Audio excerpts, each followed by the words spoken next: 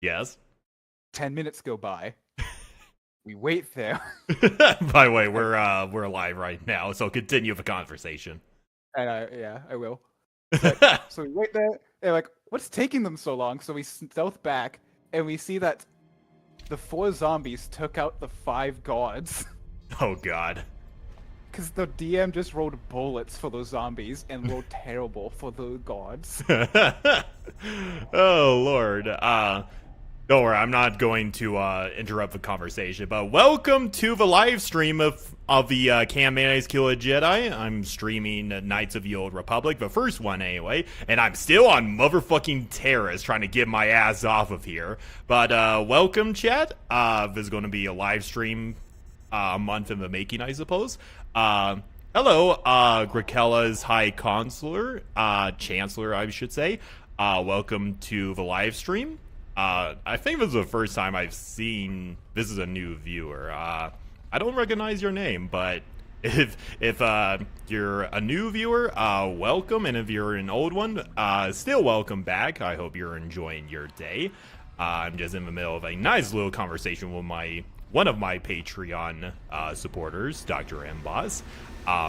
But yeah, while I twiddle around in Taris, continue your conversation with your D&D campaign, Mboss. Will do. So yeah, these 4 zombies took out like 5 of these high-level gods that even we couldn't take out. Are they like CR 5 bullshit guards or something? I wouldn't say not that hard gods, because we're level 2. Uh-huh. And these gods have 2 attacks, 18 AC, and can either deal half of our HP or all of our HP in one round. Yeah. 18 AC is pretty high for AC. Yeah, especially when fighting a small group of like level 2s. Yeah, that's fair. So we're like, these zombies are our MVP, and we just kill them off from a distance. Well, at least you managed to take them easily, the good old-fashioned way. Yeah, I mean, they have 20 feet of movement, Yeah. and we're at the end of a hallway. Man, 20 feet of movement is always such a big downside for... Are they small size, or are they just carrying a lot of gear? They're just zombies. Ah, okay. But they have an AC of 18. No, not the zombies. Oh, okay. I'm The probably guards mixing that them they up a were little fighting. bit. Oh, okay. Yeah, the guards that they were fighting have an AC of 18. Okay. While the zombies have an AC of 8. Yeah. And the zombies won. Because you were helping them out, I assume. No. Huh. We just fled and just were waiting Gotcha, to blow gotcha. up a room. And the DM just rolled really well. Damn. I wish I was at GM because I roll shit rolls. But he was rolling shit rolls for the gods. God damn. But yeah, glad to see you return, Mr. High Counselor. Hope you enjoy today's stream. It's just gonna be a nice little, chillax stream while I'm trying to get my ass off of Taris. Because, my co-host is trying to, pressure me into playing more of Knights of the Old Republic so we could get to our next tier list of companion characters from this game and KOTOR 2. So that's going to be fun. But we're always here to have fun. Yeah. Also, find it funny that you have Chancellor in your name, even though you're not one of the chancellors in the... You got to pay up there, buddy. Sus. Very, very sus.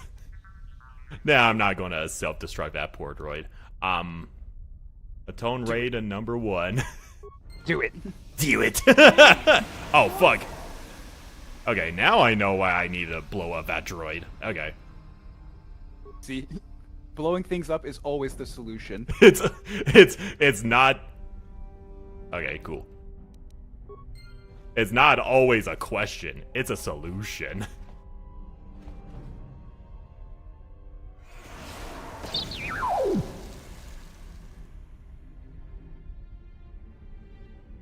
Hello, Kreia is going in S tier. As always, Hannah, you're such a huge Darth Kreia simp. It's hardly surprising.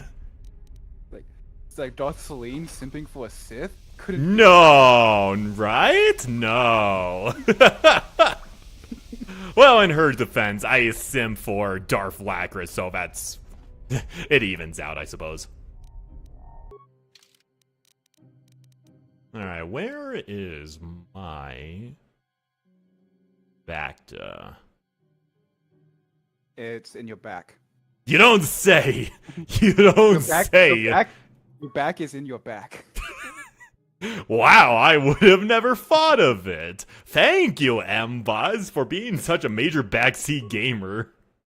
You're welcome. But of course I'm a backseat gamer. How else do you expect me to see your back? That is very true, ironically. Oh yeah, I was also going to indulge the shenanigans that my players have gotten up to in the Waterdeep campaign, because it's been a good while since I spoke about that. Xanavar, give a fuck out of the way, you giant walking carpet. Yes, Kreia wants to be free of the Force by destroying all life, yeah. That is totally not suicidal at all. But joking aside. Let me see, where the fuck was I supposed to go? Okay. Well, I'm doing a little bit of backtracking. So, do you remember, the last time I talked about Waterdeep, M-Boss? Yeah, about 10 minutes ago. I meant, like, the rundown of recent events from Waterdeep. What did I talk about last? I probably need a refresher for that. Yeah, okay. As well as anyone else watching this stream. Indeed. So, I'm running a session of Waterdeep Dragon Heist. It's a little bit of a divisive module, unlike the Curse of Strahd campaign, because, well, let's just say there are a couple of infamous parts of the campaign. The chase scene being one of them, going around finding the singular Stone of Golor. Hello, mine. Let's see. I'm gonna try and disable it.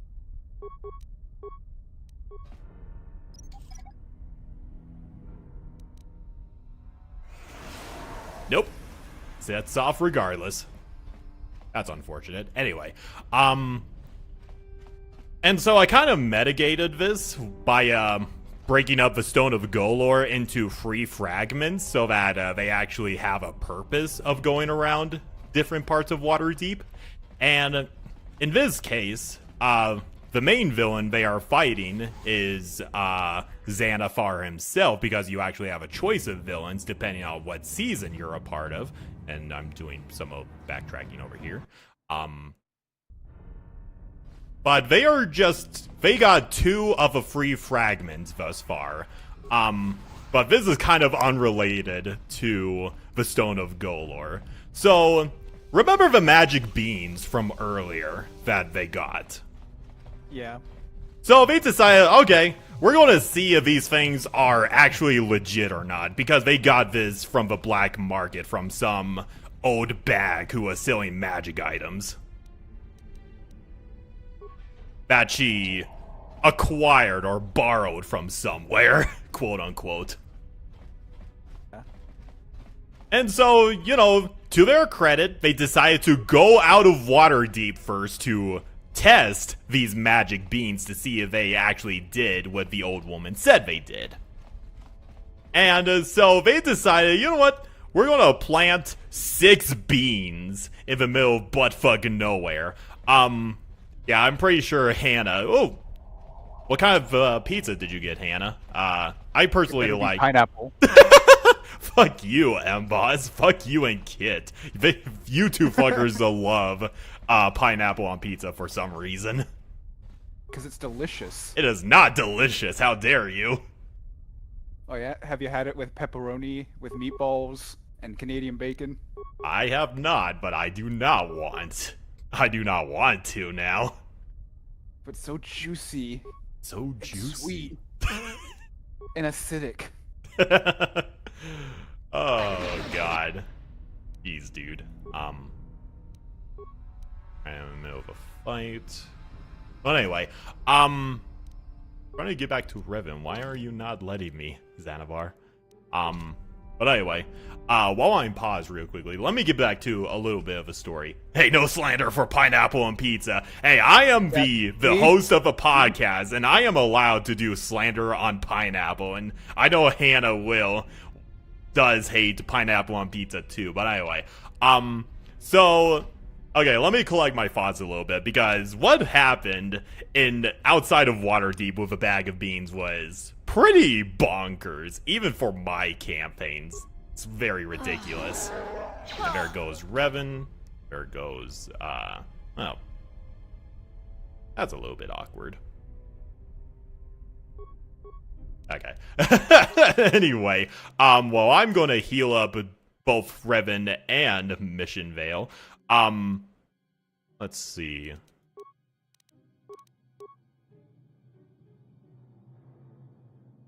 Okay, there's the med pack. Okay, I'm at full health, so that's fine. Anyway, why am I hitting a brick wall right now? Okay, so they went out of Waterdeep to try out the bag of beans, you know, for the shits and giggles. I believe the first bean that they planted, sprouted out it sprouted out like 5, little frogs, which according to open fire. So now that treant is just, I'm on fire! You did this to me! It's like I was just born. I was just born, and now I'm bursting into flames. And the players were all like, "Oh no." Okay, we're going to plant the beans somewhere else. And, let's see. What follows is that they summoned... Okay, so they summoned a geyser of... So it specifically says it could be anything, like alcohol or, let's see, alcohol, water, or anything of a sort, up to the GM's choice. And you know what? I decided, you know what? It spouts a geyser of mayonnaise, and that is flammable. And the geyser of mayonnaise just bursted into flames from the blue fire. Oh boy! And then everything bursting into flames now. Yeah, pretty much. And then the next beanstalk, if you literally Google it and look at the list of things that the beanstalk. Not the beanstalk, the bag of beans summons, one of those could be something crazy, like a literal vine goes up to a cloud giant's home up in the clouds. The other thing... Go on. I wonder what that could be referencing. I know, right? But the other high item that it summons, it literally summons a pyramid that, I shit you not, has a mummy lord and his level of loot. Huh. So they summoned the pyramid, and one of my players like, I'm down for trying to kill a mummy, and the rest of them like, I don't know, bro. Thank you for the donation, by the way, Amboss. Yep. And you must obey it. You must like pineapple on pizzas for the rest of the stream. Touche, man. Touche. If there's one thing that tempts me, it's money. Yes. I smell profit. Okay, before I continue the story, I'm going... Well, that's unfortunate. That was unfortunate. Okay, I'm gonna reload a previous save. Because that was very, very unfortunate. Because I got a little bit distracted. But anyway, so they were all like, what? I want to kill a mummy lord. And the rest of the players, they're all level 5, by the way. They aren't at the appropriate level to phase a mummy lord. That's like CR 15, which is way outside of their range. On it. Done.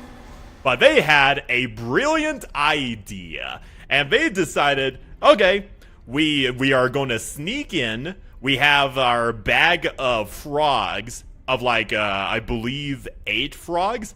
we're going to throw it into the mummy's sarcophagus and have those monsters defeat the mummy for us. What could possibly go wrong? Like they turn on you. They become part of the mummy's minions. Well, here's the thing. I'm gonna go through his dialogue real quickly, but here's the thing. Specifically in the bag of beans stat block for the frogs, it specifies that these summoned creatures attack the closest monster or creature, and in this case, it's the mummy.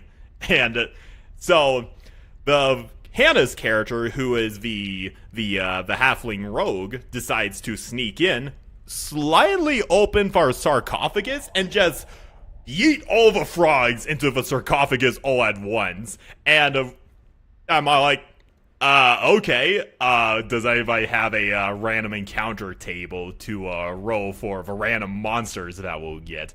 I'll actually have to get around to seeing the exact monsters that they summoned, but let's just say it was bonkers, and I've never felt so bad for a mummy lord in my life. It just sounds like a complex prank gone wrong. I know, right? It's just a prank, bro. It's just a prank. Hang on, I'll throw these frogs inside this guy's coffin and see what happens. Yeah, exactly. Hang on, let me actually get the list, because I have all this shit written down. Hang on.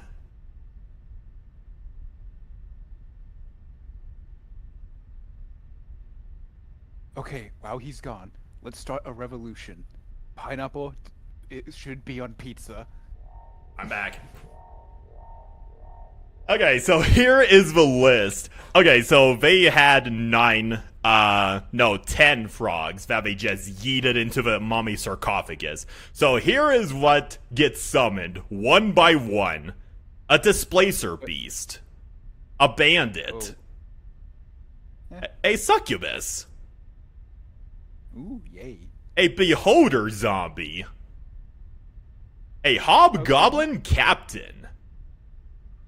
And to top it all off, an incubus, a winged kobold, a guardian naga, and at last but not least, a death tyrant. Okay. So I just played it out. I was like, the moment you yeet those frogs into the sarcophagus, it just explodes as all of these creatures just appear out of thin fucking air as the mummy lord is just stirred from its slumber, so confused, like, what the fuck is this? It's like, I was just sleeping in my tomb like 1,000 miles away, and I get teleported here, and then all these people just appear next to me. and the rogue just got the fuck out of Dodge, and the players just close the doors to the tomb as all these monsters slug it out.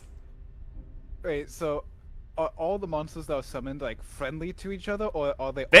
They specifically say they attack the closest creature. It doesn't specify that they are friendly towards the ones who summoned it. It just says they attack the closest creatures.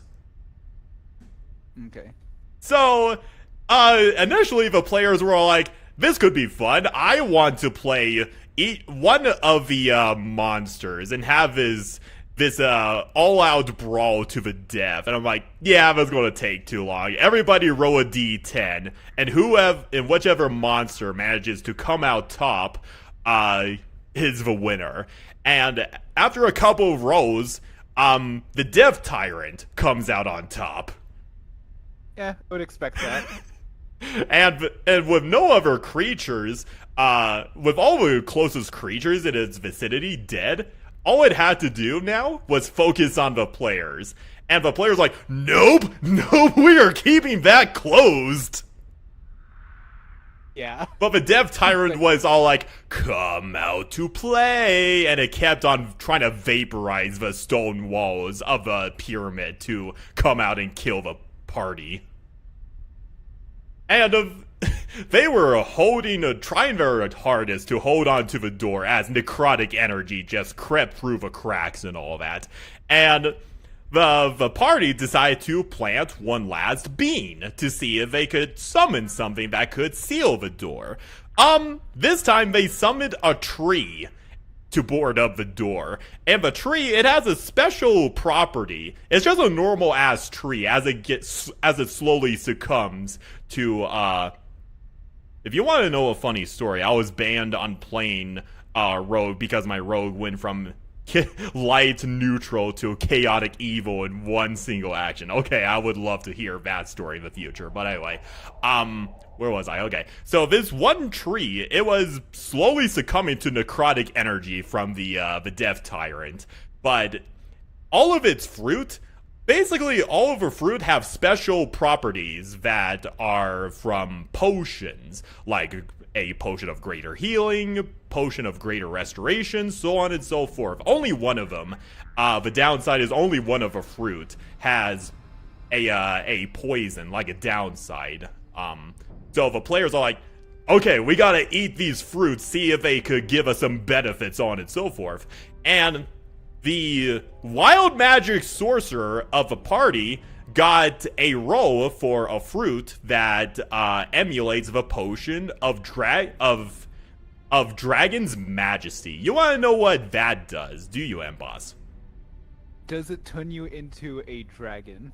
It basically transforms you into either a chromatic dragon or a metallic dragon. And just so happens, he got transformed into an adult gold dragon. Helpful. So yeah, pretty good, and they managed to fight the Death Tyrant and destroy it.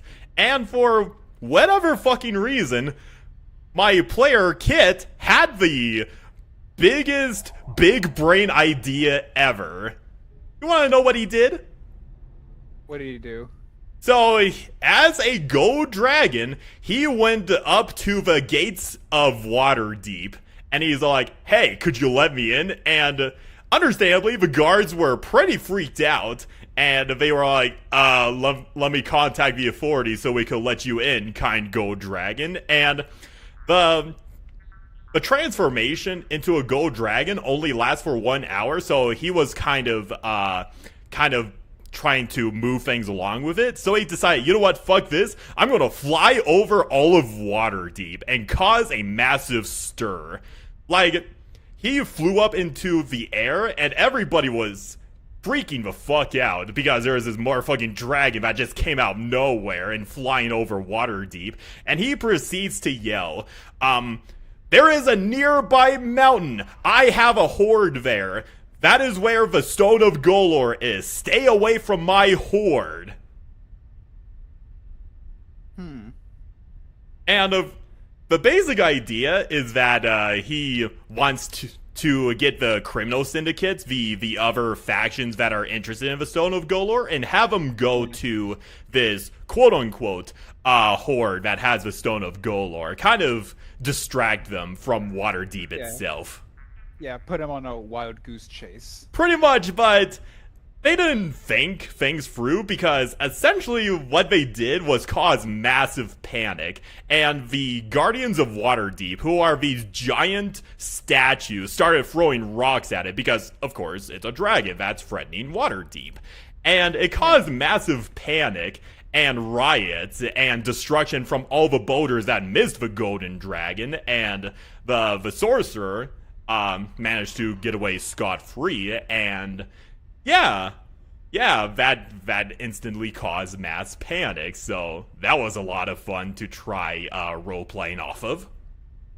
And then afterwards, the party gets summoned by the Blackstaff, who wants them to go to the Ice Spire peak to get the Stone of Golor, and everybody was like, no, why should we go to Ice Spire peak? Maybe that gold dragon was speaking nonsense or whatever. So it kind of did a little bit of backfiring on them. Yeah. And then eventually they were kind of forced to let the Blackstaff know that it was the sorcerer that caused all that. And she had... Basically, they also told her that they tried out magic beans when she was like, how the fuck did he transform into a gold dragon? Well, you see, I have this bag of magic beans that we decided to use at the outskirts of Waterdeep, and every single time the poor Blackstaff was just having miniature heart attacks every single time. Oh yeah. And just so you know, there's a death tyrant on your doorstep. So good And luck there's with that. also a pyramid that we just summoned. Yeah, with the death tyrant that we mentioned inside of it, guarding treasure.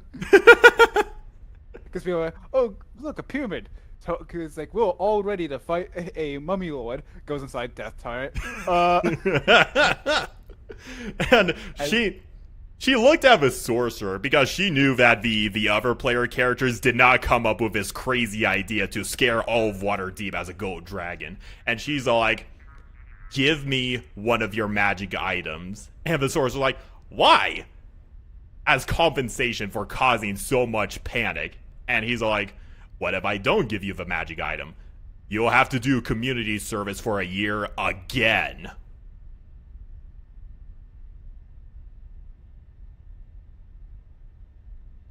But yeah, it was a chaotic session. And then in the following session, basically, okay, Mboss, as a fellow DM, a gold dragon causes panic and basically tells the citizens of Waterdeep that the Stone of Golor is in its hoard.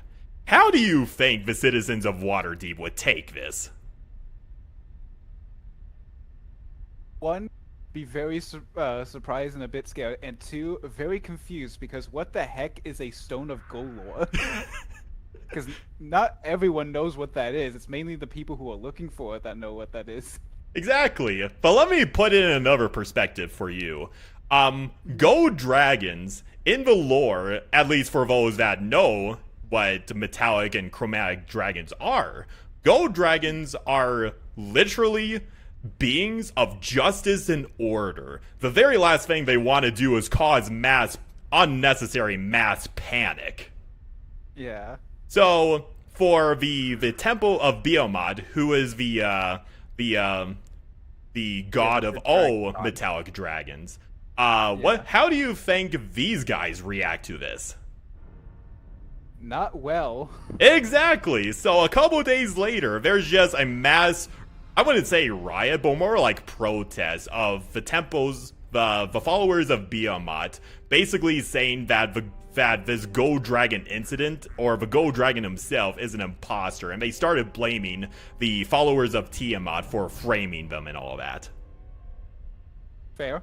So there's a little bit of a religious schism all over the place, and initially the entire party was like, "Oh, followers of Tiamat are being punished. Who the fuck cares?" But then I roleplayed an encounter where there was this random civilian who just so happened to have Tiamat merchandise, like a little handbag that had a Tiamat design on it, and he was being beat up by followers.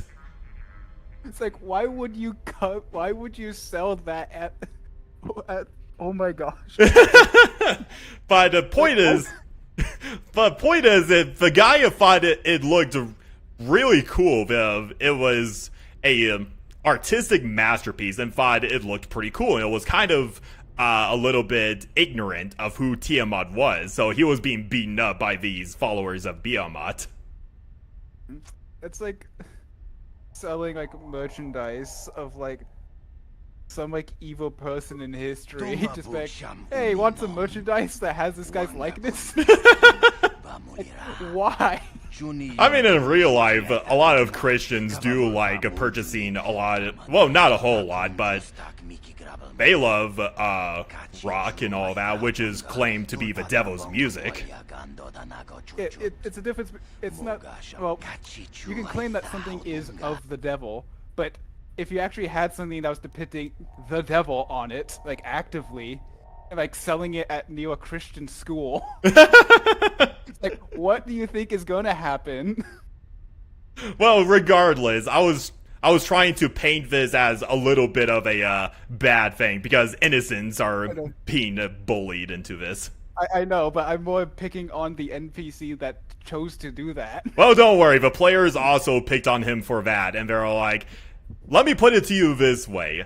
If there was this other deity that was responsible for killing your family, and you saw somebody else parading around with merchandise of said deity. Would you be okay with it? And he's like, okay, I see your point. Also, there's a Rise of Tiamat campaign happening a couple months from now, and that's gonna drive down your sales. So You don't say. But anyway, so yeah, a lot of religious schisms going on here, and in Waterdeep, the worship of any deity is allowed. Like, I mean, like evil deities like Asmodeus, Tiamat. It's a little bit on the down low, a little bit unlawful, so long as you're not breaking the rules, like sacrificing animals or killing innocent people, so on and so forth. yeah, like you can walk through the town like wearing like a holy symbol of those gods, but you can't be going around like it's like, oh, my god's the god of murder, so I'm gonna murder a random person in the street for my god. Yeah, exactly. And it's all like, okay, worshipping Tiamat is not against the rules. You just can't go around killing people in her name, sort of thing. Or like stealing things in her name. Yeah, exactly.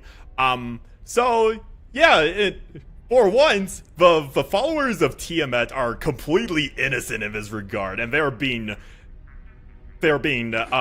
needlessly bullied on by the followers of Bahamut. I just find that extremely funny because I have played through the Rise of Tiamat campaign. Yep. You do nothing but kill them and like have to deal with their shit. Yeah, so I'm yeah. just laughing at that. That's like, innocent in this situation, and people are just overreacting to them. Like, really? I know, right? But I also had a little bit of fun because, hey, M-Boss, what usually happens when an incident of this magnitude happens? A lot of things could happen. That also brings forth a couple of conspiracies, right? Yeah, I would say so. And that's followed by who? Who comes along for a conspiracy? Again, lots of people can come by for a conspiracy. Well, conspiracy theorist is where I was going with. Volo? Not Volo. I know he's present in the campaign, but I decided to have a little bit of fun, and I made this NPC character named Axiom Stones, the truth seeker of Waterdeep. Okay. For any of you that do not know the reference or the Tuckerization with his name, Axiom Stones is basically a Tuckerization of Alex Jones. Just like that one reference in the Star Wars campaign where you had that George Lucas reference. Yeah, exactly. I'm so glad you still remember that. Yes. But no, like a bunch of conspiracy theorists are coming out of the woodwork, talking about the Stone of Golor being the end of the world, and that the dragons are secretly influencing the leadership of Waterdeep, so on and so forth. You know, your classic conspiracy nonsense. Yeah, which he's technically not that far off, since isn't the leader of Waterdeep a dragon? No, the L'Oreal Silverhand is the chosen of Mistra, so she's literally a daughter of the goddess of magic, so technically not far off. Oh, dragon too. Not wrong. So technically he's not wrong. Yeah. So he's not a conspiracy theorist, he's just somebody speaking the truth. All of the dragons are turning us into gay dragons. They're turning the dragons gay. So I had a little bit of fun playing Axiom Stones. And I had to take a break and drink some water because I was yelling my lungs off with that little NPC. Yeah. Just yelling every sentence at the players. Yeah, exactly. Jesus Christ. Sometimes I don't get how those types of podcasters are able to yell for hours straight. The vocal work, I guess. I suppose so. Sorry, guys. I know I've been paused at this conversation session for a good while now, but sometimes I'm bad with multitasking. But let me go ahead and get to a dialogue option. I'll go with the first one. Takum justak miki grabel mogo. Kachi chu ay thao donga. Tonga ay tuam jiji yumalit pa ang yinkotu. Tolba da bung walyaga kachi chu ay thao donga. Yinkin. Yeah. So, in fact, yesterday we started a session 0 for a new campaign we're starting because we've had to get a 9th campaign to start. And I showed up a bit early from the rest of the players, so I was able to work on a bit of my character before players showed up. And so I kind of told the DM like the roadmap for this character and the theme I was going for. Okay. And basically, I gave him 2 options. Both of them were wizards. Of course. One of them was a necromancer, and the other one was a conjuration wizard that would multi-class in the future. Oh, that's pretty cool. Yeah. I was like, okay, so one of these is going to be, it's like, out for revenge, and the other one is going to be just a normal power-hungry wizard. Of course. He's like, let's go with the power-hungry wizard. I was like, okay, conjuration wizard it is. This will totally not backfire at all. Yeah, I told him, the reason why I'm going conjuration wizard is because I want to be a diabolist. Oh no. It's like, that multi-class will be into warlock. It's like, let's see, my alignment, let's go neutral evil. Who am I worshipping? Asmodeus. Yeah, Asmodeus, always fun. Yeah, Asmodeus does play a fairly crucial role in the Waterdeep campaign in more ways than one.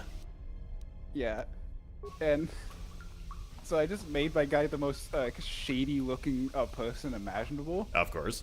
In fact, to make it even more shady, you want to know? It's like what I named him. What? I named him Erebus. Oh, god damn it, boss. Not Erebus. Anyone would notice. And let me guess, a lot of people had to go over their heads. Yes. But do you want to know the other funny thing? What? When we started the session 0 pre-mission thing where we had our characters. I was the most friendliest person there. You were the what person there? I was the most friendliest person there. A little bit sus, but that's good at least. I mean, that's how I have to behave in order for them to trust me in the future. So I that is true. Make double-crossing deals. Also, yes, Fem Revan definitely has the cake, my dudes. Look at that ass. All I see is the Wookiee's butt. Hang on, it'll switch to Fem Revan in a little bit. Oh, there you go, yeah. Look at that bakery. Lorgar is completely innocent, hashtag. Oh, that's funny. Yes, he is. Yes, it was the Emperor's fault for the way how he ended up. And Corferon. Yeah, that is very true. Unfortunately, yeah. It's all Erebus' fault.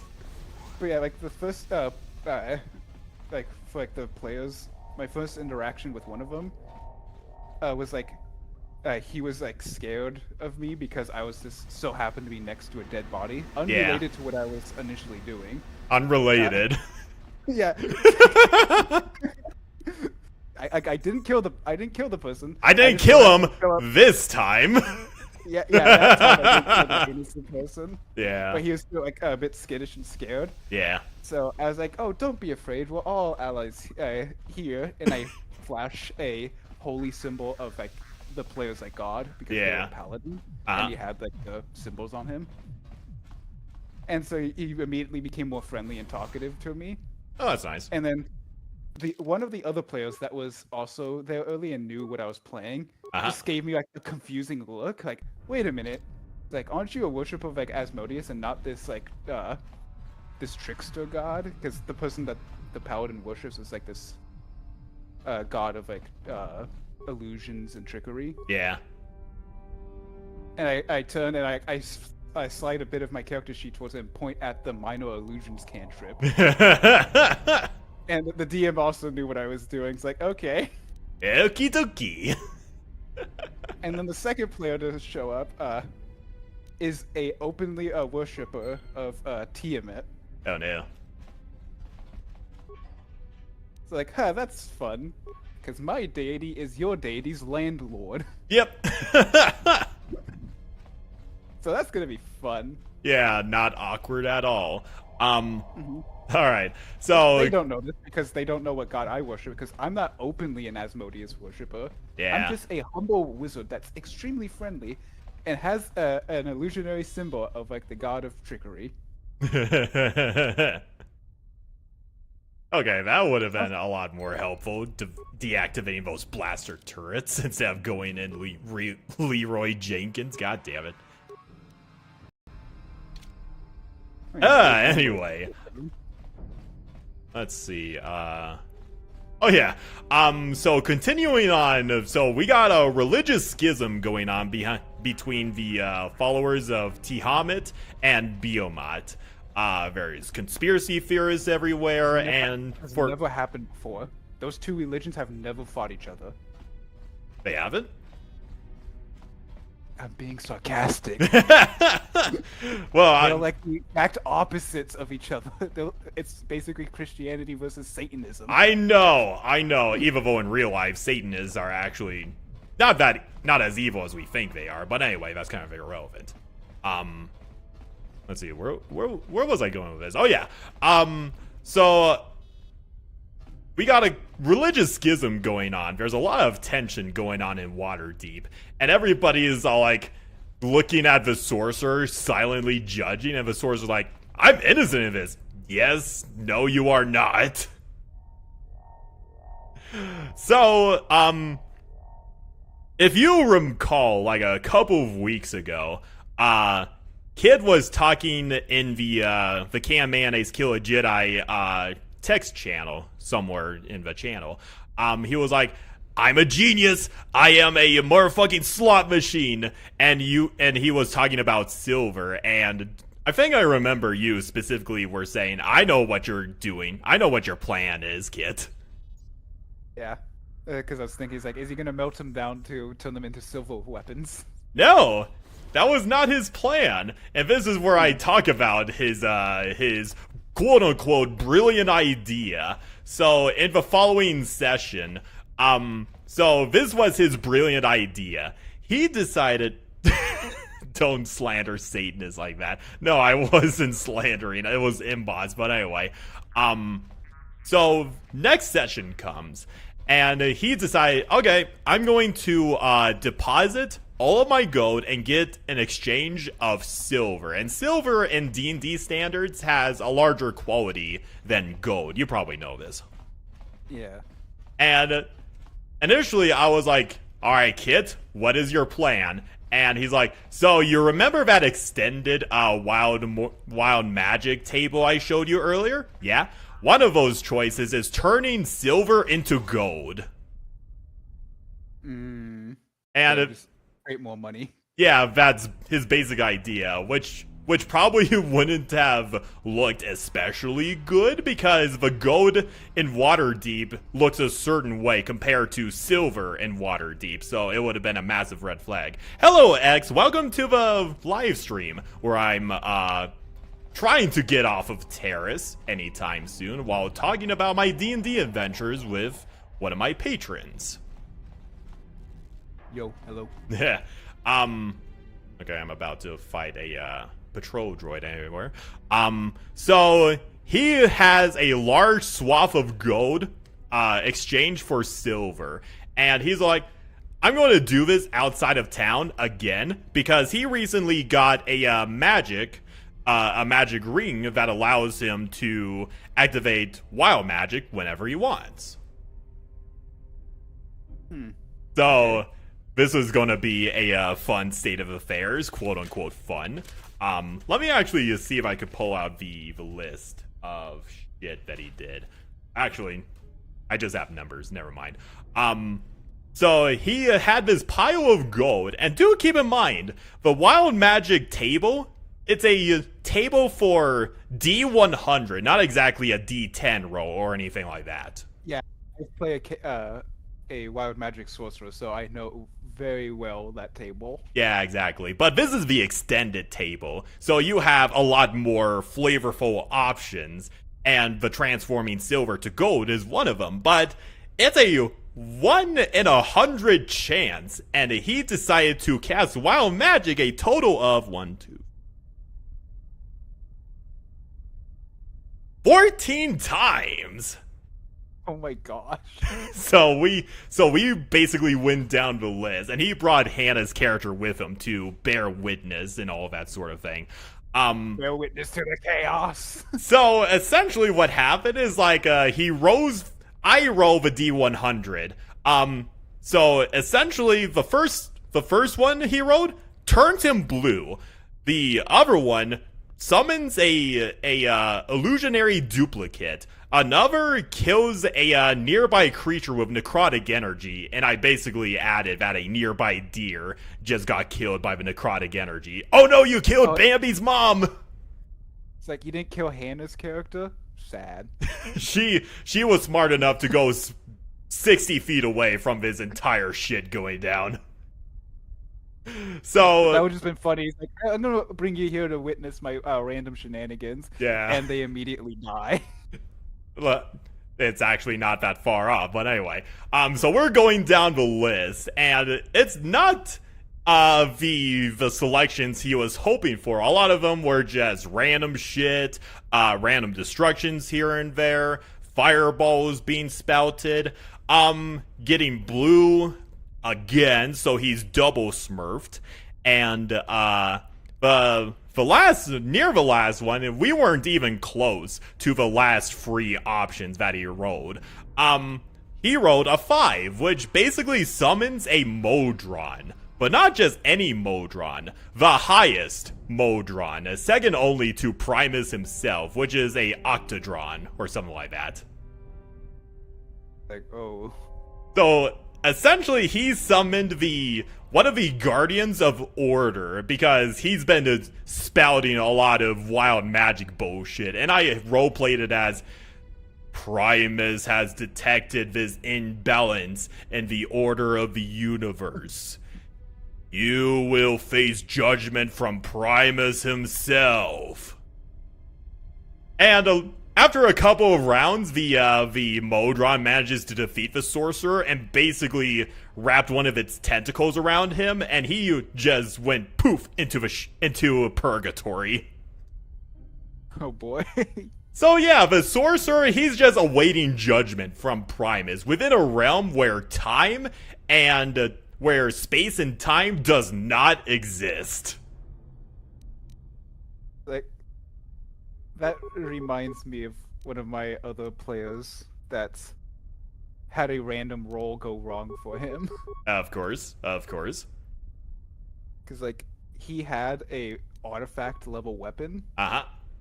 And part of artifacts is like, you know how they have like random major or minor effects. Yep. That you roll when you get it. Yep. One of the major like hindrance effects that I rolled was that there was a death slat inside this weapon. Every time they use an ability from this weapon, roll a d20. On a 1, it is summoned. And there, after murdering a hobo. After murdering a hobo, okay. Yeah, so a literal hobo killer. And being chased by the town guards, which, by the way, he was by himself when he was doing this. He ran off away from the party. Yep. Casted a spell to paralyze all the town guards. And that's when he summoned the Death Slad. Oh boy, Death Slads are always fun. Yeah, and it ended up killing him. Sounds about right. And you know how Death Slats operate, right? Oh yeah. Oh yeah. Yeah, they hit you with the attack and they infect you with a parasite that turns you into a slad. Yep. They infect you with little baby tadpoles. Yeah, The thing was, yeah, go on. that's because usually like the slad, like, it says which slad you get infected with when they hit you. Uh-huh.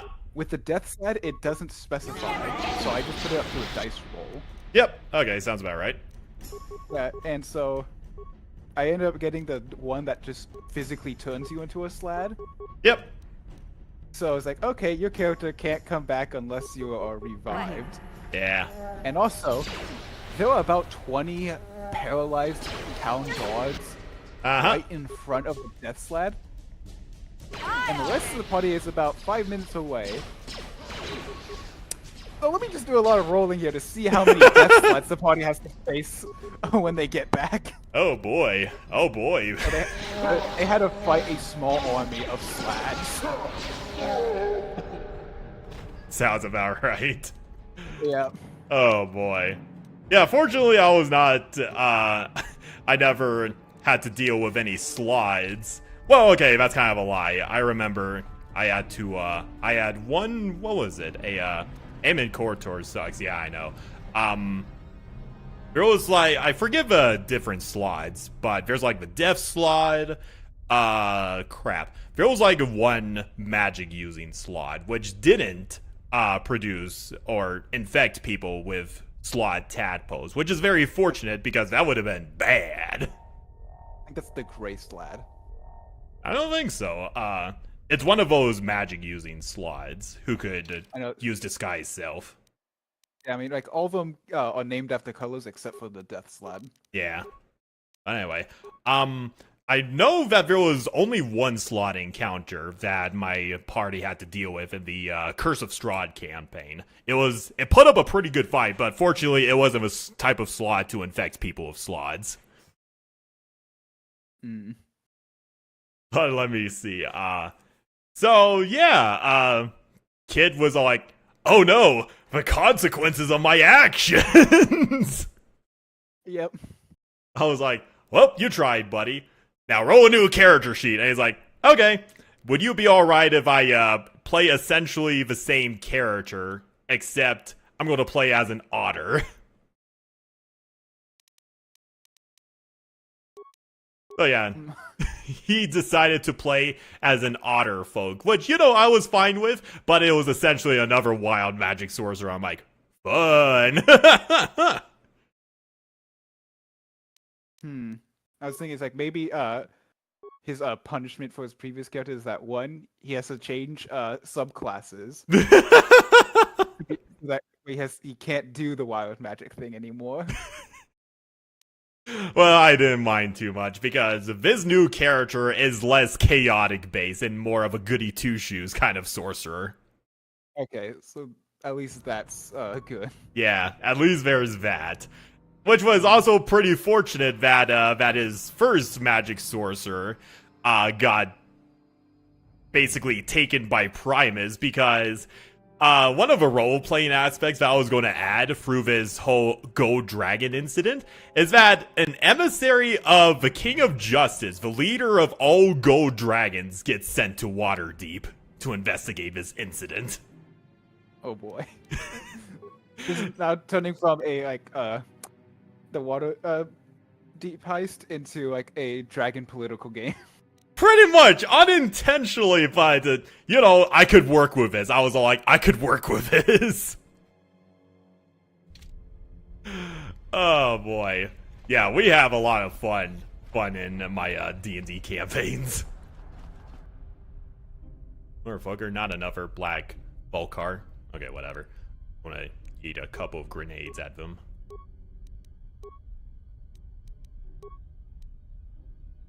We tried being the friends.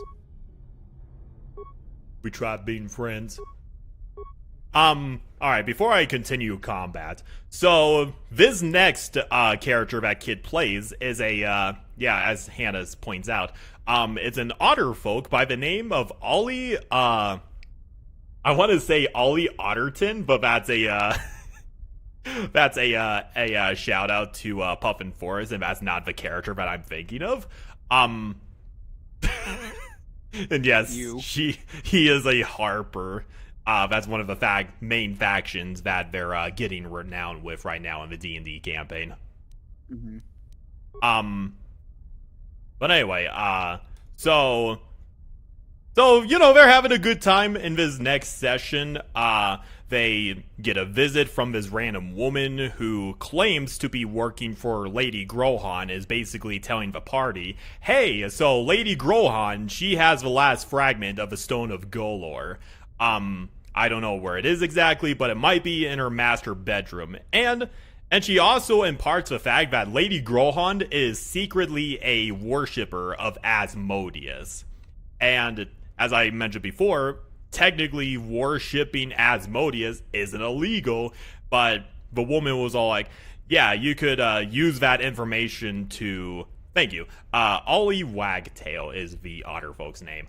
And the woman's like, you could use that information as you will, but you should probably hurry and infiltrate Lady Grohan's villa. At first, the players, even though they don't like Lady Grohan, they've already ran afoul of the law multiple times, and they know that taking on a noble of Waterdeep, even if she is a worshipper of Asmodeus, would probably get them arrested. Yeah, since, nobles with the money can make anyone look bad. Yeah, exactly. And, they were being a little bit sus because they're like, could you tell us any more information? And the woman was like, I don't have much else, but You had to throw in that soundbite, didn't you? Yeah, you said the word. That is true. That is very true. Yeah, I was asking for it at this point, but anyway, trying to strategize a little bit here while I'm also talking to you at the same time. Let me see. Okay.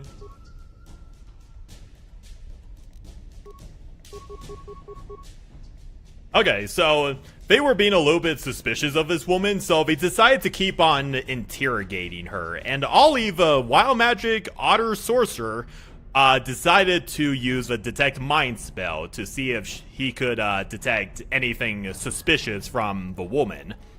And basically, the woman seems to be on edge. Like, she is not actually working for Xanathar, but is actually an imposter of sorts, working for the Xanathar Guild in some fashion, if it makes any sense. Maybe? Yeah. Like she isn't working for Xanathar, but she's working for the Xanathar Guild? Probably. But the point is, Ollie detected something sus about this woman. Like, she is being too preemptive and getting them to kill Lady... God damn it, M-Boss. You said the word again. That is true. Now you're going to make me self-aware of saying that word from now on. Yeah, you have to actually think about your sentences. Yeah, exactly. Okay, that wasn't too bad. So anyway, they were all like, okay, we hate Lady Grohan, but we don't want to get arrested. Also, this woman is, this woman probably isn't who she says she is. And they're like, okay, we'll consider your words. And the woman was also like, hey, could I crash at your place for the night? And they're like, well, we could probably send you to the, the other tavern that Durnan is heading. And she's like, no, I don't really like crowded places. This tavern is actually pretty minimum with its crowd and all of that. And they kept on insisting like, no, you can't stay here, we don't have any rooms available. And one of the staff members of the tavern is like, oh, she could sleep in my room, being the polite waitress that she is, because that's what the staff member is all about. And the players were all like, they took her aside later, and she's like, hey, I know you're being a nice woman and all that, being courteous, letting her stay in your room and all, but we have a feeling she is not who she says she is. And they basically went this entire little affair where they got their employee out of harm's way, and just generally keeping an eye on this woman, because they're all like, she could be a spy or something like that. And truth be told, through some clever placements of like bells and all that, they managed to catch her red-handed just exploring the exterior of their tavern. And truth be told, the woman actually wasn't a servant of Lady Grohan. She was actually a doppelganger working for the Xanathar's guild. Yeah, I expected that. Yeah. So they arrest the doppelganger. And they were all like, okay, we're gonna, and they're all like, I don't want to sell out the Xanathar's guild because they pay me a good amount of money. If I go back to the Xanathar's guild empty-handed, the Xanathar will probably kill me. And they're like, well, you got to tell us so we could keep you safe from the Xanathar's guild. But doppelgangers, they love money. So they're all like, are you going to give me some sort of compensation? And they gave him like 20 dragons as compensation. And they basically told him exactly where the Xanathar hideout is. Yeah? Like, he smells profit. I smell profit. I smell profit. Yeah, exactly. I'm here. So yeah, that was a lot of fun. But to top it all off, the party were all like about to go back to sleep because, you know, they had a tense evening of keeping an eye out for this doppelganger. Then they hear flapping of large wings coming from above Waterdeep. And then there's alarm bells going around, and the players look outside and they see the form of an adult red dragon flying over Waterdeep. Be friendly. And, you know, the sentries, the stone guardians, are yeeting boulders at this red dragon as it shouts at the top of his lungs, "Whatever that gold dragon told you, citizens of Waterdeep, is a lie. That tool doesn't possess the Stone of Golor. It is actually within the bowels of Waterdeep itself."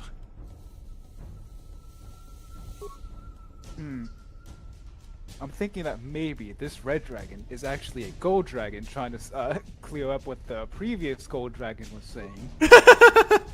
You would assume that, but after a little bit, the red dragon just poofs out of thin air, and everybody in the party was assuming that this was just an illusion. Mm-hmm. And then at that moment, after that, they hear a telepathic summoning from the Blackstaff, who's using the sending spell, and she's all like gritting her teeth saying, "To my tower, now." Because, you know, Let's do this time. yeah, it's pretty much like the Harry Potter meme. Why is it always you, Free? It's like, this wasn't us. We promise, not this time. Not this time, it wasn't us. It's like the one time something strange happened, it wasn't us. Please, you gotta believe us. Yeah, pretty much. Damn it. Poison. Alright. Hey there, what can I do for you? Didn't mean that mission, no offense. Okay, have it your way. He's not getting off Taris. You're welcome. I've been attacking you this entire time. The downsides of talking with my fan base. I get distracted by other things. Again, you're welcome. Yeah.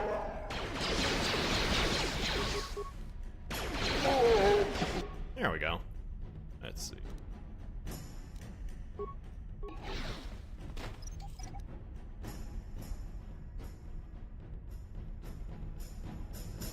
Cool. Okay. Alright, I was able to at least, What? Alright, Revan, I'm gonna heal you up a little bit here. So they are summoned to the Blackstaff Tower, and she's all like, did the motherfucking sorcerer come back from the realm of Primus to inflict his chaos on us again? And they're like, no, it wasn't us this time. And she's like, okay, I want you to get to the bottom of who was responsible for that illusion and bring them to justice, that sort of thing. It's like, how are we supposed to do that? Check the magical Wi-Fi circle to figure out who cast the last illusion spell?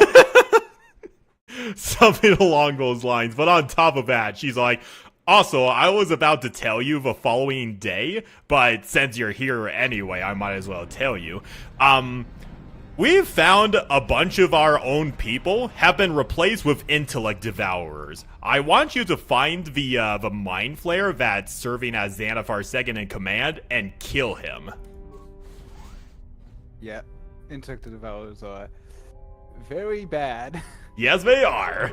And they're like, so you want us to infiltrate the Xanathar stronghold and kill both, not only Xanathar himself, who is a beholder, but also the mind flayer. Yeah, that's not gonna work. That's way above our challenge level. What are we, some sort of suicide squad? And so they basically came up with the idea of drawing the mind flayer out of the Xanathar's hideout by proposing that they give up a fragment of the Stone of Golor and willingly work for the Xanathar's guild, that sort of thing. Yeah?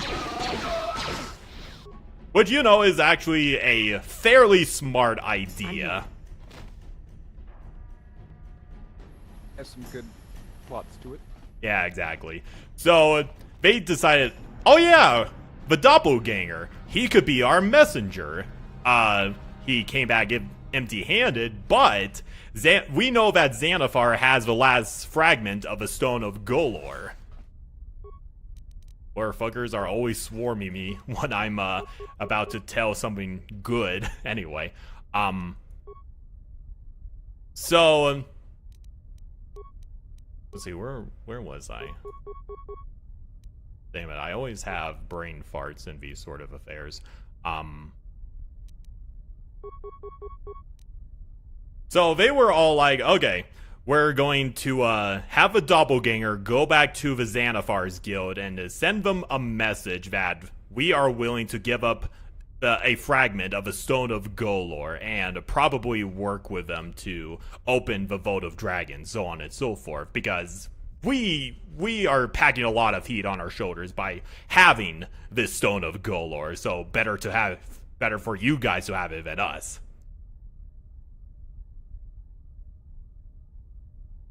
Fair. So while that entire side plot is happening, they are trying to get under the bottom of this mystery of who casted that illusion with the red dragon. So they consulted the friendly bronze dragon that had been living in the nearby harbor near Waterdeep, and he basically pointed them to the general direction of where this ship was anchored in the harbor of Waterdeep. Whoever was at the ship casted that mass illusion.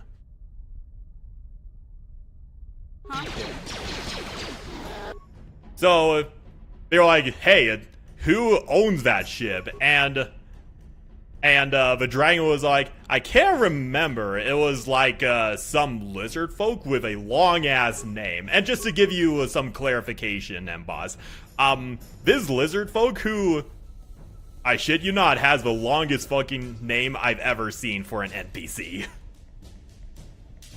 It's like, just to make it as confusing as possible.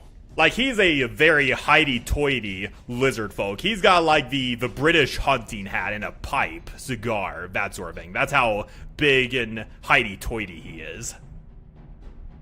Huh, wouldn't expect that from a lizard folk. Yeah, I thought he was cool, and it was in this book that Hannah gave me, which was basically a book for non-player characters that I could probably pull out at any certain point in time.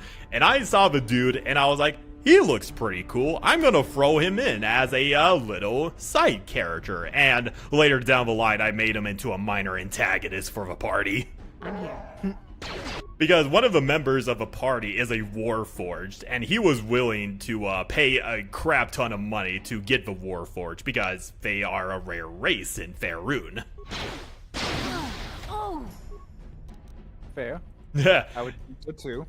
Yeah, he was all like, I'm willing to pay 1 million gold for this Warforged. And the rest of the party were like, no, he's a living being. But one of the first player characters was this It's pretend like, so is that noble. slave? But one of the first characters was this pretend noble. He was masquerading as a noble.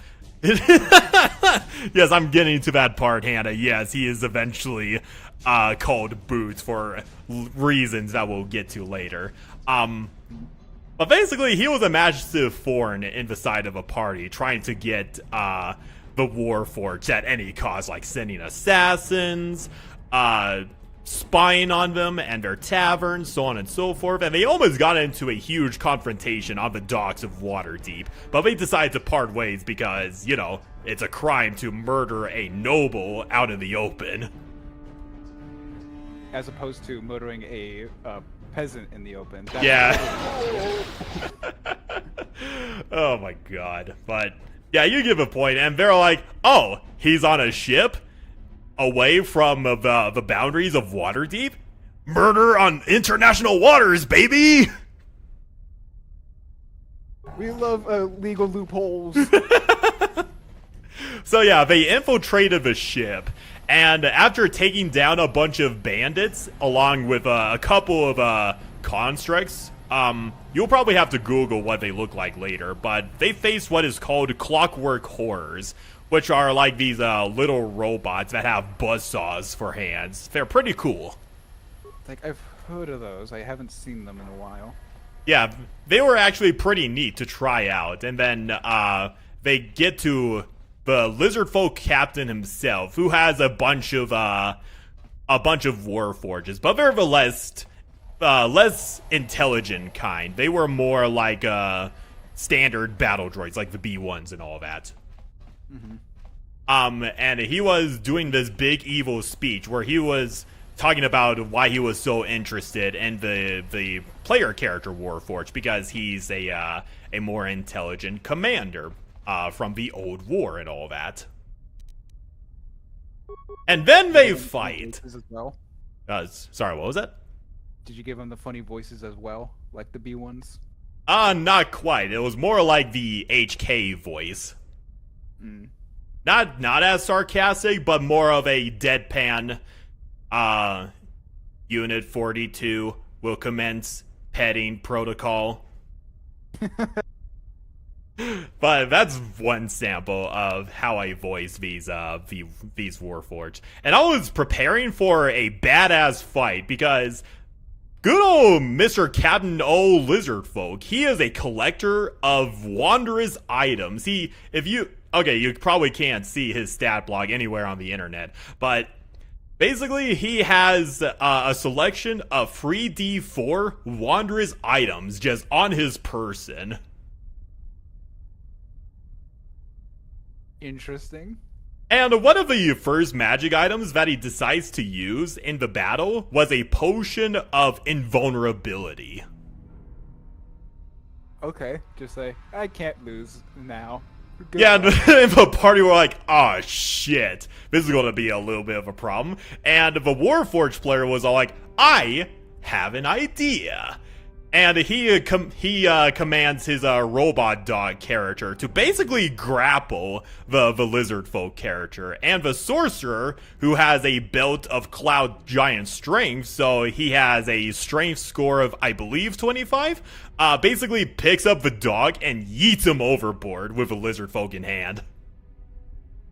It's like, well, we can't hurt you, so we'll drown you. Yeah, pretty much. I was like, son of bitch.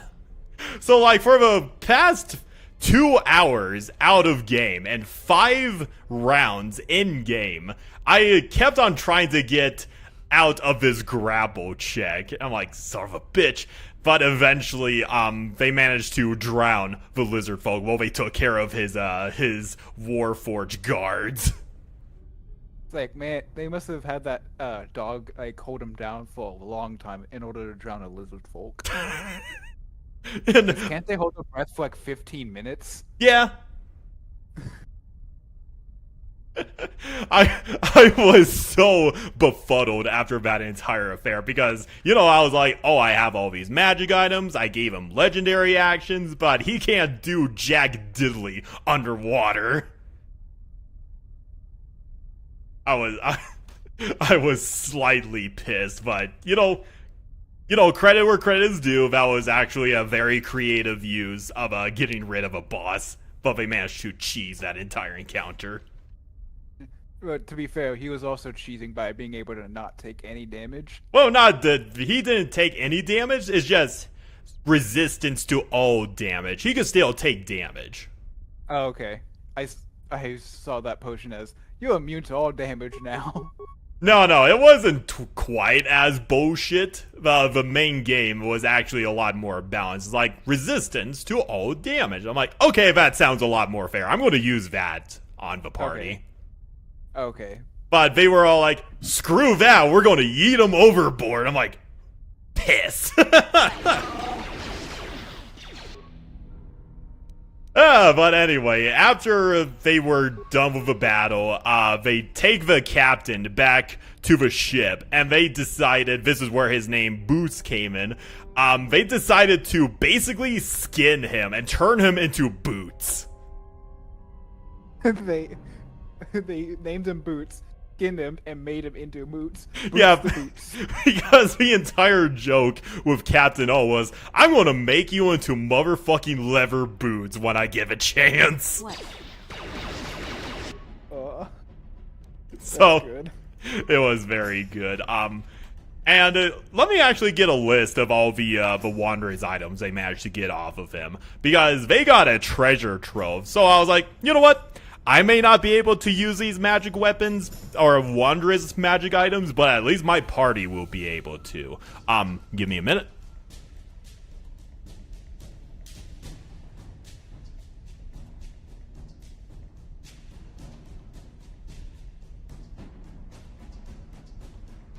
Yeah, and I know that the robot dog doesn't need to breathe, but surprised that the lizard folk didn't just attack it while underwater.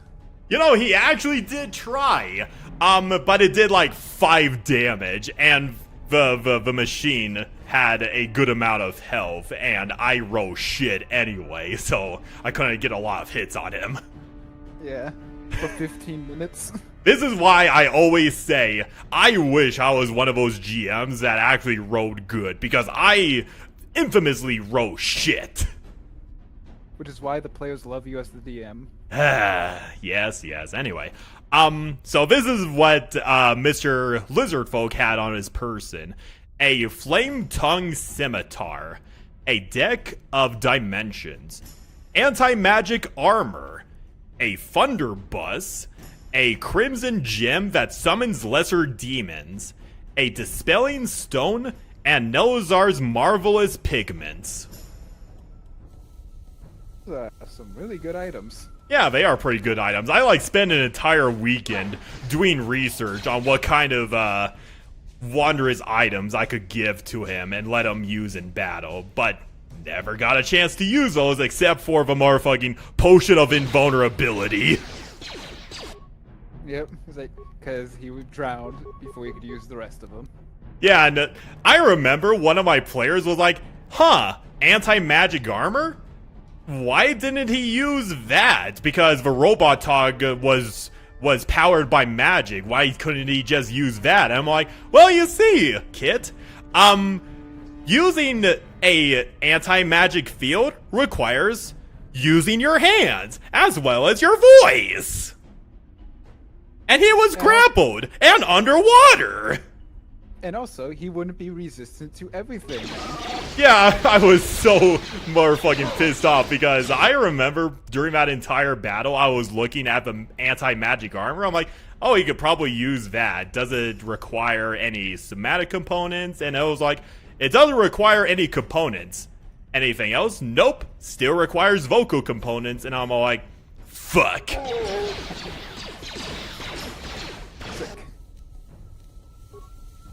Yeah, that armor's gonna be very helpful when you're fighting a beholder. Yeah, it would be, and I have basically made it into a light armor, so Hannah's gonna have a fun time with that. Yeah. Now that must have Yeah, hurt. this is gonna make a lot of fights trivial I'm if here. they're going up against spellcasters of any kind. Well, fortunately, the beholder has his eye that cancels all magic, so as long as he has his eye on my players, it will be fine. I know, but whoever has this armor can be just like, well, none of those ice stocks affect me, so I can just go up and beat him like a beach ball. Yeah, like I said, I'm going to use a lot of I'm going to do a lot of heavy modifications for this little affair. I will remind you that technically, psionics is not magic. Yes, thank you for reminding that. One of my players reminded me of that too, so I'm looking forward to using the Mind Flayer on the party. Yeah, so the Mind Flayer is gonna have a bunch of new psychic abilities like Psychic Lance, Yep. Synaptic Static, all these like psychic-based attacks. On it. Yeah, Like a Psychic Force Field, Psychic Yeah. Armor. psychic armor, counterspell. He's not using magic, kid. Fuck! Yeah, that's gonna be a lot of bullshit with the Mind Flayer. I'm so excited to use him. Yep, and has a whole bunch of I'm minions here. that do psychic-based attacks. Exactly. Like the Intellect of Elves. Good Yeah. luck with those. Yeah, exactly. This is false advertising. It's a D&D story time with a veneer of KOTOR. You know, that is very true, Hannah. It's like, don't reveal the curtain. Also, if you wanted to keep us on track, you could have joined the voice call. Yeah, exactly. Where the fuck are you with that department, Hannah? Anyway, but yeah, after they defeated the lizard folk, skinned him and wore him as boots and yeeted his corpse for the sharks to eat, they decided to investigate the rest of his ship. And they found a lot of goodies on that ship. They found an entire collection of war forges, along with a couple of other constructs, because, long story short, it turns out that Captain O is a follower of Asmodeus. Yeah, I'm gonna need a special Like, how- pass. How convenient. How convenient indeed. But yeah, like a... noble person. That, Yeah, like, no, literally, in his original stat blog, Captain O, I thought he was just a goofy-looking NPC. No, this guy is a straight-up devil worshipper. Like, one of his special abilities is that he could summon a pit fiend that could sign up contracts for him and such. okay, so basically he only summons a pit fiend to sign contracts with. And to get him out of a bind. Oh, okay. So, yeah, What level is the party again? level 5. Okay. So yeah, I heavily modified him for this encounter. Well, you're a lot better than one of my previous DMs, Oh yeah? who threw 2 pit fiends at us. Because he thought they looked cool. Damn. Yes. That's accurate. That is actually very accurate. Like, they didn't look at the stats until we actually found them. Yeah. So yeah, that was fun. Yeah? Yeah. What? But let me see what else. And the reason why he was so obsessed with getting the Warforged player character was because he was another commander unit, and his ultimate plan was to assemble this army and contribute it to Asmodeus, basically infusing all of these Warforges with demons and sending them as a demon-infused army. He's trying to pull a Vastral. Pretty much, yeah. But now, on the downside, the party basically have a platoon's worth of Warforges as their personal security at the tavern. that'd just be weird for like any other person. It's like, why are all these robots guarding this tavern? Yeah, exactly. It was a weird scene to replay. Like, yeah, and like the tavern owners like, hey, can you get rid of your robots? They're scaring away customers. Oh man. Yeah. Yeah. Hey, why do you have all these Warforged? Aren't you like a tavern owner? Well, as you can see, I am also a Warforged, and I was a commander back in the day, so it's only natural. Okay, we're just gonna keep taxing you. Yeah. Because you essentially have military hardware that shouldn't be running a tavern or protecting a tavern.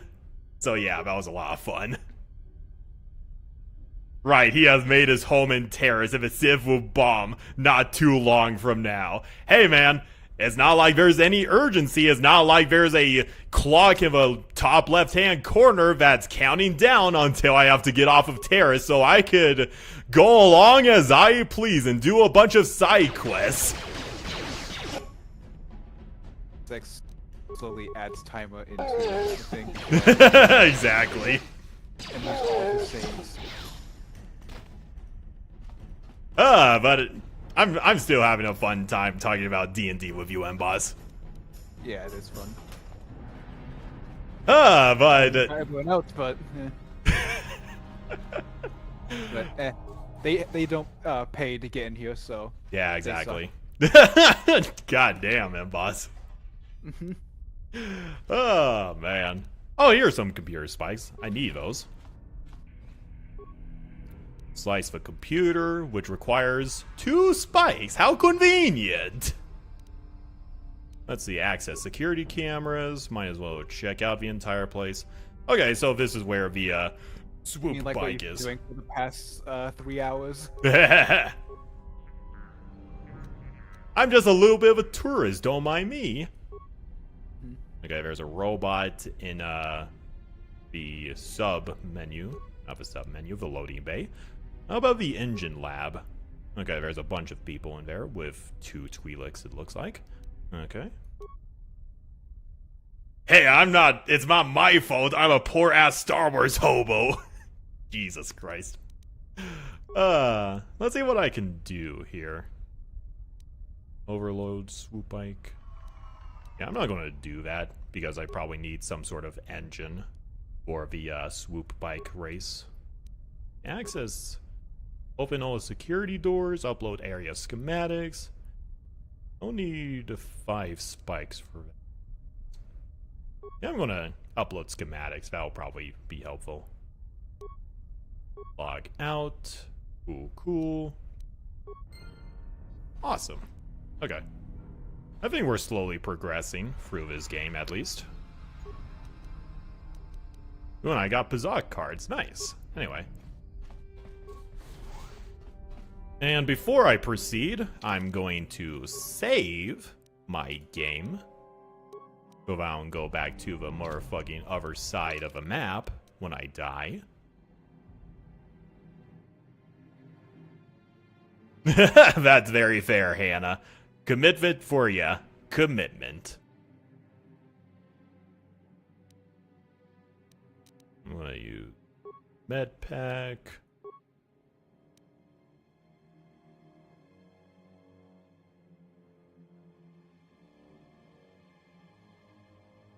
Okay. So yeah, and then fast forward a little bit. The party is currently undergoing another mission from the Harpers, which is basically, hey, so you remember that doppelganger from earlier that is currently at the Xanathar's Guild? Yeah? Well, the rest of his buddies, thank you for the donation again, M-Boss.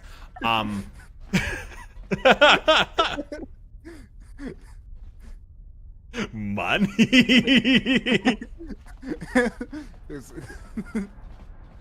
Just throwing in more money. I gotta flex with my $2. My $2. On it. Damn. Oh yeah, that's right. Money! Money! Money! Money! Jesus Christ, dude.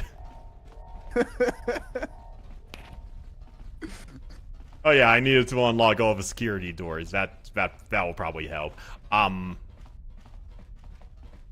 So they're like, okay, so the rest of the doppelgangers, we were told by that doppelganger that, what was I? God damn it. I do not have enough computer spikes for that. That's unfortunate. Okay. Let's see. Is there anywhere else I could get some more computer spikes? Probably not. So they were all like, okay, so we have these doppelgangers that are interested in joining the Harpers. We are kind of sus of... Cue the sound effect, boss.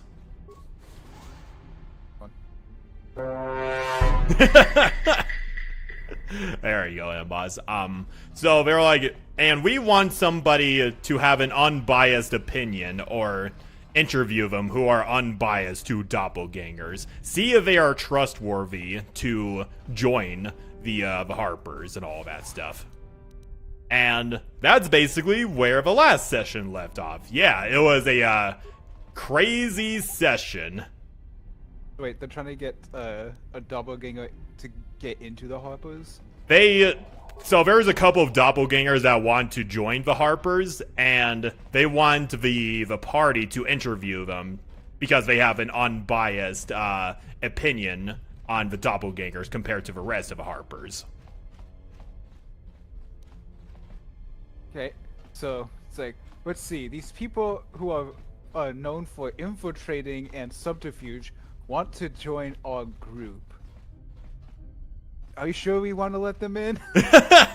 I know, that's one of the missions that comes with the Waterdeep Dragon campaign. So I thought it was kind of neat, and it comes for a very simple interrogation mission. So it makes sense.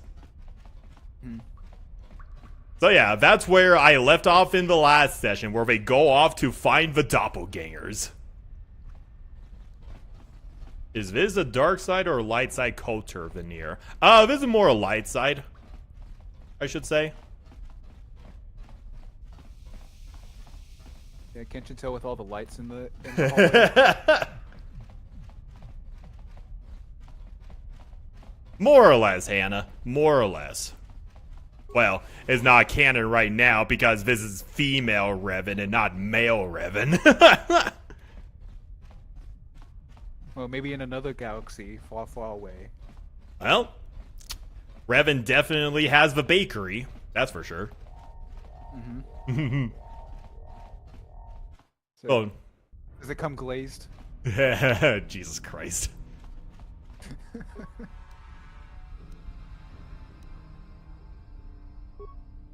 Alright. Well, I'm kind of hitting a brick wall right now. Because... God damn it. Because most of the parts are locked behind security doors. And I don't have enough security. That cake demands dark side chocolate. Okay, that's pretty good. That was pretty good.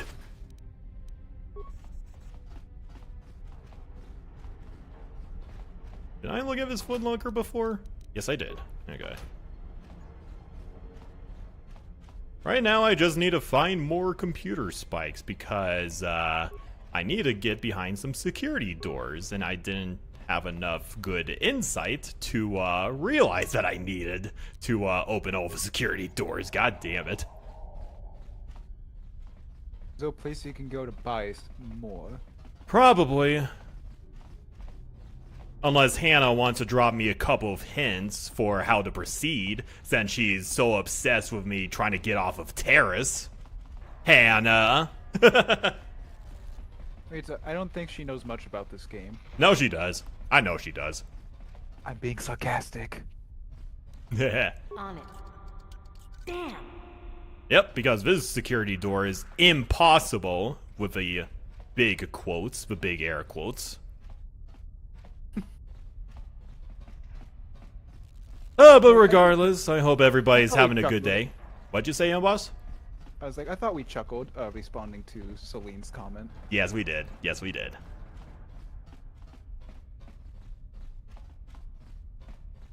Let's see.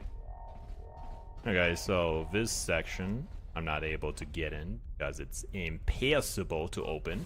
No, wait, here we go. Now I can open it. Okay.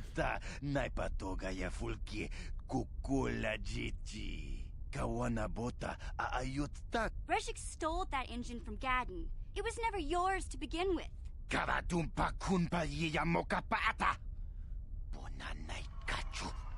Wanna chick yongi? Wanna vota con titariti? You know, it's kind of a little bit weird seeing the Twi'leks that aren't part of your party speaking in either Twi'leki or Huttese, and your party member doesn't speak in Twi'lek.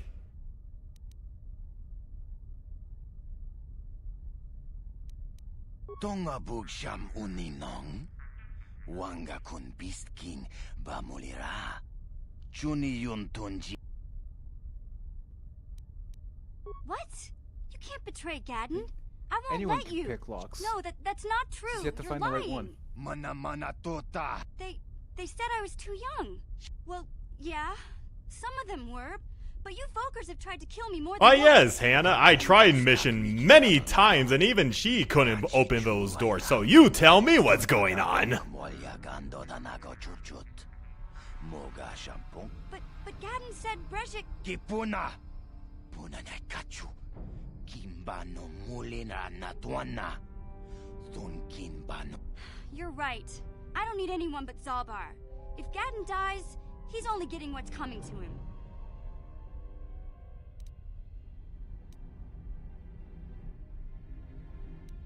Tonghai tuam jiji yumalith pa ang inkotu. Tolbada bunk walyagando de nago chuchut. Kachi chuay tha haudong. Rundi haudonga kuhungabi. Wana kunbes. Chink palamul. Tonk king ba na Come on, give him a break, Hannah. It's not like he's an expert on Star Wars. I only have a decision to make.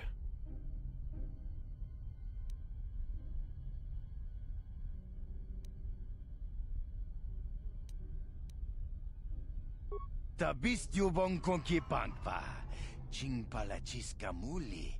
Tuni rana no prata dunk no searcha doma wama kun kuya mi juz kachita naipatoga ya fulki kukula jiti. Kawana bota aayut tagwa. Kill him. Yeah, I was about to say that. Yeah. We ita nadana itya. I don't read any of the other options. I just see kill in one of them. I'm like, yeah, kill him. Smilia. Ti. Achuta. Wang Yeah, I'm gonna kill that bitch first.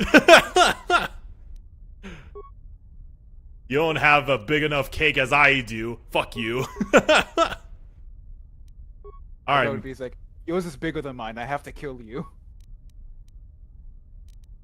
There can only be one. There can only be one. Alright, and for that asshole, I'll throw a couple of plasma grenades. Fire again in Zalabar. I have you kill that Twi'lek asshole as well. Yeah. Yeah? Boom.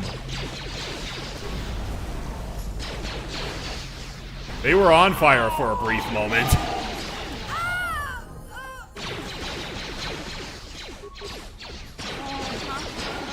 I'm glad these two leveled up at least.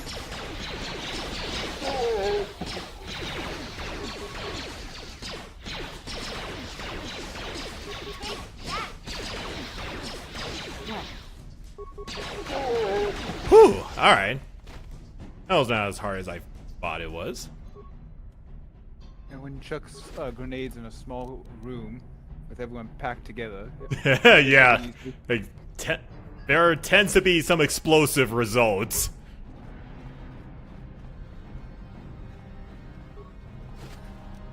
There we go.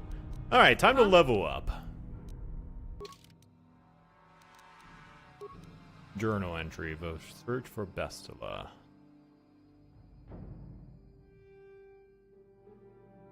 Kill Gideon, return to Valakar, or take the swoop bikes back to the hit decks. Alright. I'm gonna go with the obvious option. Alright, first off, I'm gonna need to level up my characters.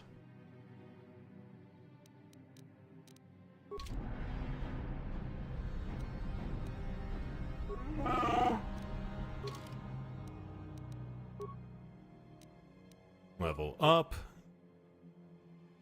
Let's. And for you, I'm going to do injury, demolition. I'm gonna do a point in demolition for Salabar. Cool. Big step. Fail. Skills. Vision. Stealth. Stealth useful in this game? I think it is.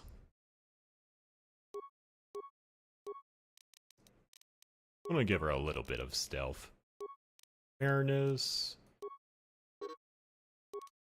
And I haven't seen you once try to do stealth. I did stealth on that Rancor like the last live stream, but I was having technical difficulty, so you didn't see shit. You stealth so hard, no one in the street saw. Yeah, I'm gonna go with that. I stealthed so hard that nobody saw what I did.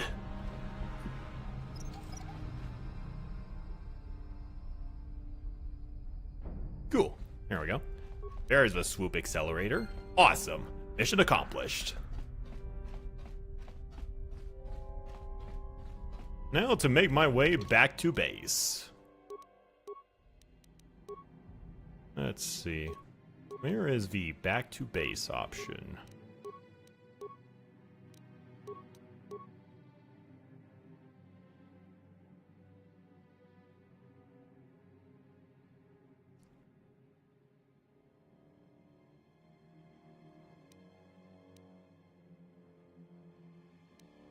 Obviously, stealth is useful. Yes, yes. Yes, it is very useful, Hannah. Hey, there's a shout out to my raise with Verpine. I'm going to equip a Verpine headband. Made from real Verpine. Made by real Verpine from the Roach asteroid belt.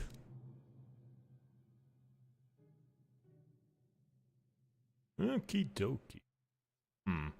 Yeah, I just never thought there would be an option for stealth in this game. So I'm like, Stealth is optional. it's like, all I needed to hear, loads bazooka.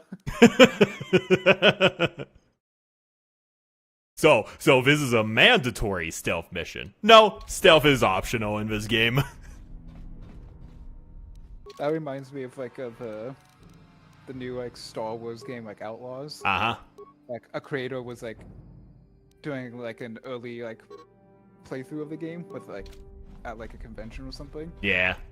And during the stealth mission, he just went in guns blazing.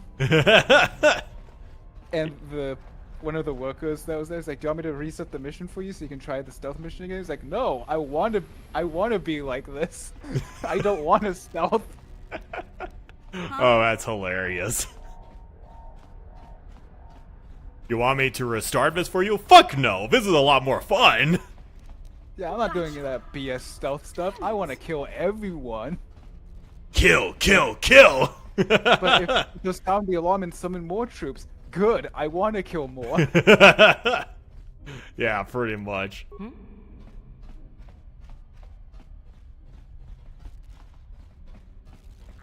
Oh, which joke flew over the head? Nothing flies over my head. I'm too quick. Yes. Oh, man.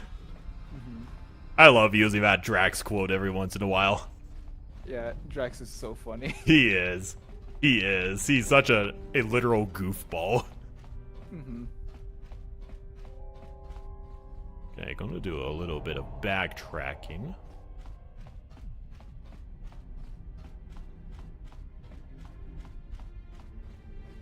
Oh, here's an elevator. Nice. Am I not pretty? Oh gosh, you're ugly looking. Jesus Christ.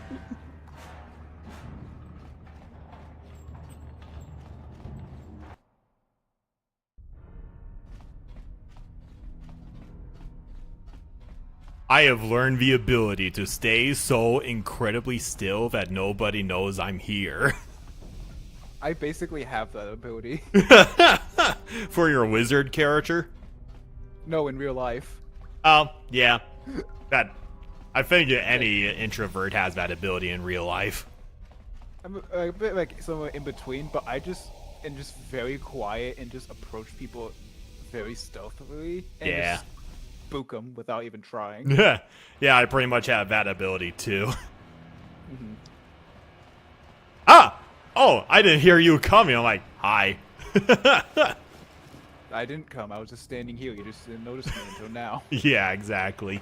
Lowest perception checks ever of all time.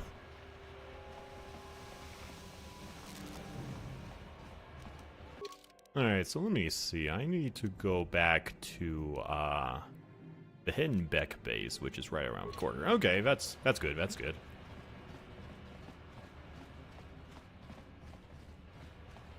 What was the Verpine joke that you said, M-Boss? Oh, it was like, you got the Verpine like headband, and I said, made of real Verpine. Like, of the skin. Fuck you. That would be something a reptilian would say.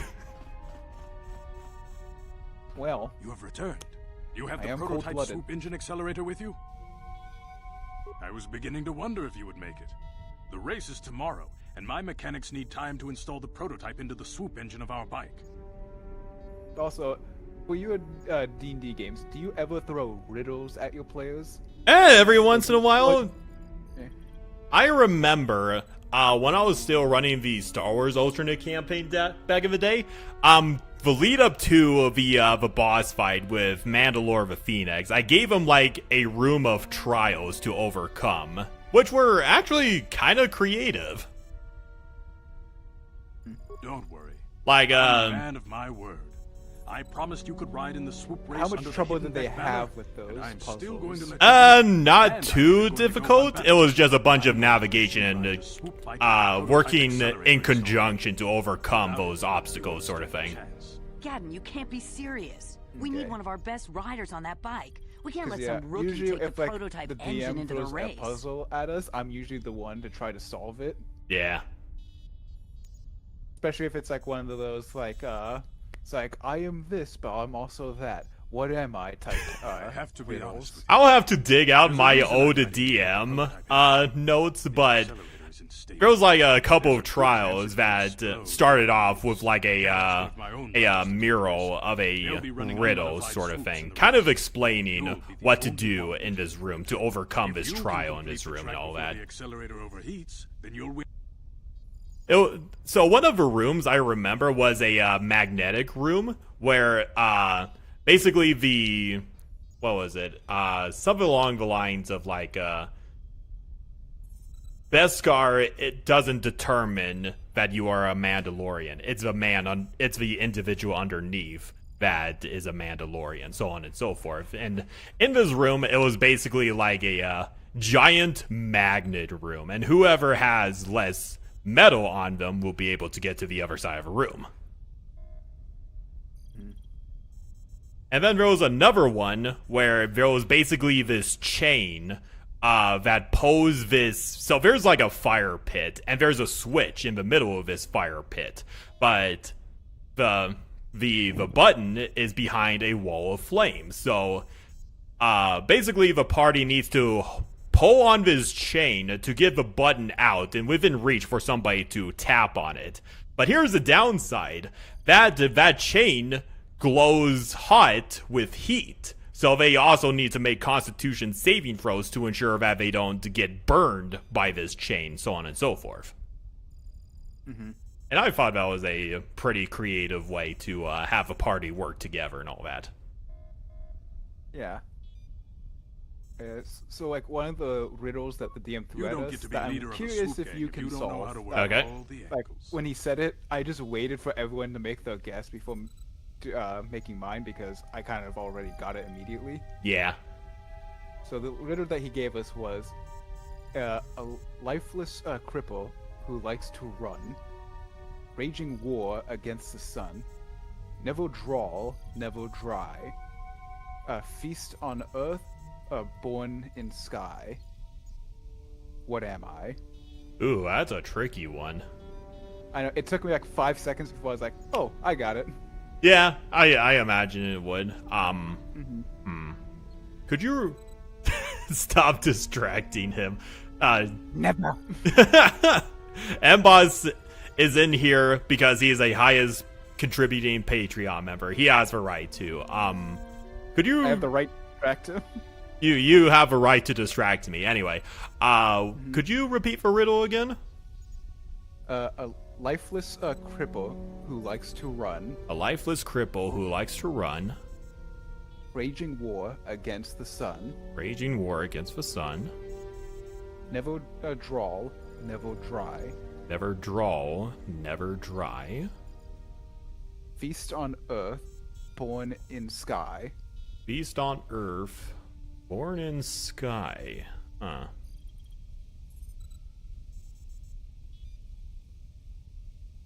Adams? Wrong. I'm a little bit stumped on this one. What was the answer? Water. Shit. Okay, that's actually pretty clever. Yeah, cause like I ignored You can because stay I was like, here okay, tonight. let's see. The What's the mechanics things need I time do to know? install It's the like accelerator on the engine. it's like So you won't be raging able to war practice against your the riding, sun. It's like but okay, I've so got something that good doesn't really like the instincts. sun. And you have the It's look like of a racer about you. Feast on earth and Just born try to in relax, sky. and It's in the like morning we'll take you to the swoop rain track. comes down from the sky. Hmm. It's like so. It's like and it's a lifeless cripple who likes to run, running water. Okay, so rain, running water. Okay, it's water. Okay. That's how my thought process went to solving it. I would love to know how your thought process works, and you and Kit, because they have very unique ways of coming up with ideas on the spot, like instantly. Yeah, it's almost like our way of thinking is on a different form of spectrum or something. Yeah. Or tell me how it's done.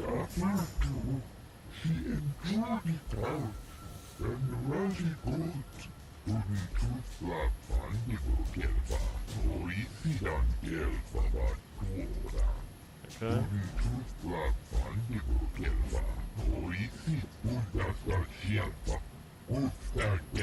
Hey, when you're streaming a game, you gotta talk about something. Yeah, exactly. When you're doing a lot, every stream that I've ever watched, I don't watch a lot nowadays, but I remember they would engage in a lot of conversations. Now, granted, it's with a crap ton of viewers instead of like 3 or 4 like my streams, but sometimes you get distracted and want to engage with your audience while trying to play the game at the same time. Yeah. Okay, this seems pretty self-explanatory, though. I'll probably focus on trying to win this swoop bike race, though.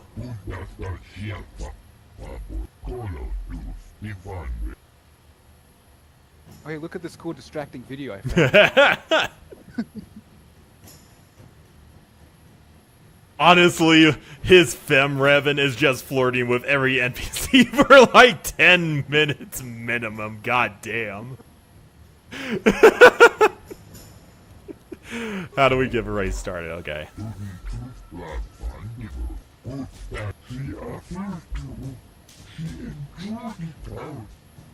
Alright. I guess no tutorial of how to run a swoop bike race, but okay. Evoker guard. Takumjus miki grabel mogo. Kachichu ita bodunga. Tolodunk wale oganda naru chuchut. Kuyabi juskuna jitanai. Ina kunma jawara bota ayuat tahonga chakanki dora. Kachiku ita hodonga. Jiska du sukiku ba nabona naikachu. Tuinkotu. Topada bunkwalya gando. Alright, you got it. Kuyabi juskuna jitanai. Ina kun mama rulira rachikun. Slimo patona. Hindi hodonga chihonkabi. But they were still playing the game, not sitting there for 15 minutes doing nothing. Hey, I could have distracted him for 20 minutes, so at least there's that. Yeah, at least there's that. Let's see, how long has this stream been going on for? An hour and 58 minutes, so that's actually not too bad. I feel like it's been longer if it started at like around like say 5:30ish. I think that's also because we were talking a little bit further before I started the live stream. Probably. Yeah, because we always have a fun time here in this stream. I don't know, I find it mediocre. Mediocre, he says. While being in here for over an hour. Oh, man. Anyway, I want to raise my heats.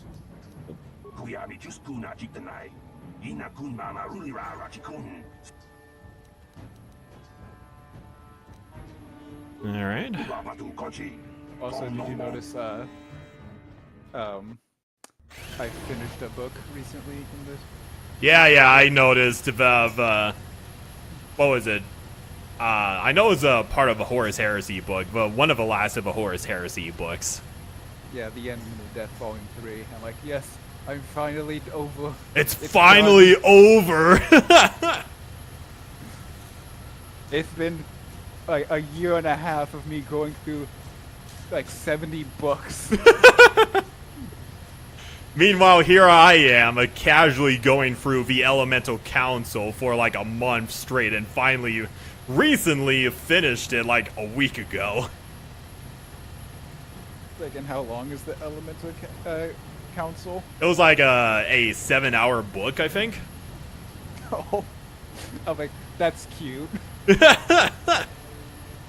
But now I'm getting around to Valdor, which is a Eldar surrounding book. I heard it's pretty good. Okay, so I haven't heard anything about it, so yeah. Left click the mouse to accelerate and shift gears. Use the movement A, D, and A to avoid obstacles. Okay.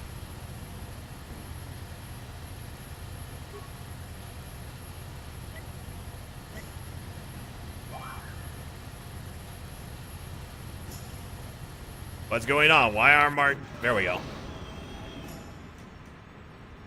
I was all like, hello? Why am I not moving?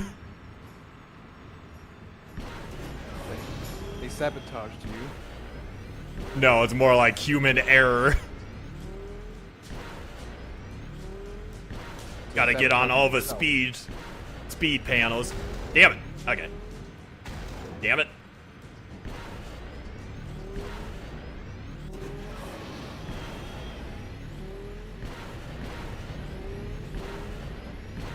I am speed, boy! So speaking of books, how's Dark Rendezvous going?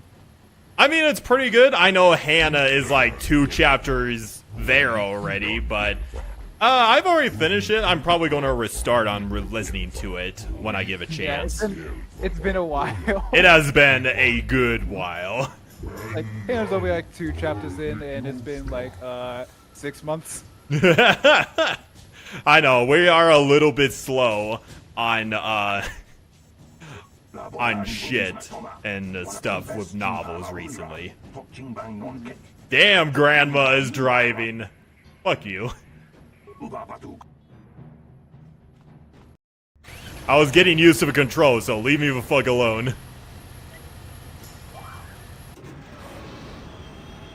If you're the one actually driving it, you'll probably die. Most likely.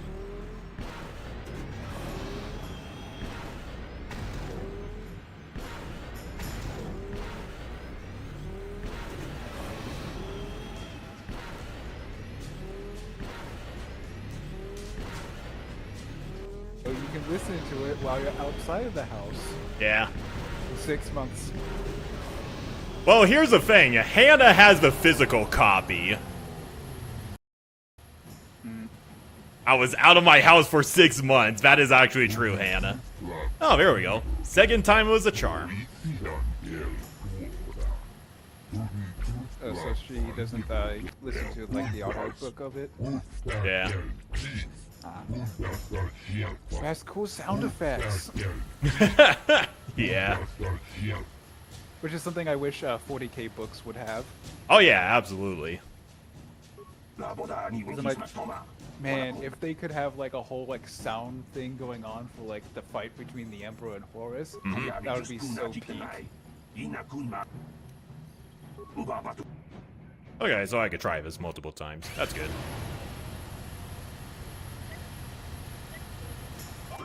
Let's do this.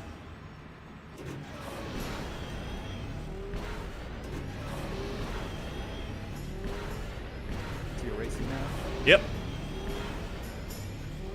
Nothing bad ever happens to the Kennedys! I hate you. Yep. Nothing bad could possibly happen. Nothing bad could possibly happen. There we go. 24 seconds. Nothing bad ever happens to Revan. I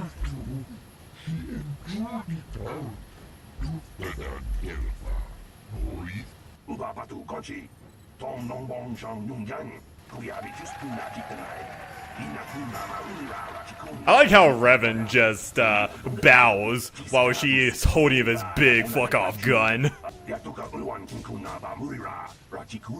People, hear me!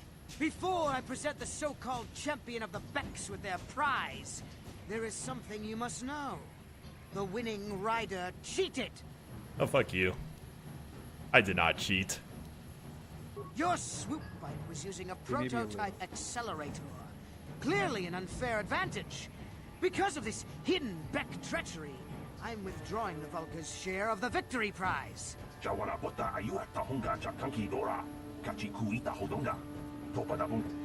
fool. Your traditions are nothing to me.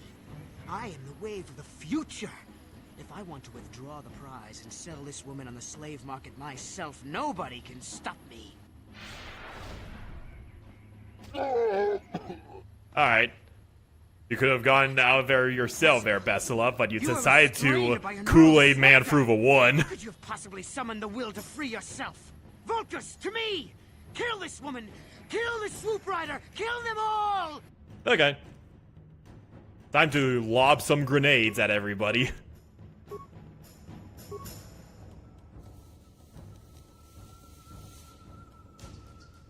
Oh yay, I'm by myself.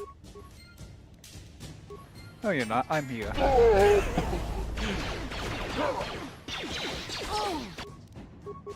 Yeah, I know you're here, M-Boz, but I'm talking about Revan.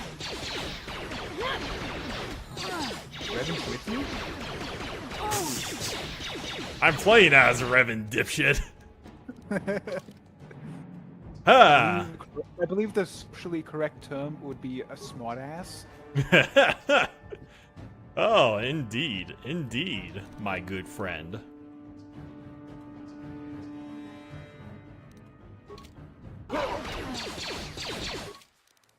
Son of bitch. Okay. I am going to do the autosave section, because fuck going all the way back.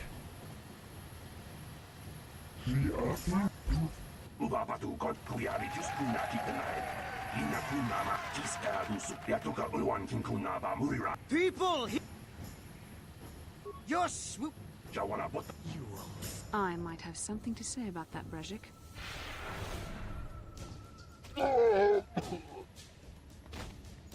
What? Impossible. You were restrained by a neural... You underestimate the strength of a Jedi's mind. Vulcus, to...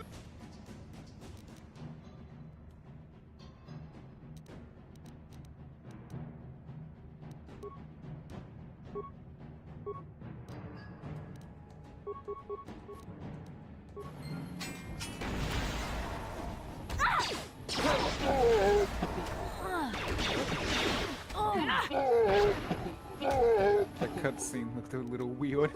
A little bit, yeah. It's just like a roundhouse kick. Yeah. Seconds later, the guy just goes on his knees and goes to the ground as if and just lays Bitch. there. Not again.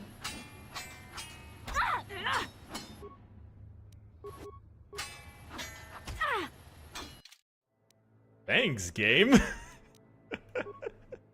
uh.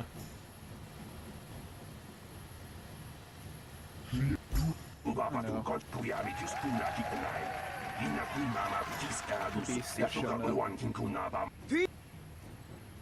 You're...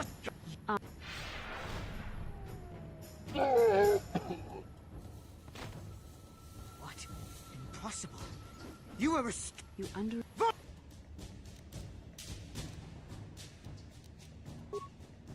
I'm gonna throw a couple of concussion grenades.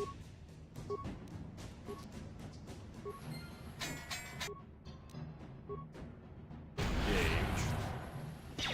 Get myself a good distance away.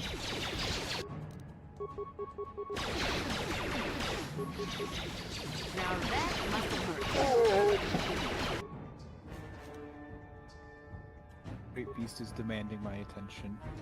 Your kitty cat? Yep. Oh! Sounds right. The cat named Moby. Named Moby. Ain't that a cutie?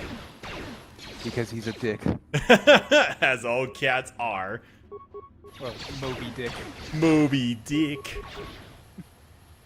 Yeet!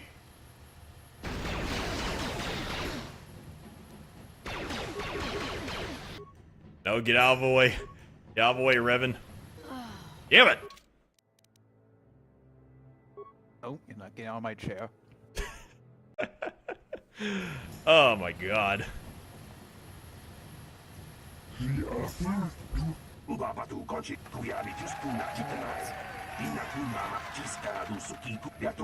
I'll probably save in the middle of this fight so I don't go through this cutscene all over again.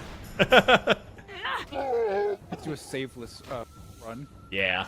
What? So if you die, you have to start the whole game all over again.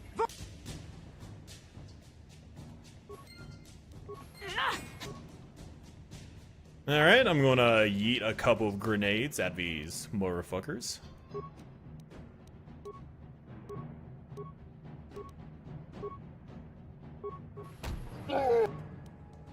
And disengage. There. Alright, I'm not gonna have a problem taking you down. There we go.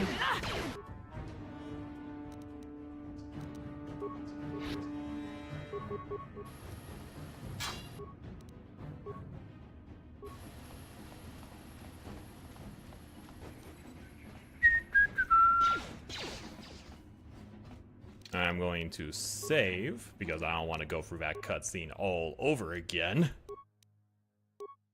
There we go. It was so fun.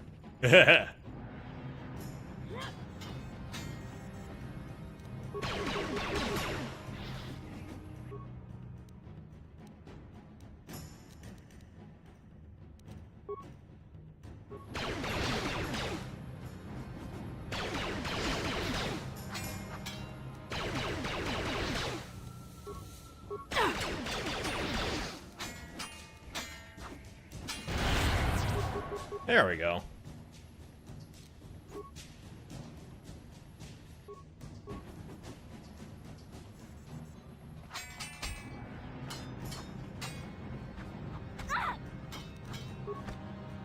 Alright. I'm gonna use a concussion grenade, get a couple good shots on this asshole.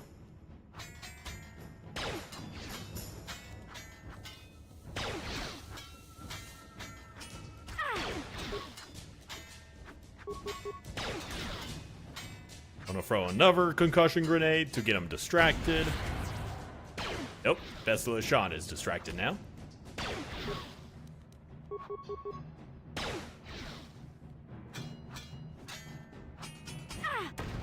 There we go. Sonic grenade is pretty effective.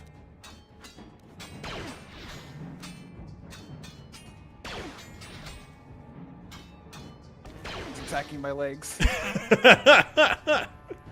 Your kitty cat is he's a little ankle biter now. Yeah, for some reason he has a foot fetish. A foot fetish.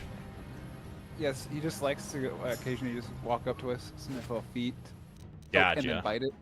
Oh, there's a double-bladed lightsaber on his asshole. I'm taking that. I've even caught him like going after my socks at one point. All right, Vessel Shan, I finally saved your ass. Now let's get the fuck out of Maybe here. Those bloody Vulkars will think twice next time before trying to keep a Jedi prisoner. And as for you, if you think you can collect me as a prize, save me. Is that what you were trying to accomplish by riding in that swoop race? Well, as far as rescues go, this is a pretty poor example. In case you hadn't noticed, I managed to free myself from that neural restraint collar without your help. In fact, it's more accurate to say that I saved you. Not wrong, but still, bitch. Stepped into that fight. You're lucky I was here to get you out of this mess. I may have been a prisoner, but a Jedi is never helpless. Maybe you've heard of a little thing called the Force? But I suppose I shouldn't be too hard on you. You did try to save me after all, even if it didn't go quite as planned. So let's get down to business. We're not out of danger yet. If I'm going to figure out a way for us to get off this planet, I need to know what kind of resources we can draw on. First, are we the only two survivors left from the Ender Spire? Karth and I. Nasi is alive. Finally, some good news. Karth is one of the Republic's best soldiers. He's proved himself a hero a dozen times over. And he sent you here to save me. Maybe I misjudged you. Karth wouldn't have sent you if he wasn't confident in your abilities. Forgive me. Despite my Jedi training, I still tend to act a bit rashly sometimes. Please, take me to Karth right away. Between the three of us, I'm sure we can figure out some way to get off this planet before the Sith realize we're here. Probably not a bad idea.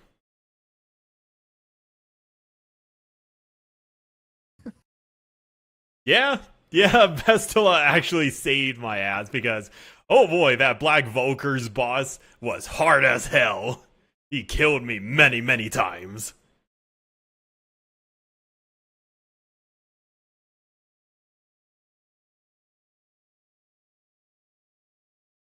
When the Jedi ambushed Revan, Malak attacked the Master Ship and usurped the mantle of the Dark Lord. I wonder who this Revan guy could be. Suspicious. Revan the entire time.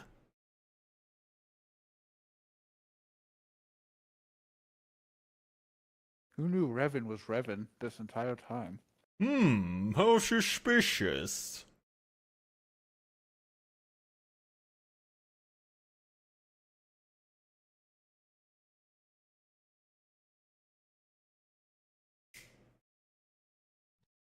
There we go. Bastila, you're alive! Finally, things are looking up. Now we just need to figure out a way to get off this planet.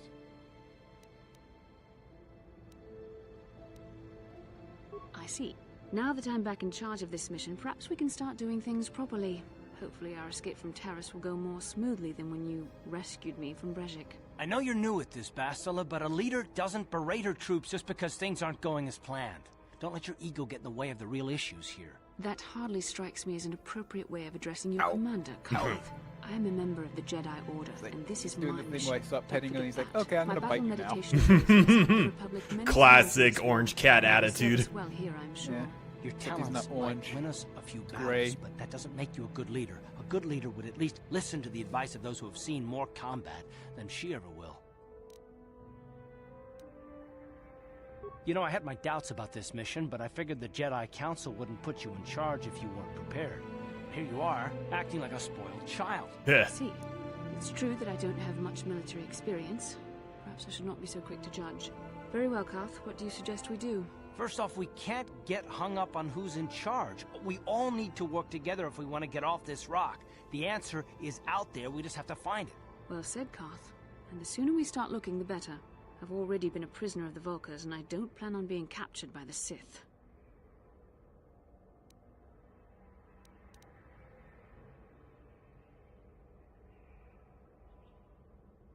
I think we'll need some help getting off Taris. Maybe if we ask around, one of the locals can help us out. We should probably start. Hey, I never said I was a competent player. Is something wrong?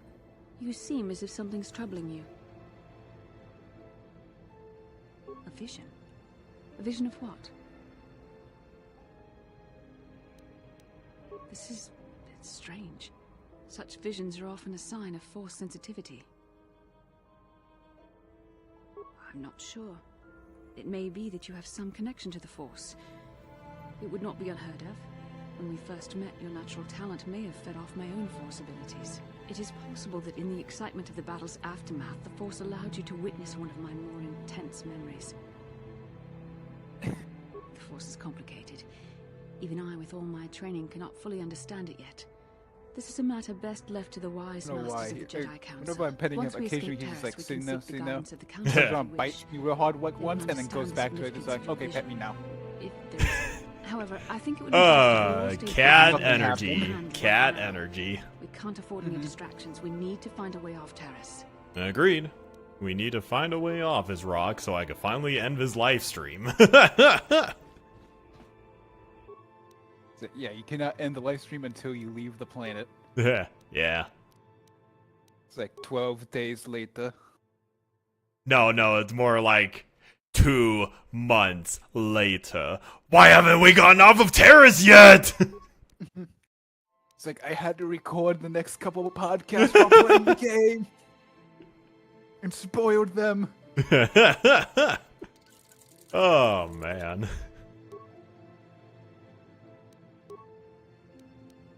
I'm gonna upgrade everybody's weapons.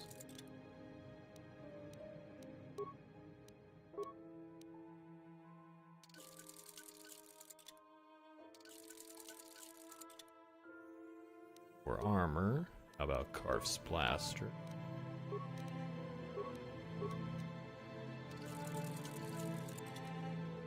Cool. Hey there, what can I do for you? I don't want to talk about... If I'm gonna be any help to you, I can't... Okay. Alright.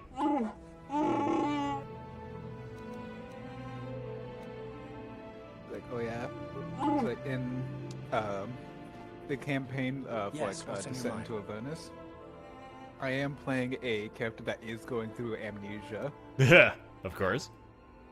Yeah, I was Taris? the only things I That's all- told my DM was, one, he's You gonna got be a Way of the Long Death monk, How can I Yeah. help? and two, I would like.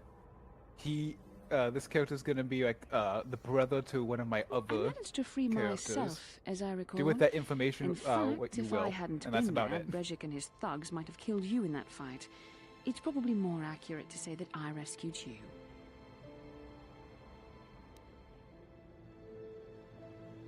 I'll admit that I probably wouldn't have been able to free myself if not for the brawl after the Yeah, staircase. the part where I have to Thank you strip for that. Carf. Yeah, that's gonna be Actually, the fun. presence of the If strip I club encounter that proves glitch. that It couldn't have been an easy task to find me Okay, there. get stripping. It's something I've managed. Okay, I need to. Okay, Revan, we need to escape the Leviathan. What do? I got an idea. Now hear me out. Strip. Oh, what do you mean? Strip, Carf. It's getting off of his ship. It depends on it. Okay, if you say so. Your modesty is admirable. But though others helped, you were the catalyst for these events. When you were chosen to That join this sounds like a mission, I Rocket doubt any of Raccoon us thing. expected Yeah, this. exactly. Like, A Jedi it's could like, have why? done such things, Because of it'll be course, funny. but only if you relied upon the Force. Everything depends on that leg. The Force is in all of us. Yeah. Though for most people, it's It's like, barely I had to a sell him measurable whisper. 20,000 credits There are for some it. individuals outside the Jedi I didn't think you would Council actually consider do very it. sensitive. It's obvious to me that the Force has been working through you. There is no other. Perhaps if you weren't, well, if you were younger, the Jedi might take you for training. I'm sorry, I've overstepped my authority. I'm speaking of things that are best left to the Jedi Council.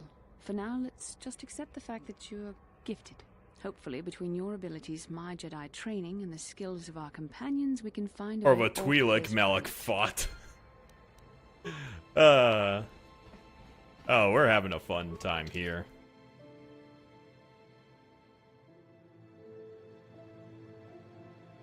Let's see, who should I bring with me? I'll bring Bestila.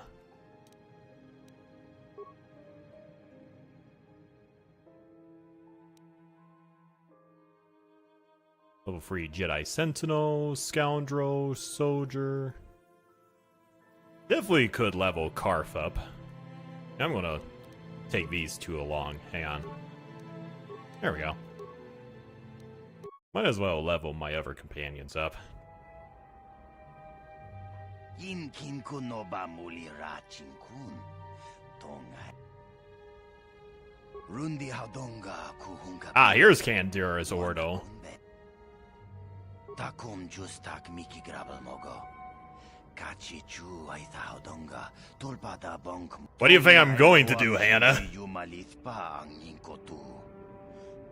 Not level them. Oh my god. I'll go meet him at the cantina. Can you beat Swator at level 1? Challenge accepted.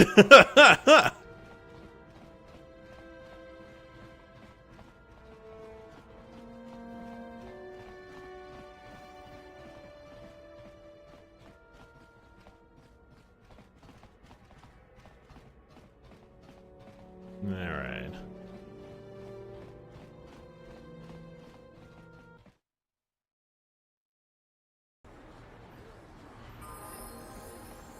Da da da da da. Doesn't look like you're leveling. Man. There's just an NPC that says, man. It's like the horse that just says horse. Horse. Yes, what's on your mind? Peter, the horse is here. From one KOTOR player to another, I feel your caps XP. Oh man. You want to argue some more, is that it? Yes, you're a backseat gamer, Hannah. Can't say I've ever met a woman quite like you before. And I'm being a backseat player that's Yes. trying to get him off the road. And for good and not on it. Yeah, exactly. You're derailing this entire streaming. Yep. Damn it. I suppose I won't get any rest until I talk, will I? You want to know why I don't trust anyone? Fine. Here goes. 5 years ago, the Jedi had just finished the war with the Mandalorians. Revan and Malak were heroes. I was damn proud to have served in their fleet. It was completely unexpected when they turned on us, invading the Republic while we were still weak. Nobody knew what to think, least of all me. Our heroes had become brutal, conquering Sith, and we were all but helpless before them. I mean, think about it. If you can't even trust the best of the Jedi, who can you trust? Well, not wrong there. It's not that. That's not what I mean. There were name others, one game where good, paying solid, attention trusted to it men who actually makes joined you good at Malak, it. Revan, Yeah. and the Sith deserved to die. But the ones Well, who fled the Republic didn't and you joined them play a are lot heroes. of Cookie The dark Clicker side on has there, nothing to Mr. do with why Emboss? they joined with the Sith. They deserve No. no mercy. I don't have that game installed. A lot of people that I'm friends with have a motherfucking Cookie Clicker, and I don't get why they put so many hours into it. Me either. I know. Like, yeah, if you go to my Steam And I should profile, you apologize see to you. I don't I've have become that so game. accustomed to expecting the worst in others. and I don't nothing doubt that deserves you don't have that It's just- game, but there's another game you put so many hours into. I'd rather not talk about it. Oh yeah, be a little more specific. I put a can lot I of help? hours into a lot of games. Then I suggest. I'll have to re-look at it again, but there was a certain one that was like what was it, an RPG sort of game, and you put in like over 1,000 hours into it. Oh yeah, it's so I know which one you're talking about. And for that Bastila, one, I was wondering I got it because How of did those COVID. Vulkars manage Come to again? capture a famous Jedi? The reason why I got Were that you game is knocked because out of when you were COVID, asleep and I on was the Yep. bored. Yep, No, that makes sense. But my force yeah, powers for were anyone who's, exhausted from using. Curious, I have I've seen you Jedi in action. 10,667 hours My on lightsaber the was particular game misplaced. we're referencing. I couldn't find it after the crash. I looked everywhere in that pod. The So Vulkars just a came couple over- hours. Wait a minute. Let me get this straight. You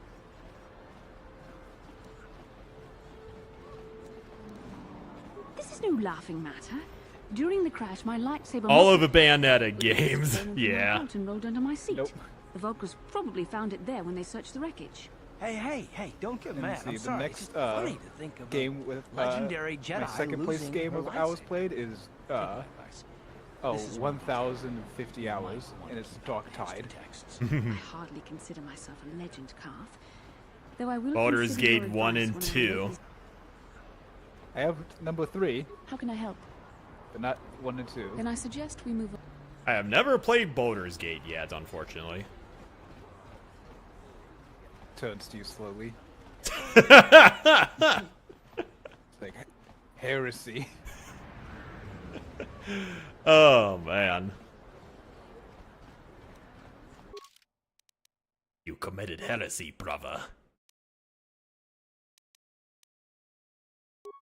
Alright, I'm gonna put my gun away for the time being. Because it's a I little remember bit... when I first started playing Baldur's Gate 3, it's like there is a certain mechanic that appears in the game that I was like, gosh dang it, that's an idea I had for my campaign. Hey, there it is, the Seth Rogen laugh. Yes, there is the Rogan laugh. Thank you for pointing that out once again. We need to make that into a soundboard on the server. Every time you laugh, we just play it. Oh, fuck you.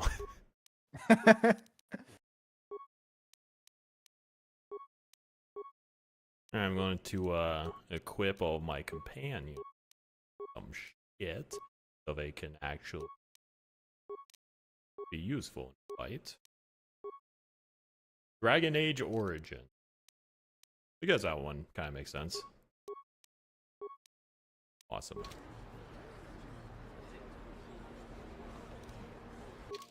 Alright, and Carve will be leveling up. Let's see.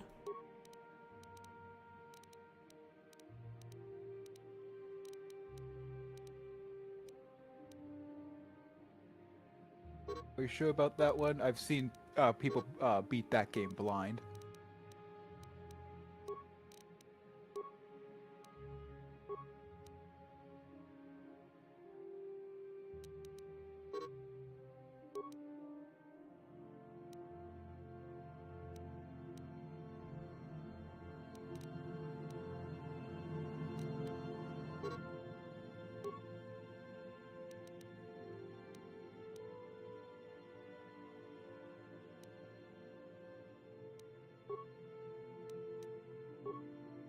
Alright, yeah. Ravage.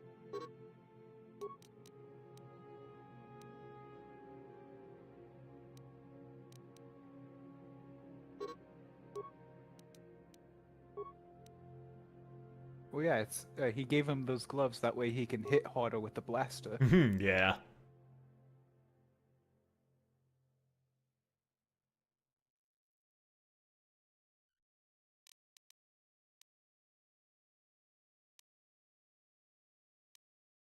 Of course, he's not paying. I'm the one who's paying.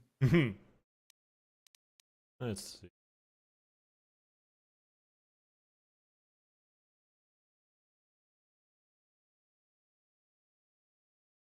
Probably not that one.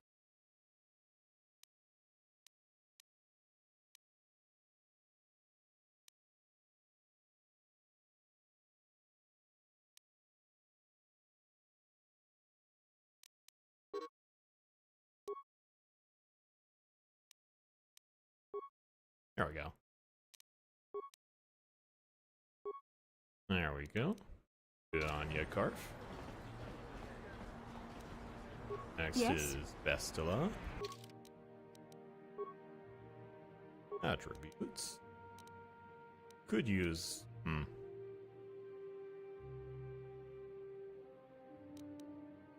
gonna give Vestila her dexterity. Good.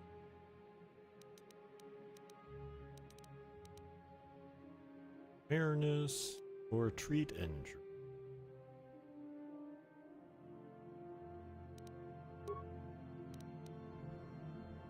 There we go. Then powers. Oh, okay. Let's see. Restricted by armor. Where's activate? Oh, don't worry. She's not getting a heart attack. She's just getting an aneurysm. Yeah, that's nothing new.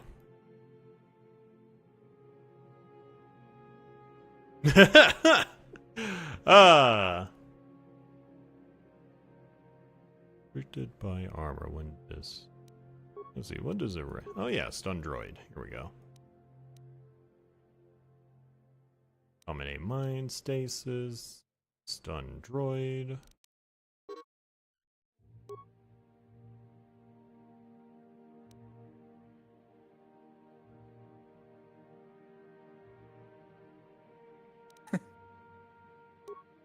Nothing new there, Hannah. Nothing new there. See, I've already put enough.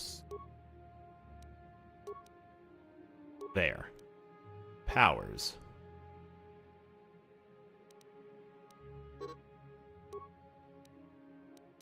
Okay. Whatever was the least optimizable option, pick that one. Jesus Christ, man.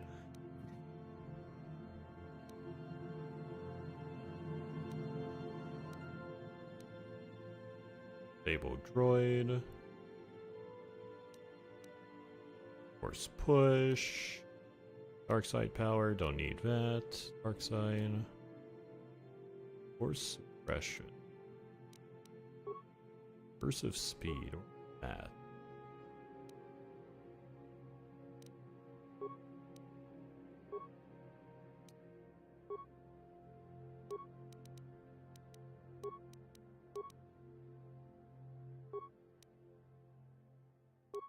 Beats, force immunity, force sense, cool, weapon fighting, add that, powers.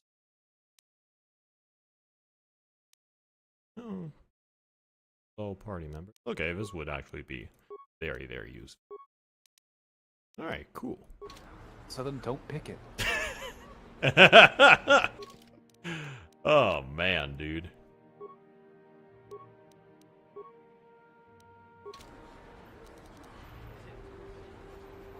Remember, I'm the backseat gamer that's trying to steer you off course. That you are. That you are. Okay. Upper city. That's to the apartments.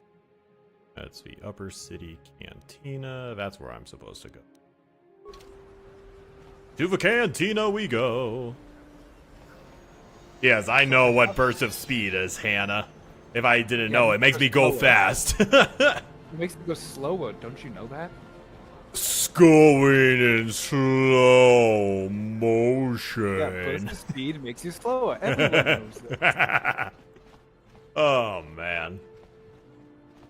We're always a bunch of smart asses in this stream. Yeah. Ah. I'm the smart ass, you're just the ass. On it. Arguable. Damn. Is this Nova Cantina area? Hang on. That's the apartments. That's the equipment. Clinic. City. Okay.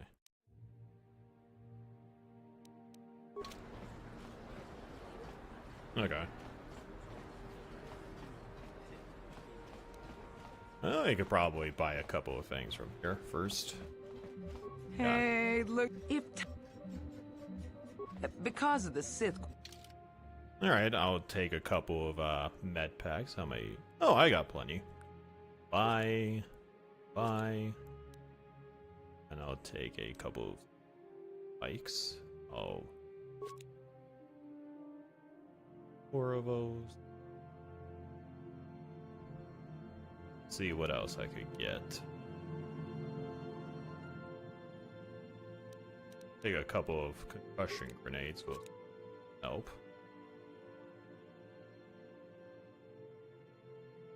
Double-bladed sword, quarterstaff, light armor. I'll buy one more bag and I'm good.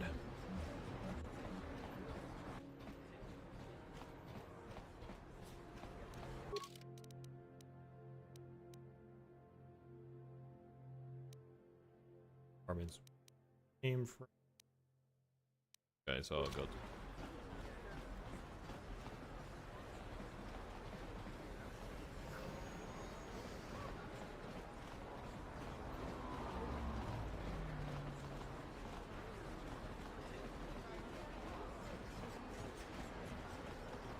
Yeah, not a bad idea, Hannah.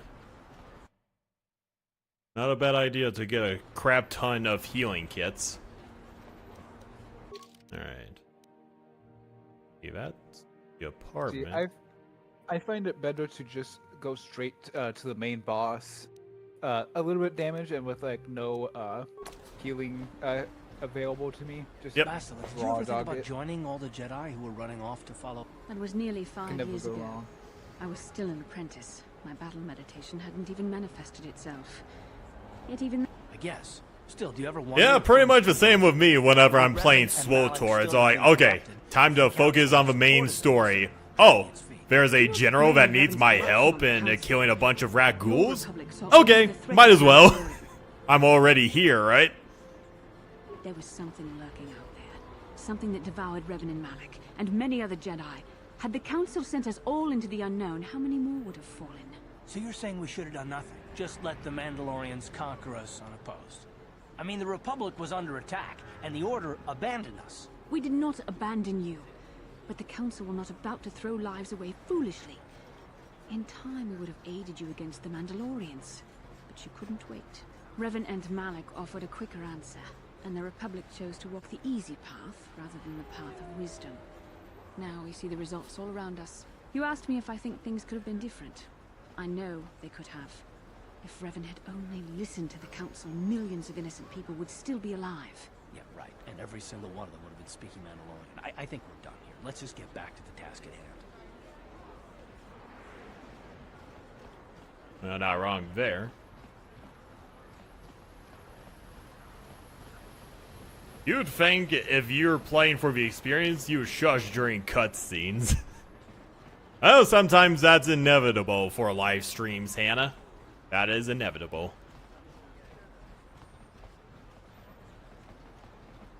The evil walks among us. The enemy is here. We must act now before we are overrun with the vermin invaders.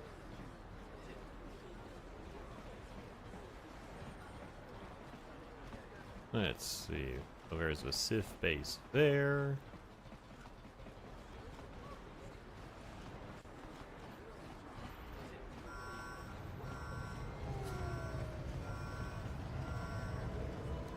I don't know. They defend themselves? That's a bit cringe, isn't it? Alright,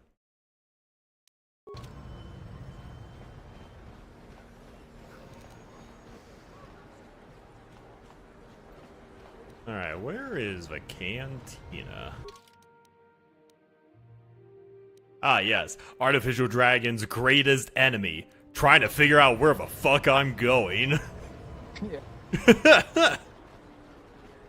Ah, Canderous Ordo wants to meet you at the cantina. Cool. Where is that exactly? Yeah, good luck. Not a map. Nothing to point me in the right direction. And okay, we're doing this, I guess. Let's see, the Sith party, I think. Call upon the game's oracle, like Celine, to guide the way. Upper City. Lower City. Sith party. Sith Lower base. City it is. Okay, there's the lower city.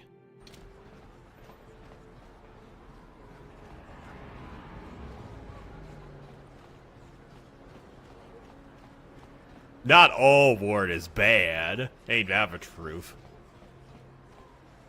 Alright, down to the elevator I go. Yeah, only the wars I'm not winning are bad. Yeah. Alright, cantina's to the left. Let's go.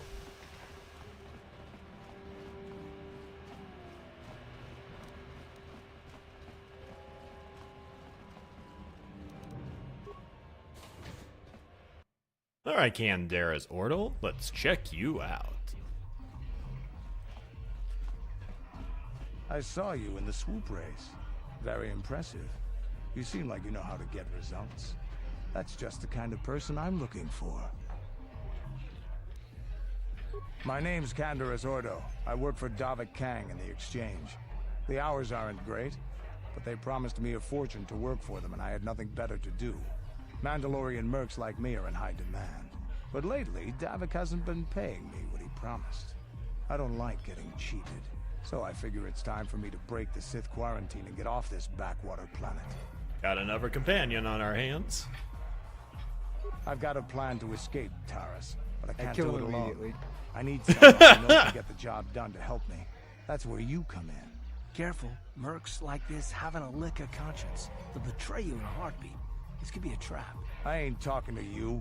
I'm talking with your friend, aren't I? I saw you win that swoop race and started thinking, anyone crazy enough to race like that is probably crazy enough to break into the Sith military base. Or more like they don't know what the fuck they're doing. Launch codes from the base.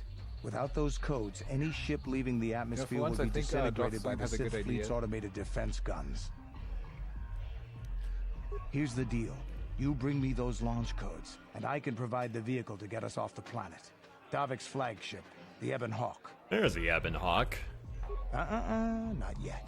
First you bring me the launch codes. Then I'll tell you the rest of my plan.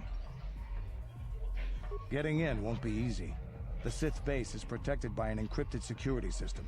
It would take a top-of-the-line astromech droid to slice Yeah, there's through going to it. be our another Lucky for you, companion. I know just the place to get a droid like that. Davik was having one custom built by Janice Nall. Just tell her Candaris sent you, and she'll sell you the droid. Then you can use it to get the launch codes from the Sith base. Davik paid for the droid, but I'm the guy he put in charge of the mission. He won't care how I come up with those codes. Normally I do this myself, but everyone knows who I work for. If I broke into the Sith base, they'd send an army down on Davik's estate to get those codes back. No, I have not gotten into... Well, I mean, I did defeat a couple of the champions in the arena, but I haven't finished the arena battle just yet. I don't sense any deception from him, which is surprising. This may be exactly what we need. Sooner or later, you'll figure this out. Either we work together, or we both stay stuck here on Taris. No, I have not Speak done to me before again arena, when you come Hannah. to your senses. Alright. I know, Candaris Ordo, you want me to give those launch codes, but side quiz time! Let's go. Hello, Zax the Hut. Hang on, I'm gonna save this. Bound get all the way from Hello,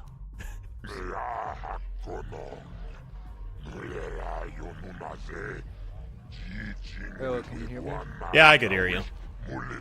Okay, because things were being weird. Yeah, don't worry. OBS kept the connection, so we're doing good on that front, sorry. Okay. To answer your question, Hannah, it's always a habit of mine. That way I can always remember the character.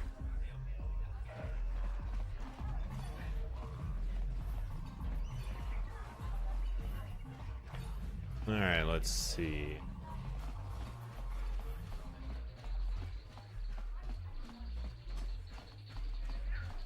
Tongheit. Run.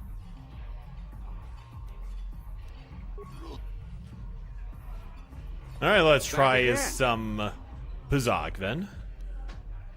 Excellent. My funds were getting somewhat low. Alright, how much do you want to wait? I only have 17 credits. Alright. Bet it all. Alright. Who's the side deck? What would be a good... And the show begins. Yes, I know. Yes, I know. CP has a 6. Let's see. Couple -2s.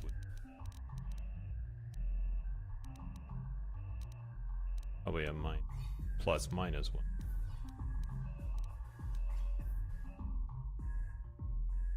Give myself a couple of high cards.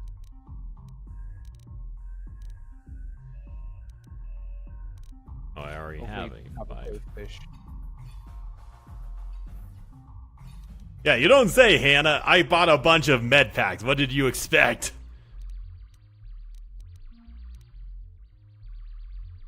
Yeah, I might as well.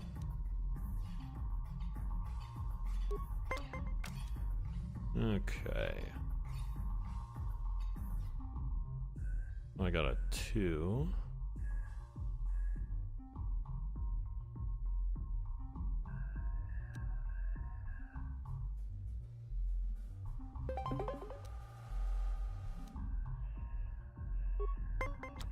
See what you got.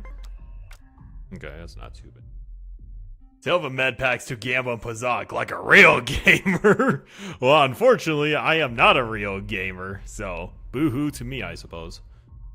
Let's see.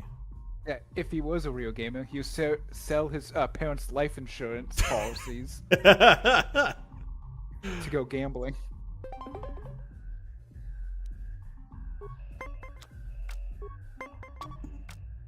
Okay.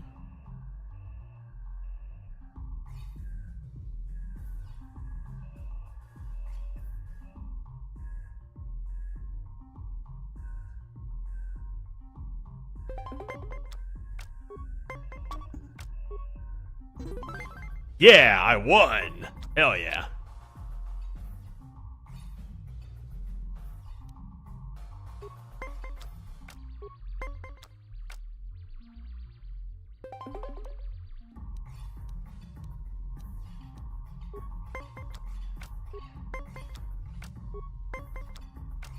Fuck. Alright. I mean, if you say so. Oh, man.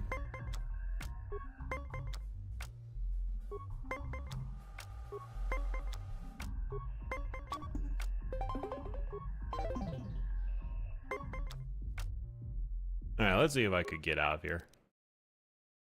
You played well in our last match, but luck just wasn't with you. You want to play? If you want to ask questions, go talk. If you're ever... Alright, I'll come back later, and I lost all my money. Yay.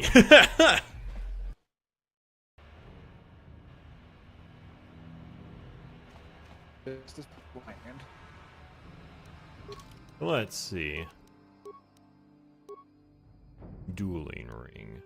Okay.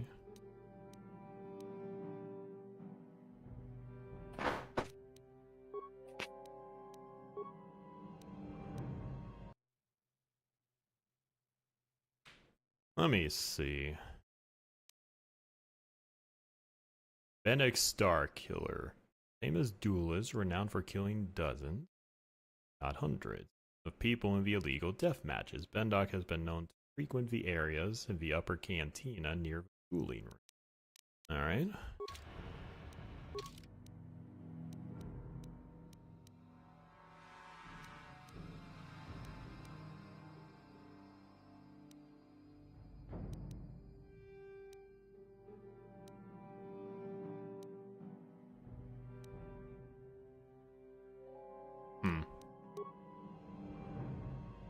Now I just need to figure out where the hell that cantina is for the dueling ring, because was it in here? Get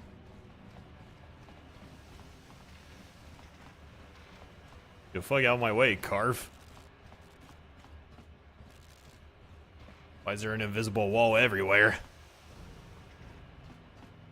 Because the Force isn't everything. It's all around us.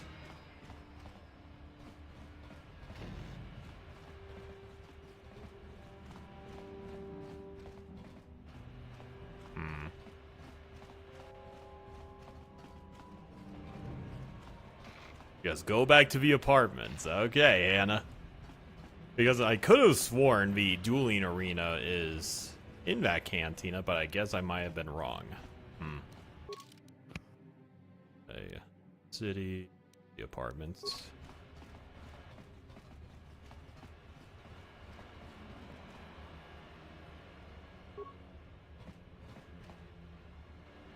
This is why Kreia was correct. Because I don't know where the fuck I'm going. Oh, no, the invisible wall that blocked me like an asshole. Yeah. That's actually fair.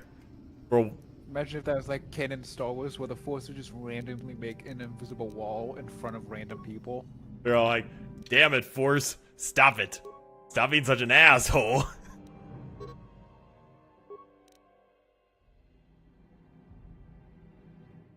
Alright.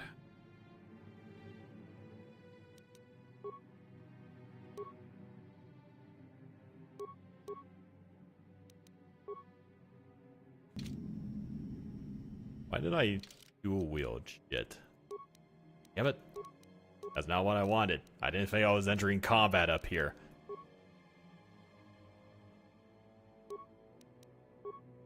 Apparently they met your character's apartment.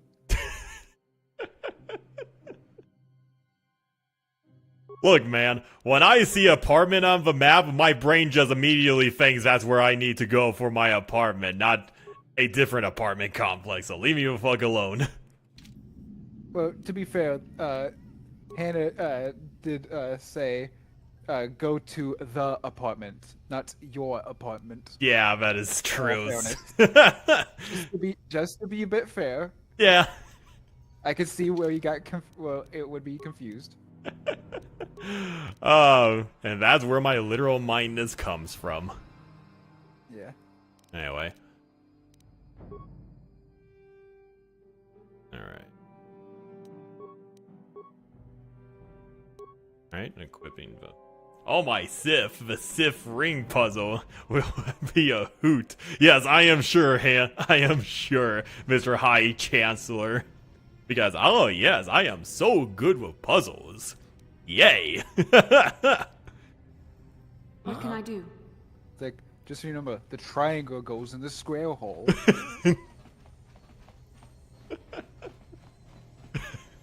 Looking forward to that one. Yeah.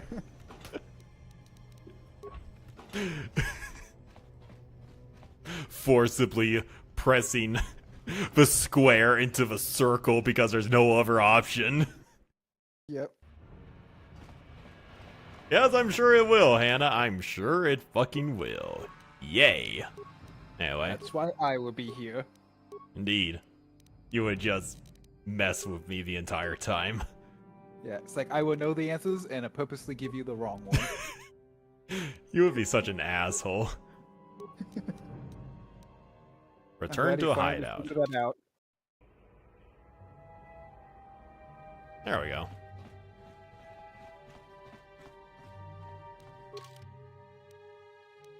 Let's see, there's Deus apartment, mine, upper city. Alright. Now to find that dueling arena.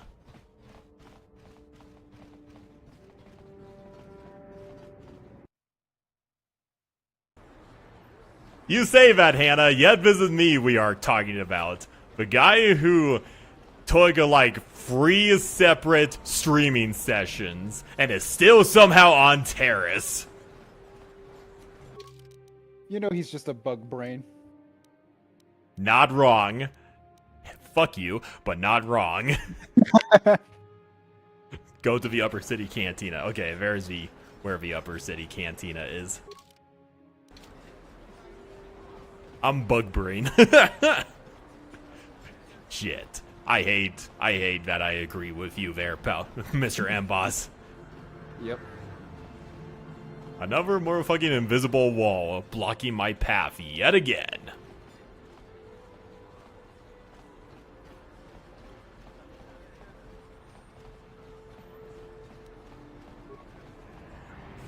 There we go.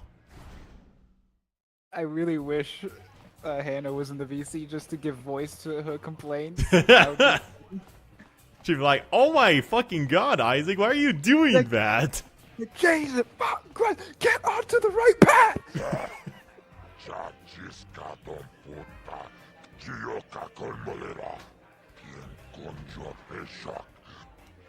Thank you, Ojar the Hutt.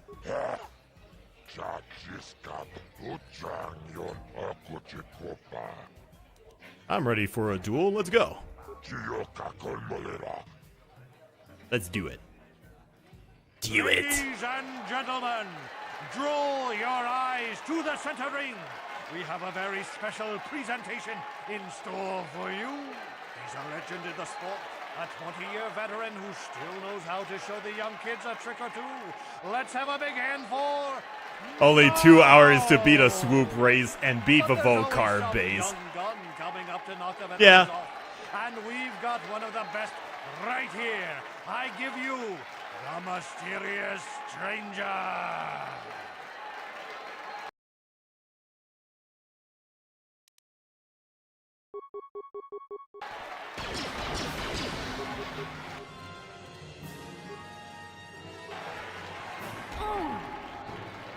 Run away.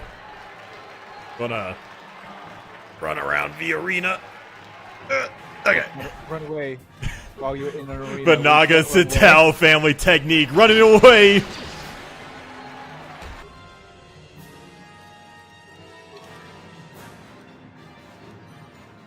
I'll probably switch to like blades. Let's see. You cannot equip this with your upper hand. Okay. No worries. Origin of a mysterious stranger. An ion gun for a human target? Interesting. Yeah, this is part of my big brain move, didn't you know? Yeah, it's to disrupt the electrical signals in the brain. That's what it's trying to do. Sadly, it only affects the person who fires it. Yeah, I know. That's okay. The stranger is Merle has done it again. Is it a shit move, or was it secretly genius? You I'll let you think of the answer, because I already know what answer that is.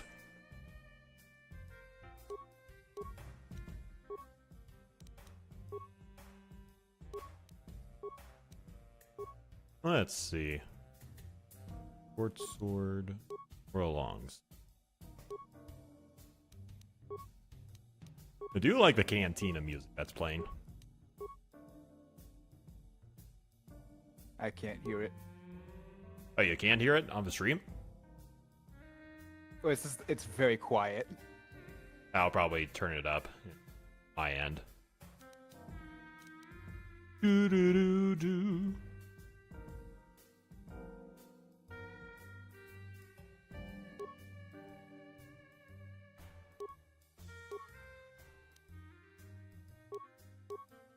Yeah, I'll take the long sword. It's a vibroblade. Get it right. Fuck you, M-Boss. Hey, I'm not the person who claims to be the lore expert on Star Wars. Well, you got me there, but even a so-called expert doesn't know everything. Isn't it your job to know everything on this podcast? I'm not gonna comment. Give me a rematch. Let's go. I got my swords. My vibro swords this time. A very fun fact about this character. What? The Jabba person you're talking to. There's supposed to be a reference to your mom. Really? What was it? A Jurva Hut? That's a little bit interesting. Okay.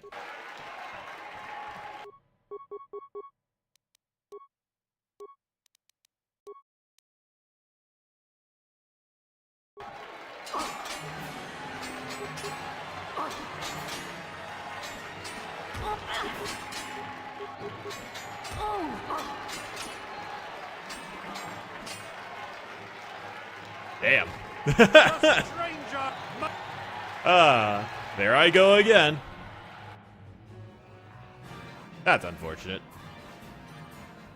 Yes, Hannah. You've known me for, what, 5 years? I am extremely dense. He has so much carapace built around his head that none of the jokes get to him. Psychic damage just rolls off of me.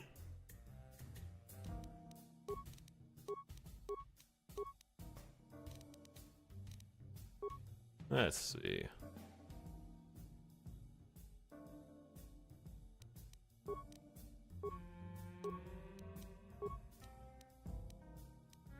Probably because I have, I was dual wielding and that fucked me over. Ah, great. Revan cannot move. Yay. Yes, give me first aid, please.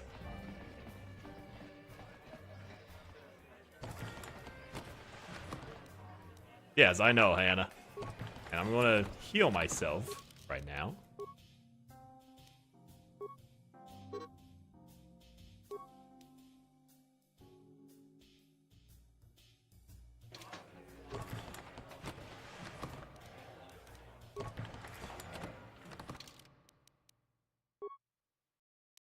There we go.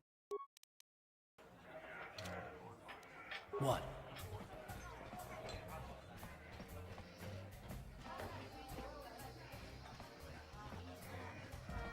Well, what else can I do? What?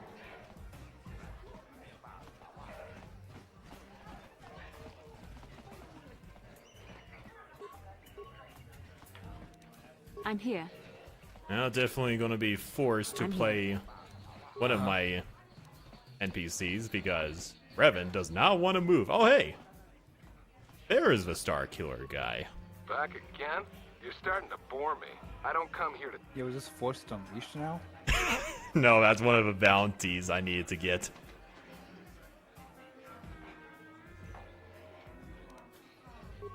Since I'm not going to answer them, you'd just be wasting your breath. People are always bugging me for my op. Ah. Off with you then. I'm done with this.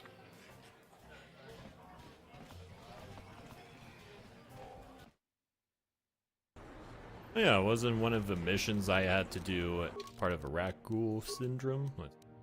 Serum, sorry. Not syndrome. What the fuck am I saying? Purchasing a droid. Oh, here we go.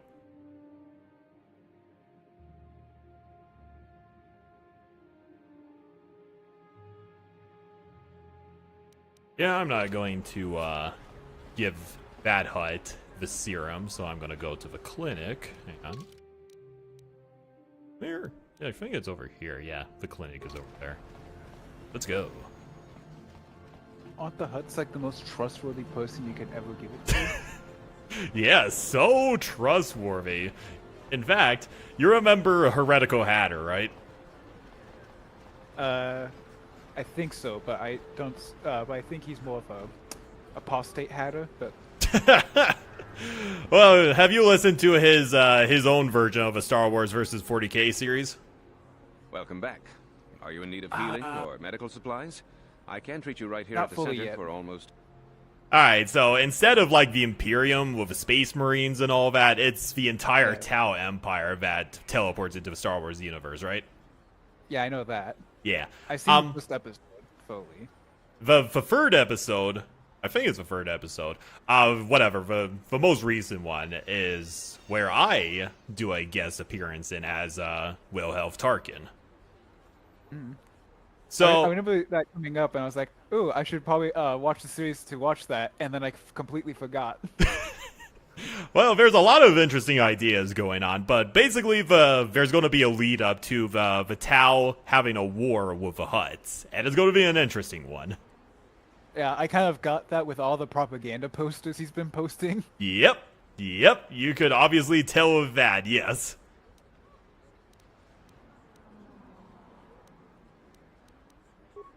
The terrible affliction has plagued Taris for many generations.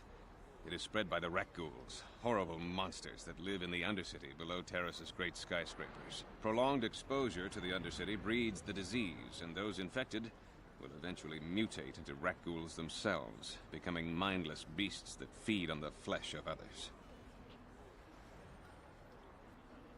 It's like one thing I would like to see is someone making like a short story of one of the Primarchs There is entering no antidote for the the Star disease, Wars galaxy. though I heard the Republic scientists at the military base here on Taris were and not close. with They the overran legions, the military just base, and if I could... the Primarch alone. Goodbye. Yeah. Alright, can you move now, Revan? Yes, you can. Yeah. I'd be very interested to see what would happen if Conrad entered the Star Wars universe. That would be interesting, to say the very least. Mm-hmm. Alright, let me see what other objectives I'll need to... That's weird. A bunch of people are dying all across the Outer Rims, and no one knows who's doing it. Yeah. and how the Jedi Order will have to deal with that. Okay, so I need to go to the Undercity Patrols, get a Ragoose. Okay. I know where Bendok Starkiller is, but it will probably kick my ass almost immediately. Whatever. Way how you fight, most likely. Most likely, yeah. Also, that's Gold's VA. Yeah, I was wondering why his voice sounded so familiar. Like, I wanted to punch him in the face. But, yeah, that actually explains a lot. He's a Gold's voice actor. Yeah, that explains so much, Hannah. Okay. Okay, so I'll go ahead and go to the underworld then. So I could get some Ragul. The Ragul serum. Clinic. Note to the upper city. Okay. I'll go to the upper city that I was just at.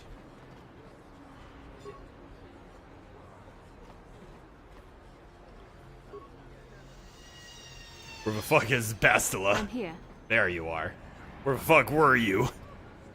What? There we go.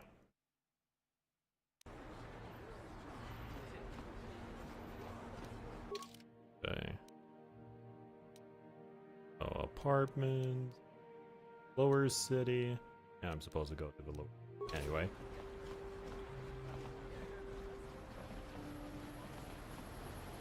Also, Bastila, why the fuck do you have a baton and not your double-bladed lightsaber? Oh, okay, because it's turned off. Gotcha. I'm here. It's no baton. It's a lightsaber. I was looking at Bastila's hand, and she had like a little beating stick, what I thought was a beating stick. I was like, well, why did I equip you with a baton? Hang on. Oh, that's just your double-edged lightsaber that hasn't been activated yet. I mean, it can be a baton if she really needs it to be. Not wrong. Not wrong there, Boss. Alright. Let's... Time to go to the Undercity. Let's go. My favorite place to be. Especially in Underhives like in 40k. Yep. Although I think those are a little worse than these places. Well, you're not wrong there. There's a series of monstrosities and gene stealer cults down there, so not wrong. And worst of all, poor people. Oh no, poor people. Yeah, there's plenty of that in Star Wars, especially with the lower cities of Coruscant. Mm-hmm. But none of them are like flesh-eating cannibals or worshippers of like dark gods and all that. Well, there is a lot of the first ones, but not worshipper of the dark gods. Unless if you count Sith as that. Yeah, exactly. Okay, now I just need to find a Sith patrol so I could get some Ragul serums. Let's go. Yay. I love me going through a swarm of Raguls. Hello. You asshole! Kick ass. I can upgrade now. Hell yeah. Let's go. Let's see. The awareness.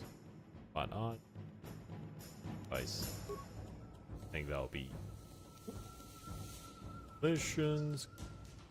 Could probably use I'll use more demolition and computer use. There we go. Beats, let's see. Uncanny dodge, definitely that. Earhead, power attack, power blast, weapon. I already have uncanny dodge. Toughness.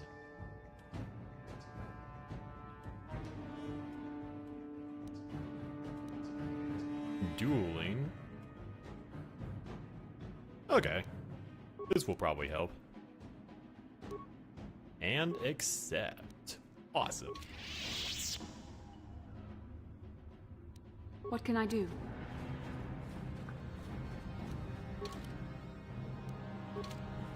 Hmm?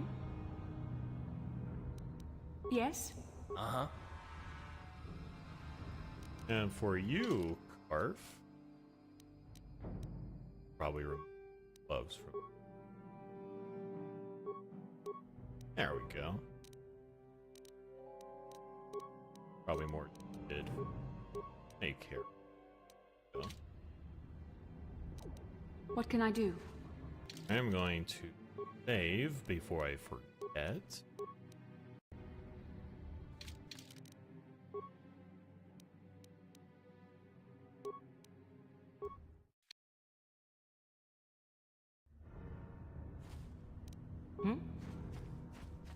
Alright, where can I find these motherfucking Sith patrols then? Sewer.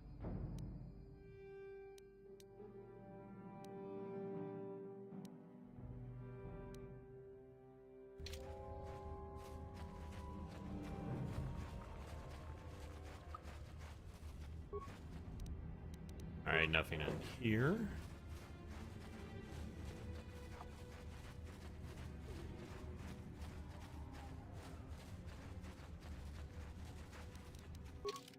Hang on a second. You have serum? Datapad, promise. E-card. Right. I gotta go now, so. Alright, well, thank you for hanging out, M-Boss. Yeah, it was fun. It was a lot of fun. Hopefully you can leave the planet by the time the next live stream starts. Well, time will tell. Time will indeed tell, my dude. And it will probably say no. Most likely not. Yeah. Alright. Well, you have a good rest of your night. Yeah. To the chagrin of Hannah.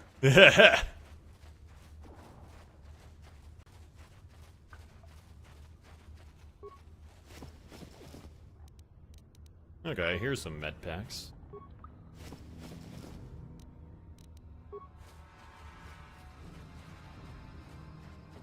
Outcast corpse. Okay.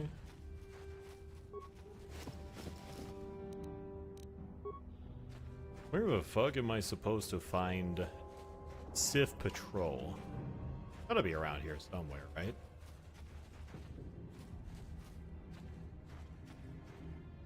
Never, says M-Boss.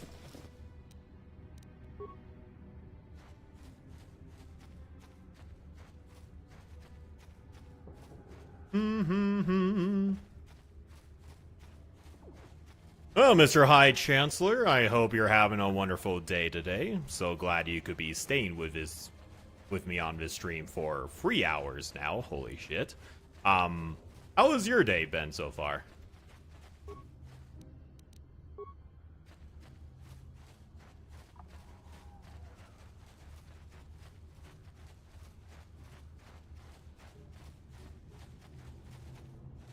Oh, it's been a blast. How much of a blast has it been, if you don't mind me asking?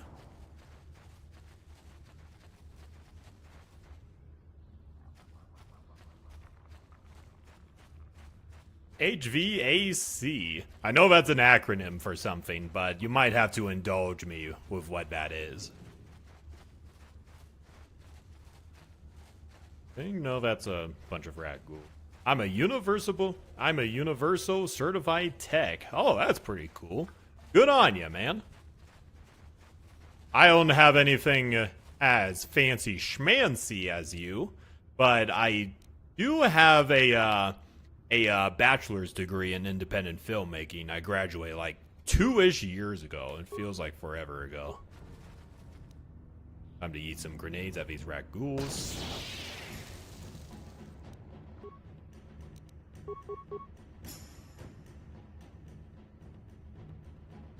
Oh, it's been great. I swear all the sites of Taris so far are looking to see Dantooine.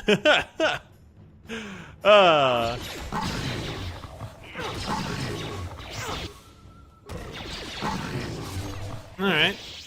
At least the rat ghouls aren't too much of a problem. Okay, at least I'm getting some med packs and more credits.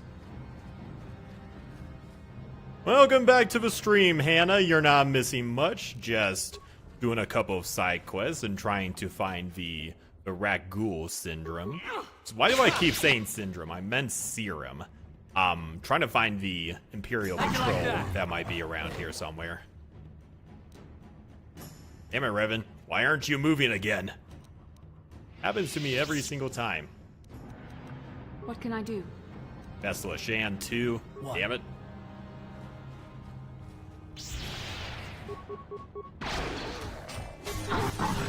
You shall. Okay.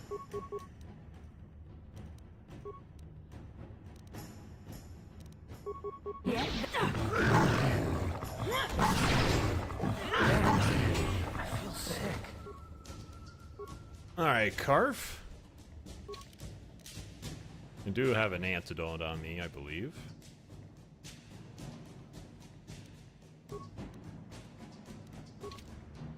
There we go. I'm here. Alright, now I can finally move. Okay. Alright, here we go. Here's a Sith Trooper. Thank the AC guy. Yeah? I suppose that, does it pay well if you don't mind me asking?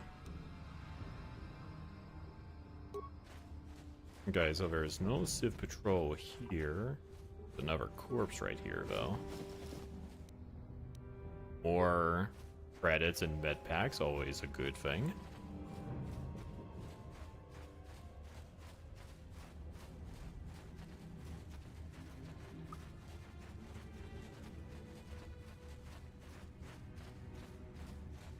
I'm on patrol, I'm on patrol. Okay. Where I just came from.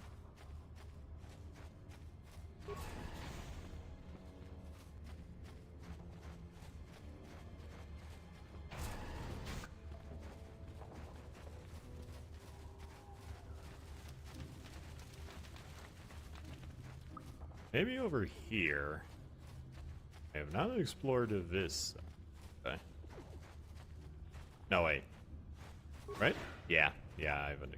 Please, help us. No! This cannot... No!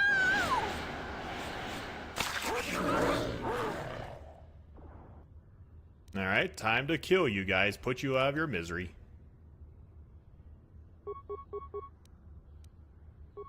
Alright, let's see. Defense man pack. Or Curse Aura. Curse of Speed.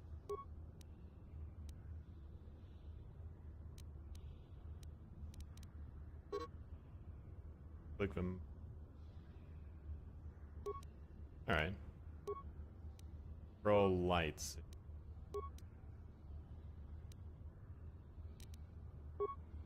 Force push. Push. Alright. Time to think strategic.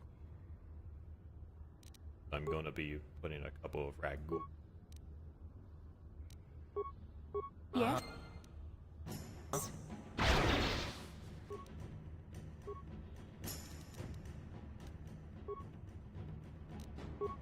I'm here.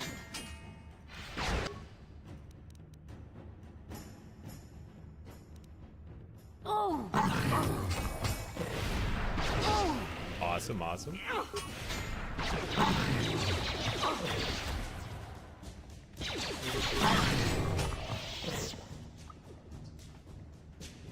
Alright, time to give myself an antidote.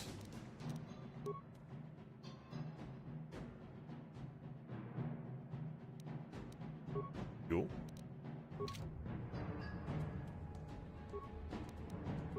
I'm here. How can I help? Then I suggest we move on.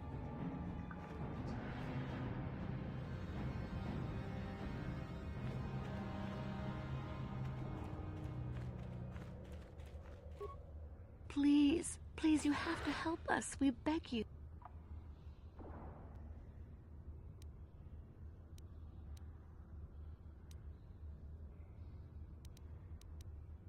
We have the Ragul disease. It is only a matter of time until we are transformed into terrible creatures like those who attacked you when you first came into the pen.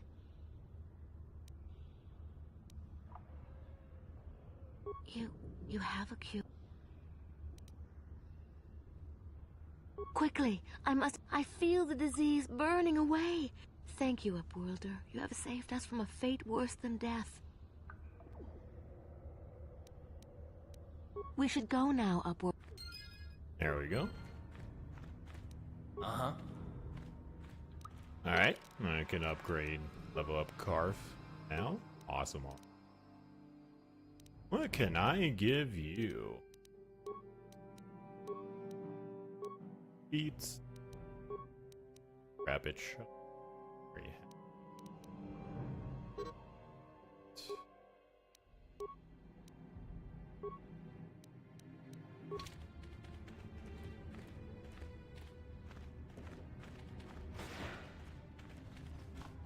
In what way can I use shields, Hannah? Because I already have shields equipped.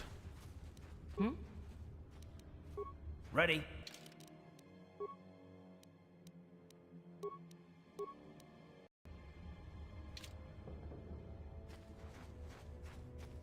Alright, so let me see. Rat Ghoul. Acquired a sample of a rat ghoul serum. This could be very valuable. Okay, this is where I go to the clinic. Okay. Click on the slot to activate. Oh, is that what that is down there? Okay. Learn something new every day.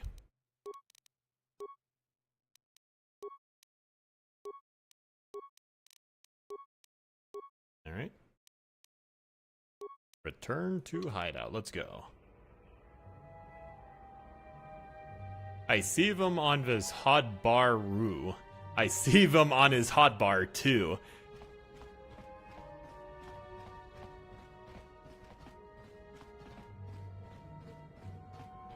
It's okay. It's right on the other side. I'm here.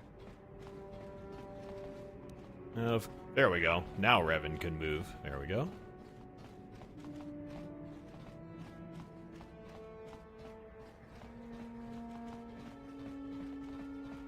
That's my room over there.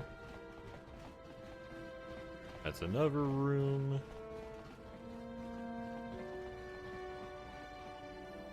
Yeah, here we go. This is where we exited. Now off to the clinic. Could be where Goat is. Or a fucking piece of shit made me run all over Tatooine before I could catch him.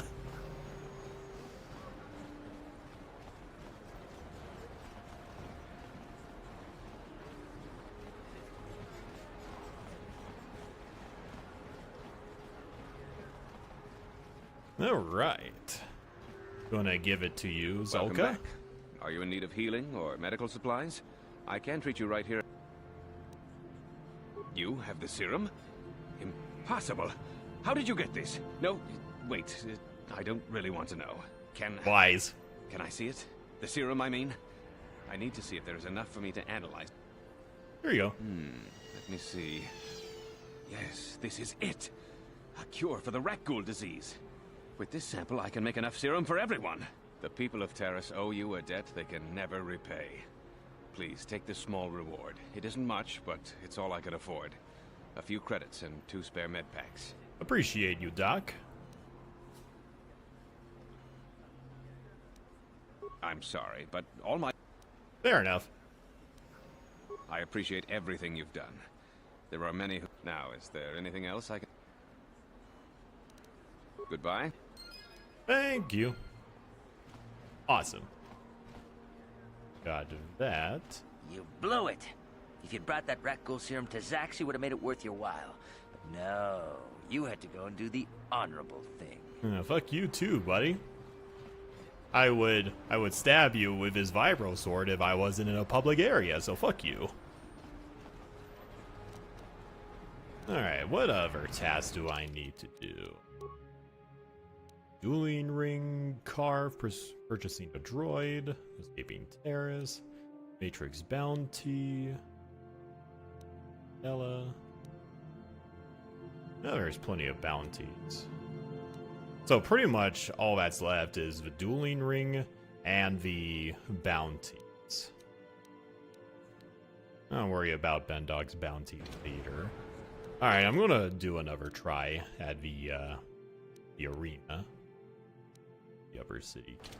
Cantina. Okie.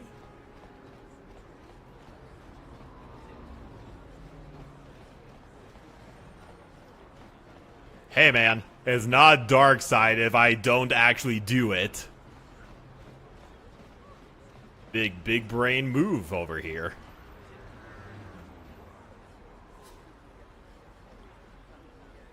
Yes, what's on your mind? I thought I said I don't want to talk about it.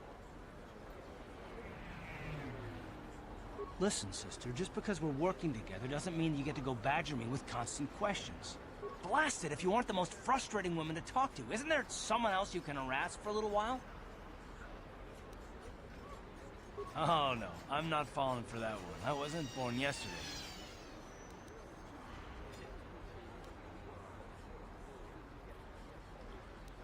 What, me? What did I do?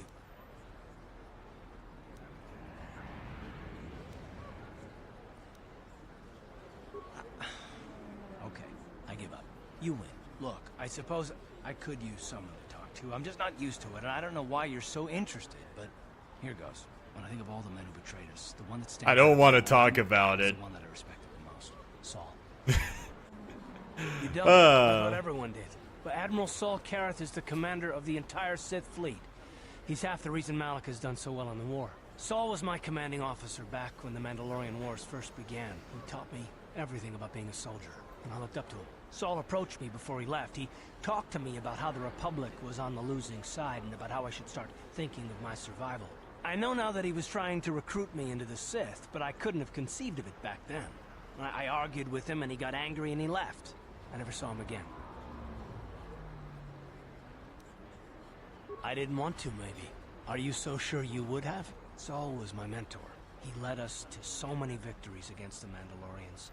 Even when things looked to be at their worst. I couldn't conceive of it. He couldn't be serious. I was wrong, of course. He not only left us for the Sith, he gave them the codes to bypass our scanners. I remember waking up as the first of the Sith bombers snuck past our defenses and began destroying half of our docked ships. I knew right away what had happened. I mean, I could have stopped him. I could have stopped it all. I blame Saul, not myself. I was stupid and I ignored the danger. He nearly destroyed us all. No, I fought Saul for years now, and if I ever catch up to him, he will regret what he's done. He will regret it. That's why I'm aside, all like, are we really having this conversation right now? No, it's not. But I don't want to talk about it right now. Let's go. You got it, Karf.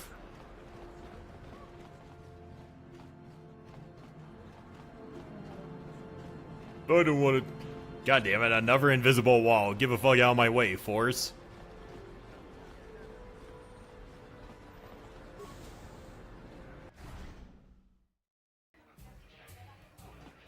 Alright. Gonna try again in the arena.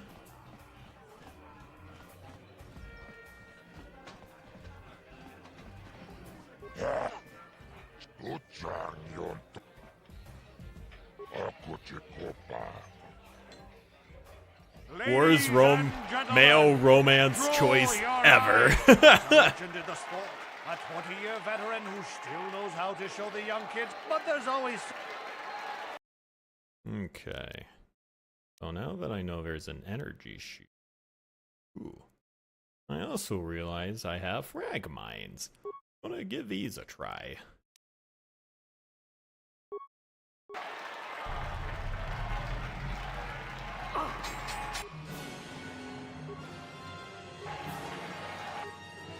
Why aren't you moving, Revan? Stop it. Damn it, Revan.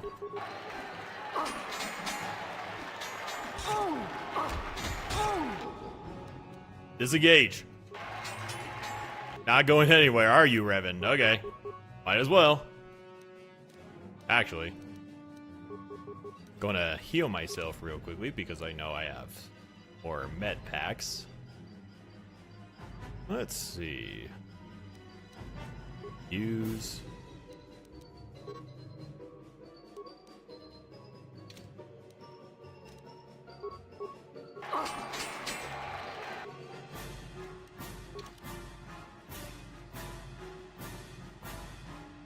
I swear if Bastila is a Disney princess, Karf is the uncertain Disney prince with no brain. Not wrong there. You ain't wrong there.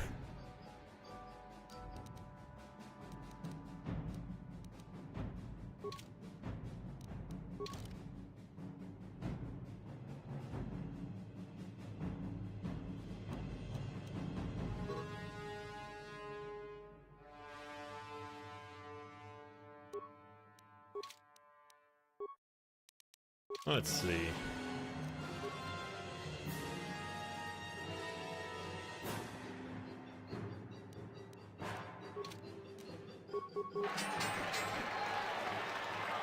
I did a little bit better. The stranger is. I'm gonna try this again.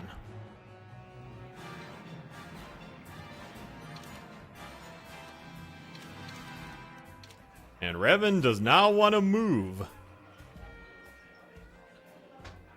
Well, I'm not sure about the glitch with Karf on the Leviathan, but I encounter this glitch all the time. For whatever reason, Revan does not want to move. The only way I could fix this is if I reload another game. I'll go ahead and save here. And reload.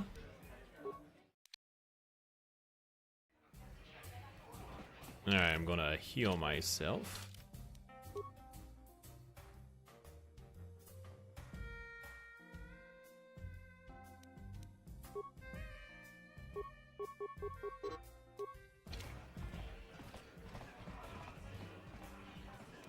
I'll probably switch to a heavy blaster. That'll probably help a good amount. Disruptor rifle.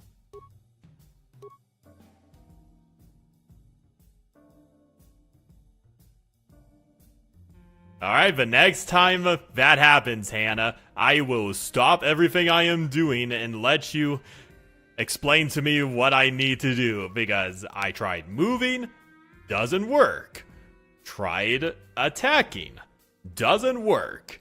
I need to switch to either one of my companions to continue moving or reload a game. That's the only way I'm able to fix that freaking glitch. Anyway, let me see. I'll probably go with a heavy blaster. Alright, rematch. Let's do this. Ladies and gentlemen, he's a legend in the sport. A 20-year veteran who still knows how to show the young kid, but there's always some young gun coming up to knock the veteran. You know for a fact I won't do that because I'm too busy with other shit. Anyway, okay, so I already have a heavy blaster. Whatever happened to, okay, ion blaster, disruptor rifle. There we go. Oh.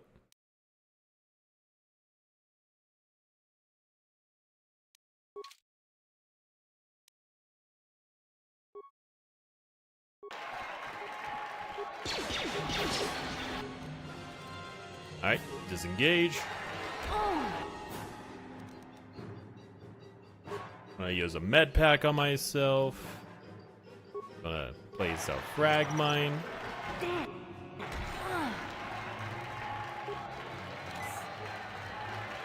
The stranger is down. The Damn. Merle has done it again.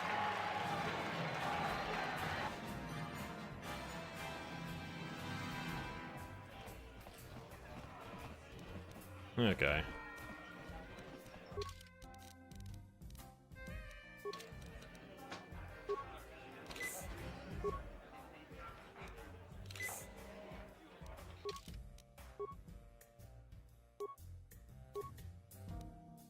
I'll probably that. Gloves have been used.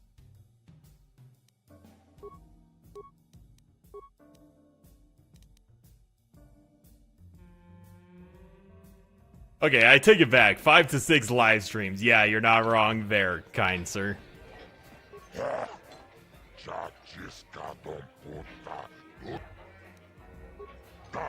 I actually do not know. Hang on.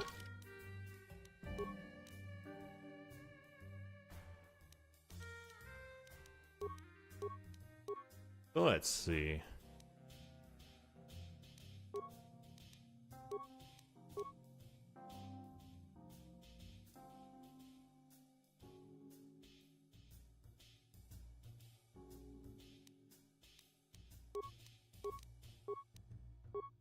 Beats. See.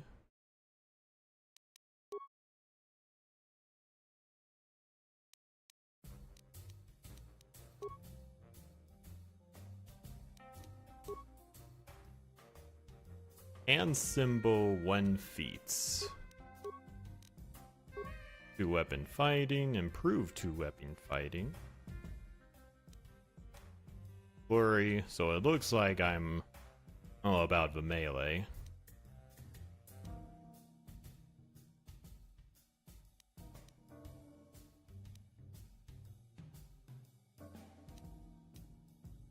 I'm a proficient blasters.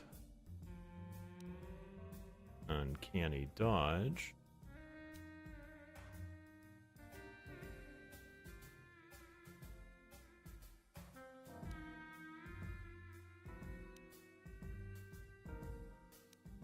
So I guess I'm into melee, but I am proficient with both blasters and vibro weapons.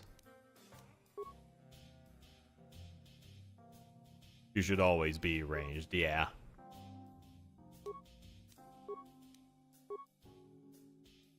Disruptor rifle. Let's see. Damage.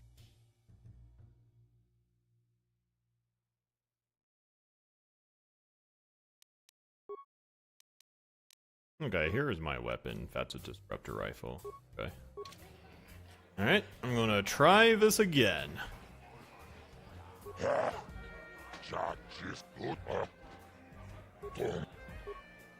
Alright, let's try this again. Ladies and gentlemen, draw your eyes to the center ring. He's a legend in the sport. A 20-year veteran who still knows how to show the young kids, but there's always some young guy. Alright. Gonna... Here we go.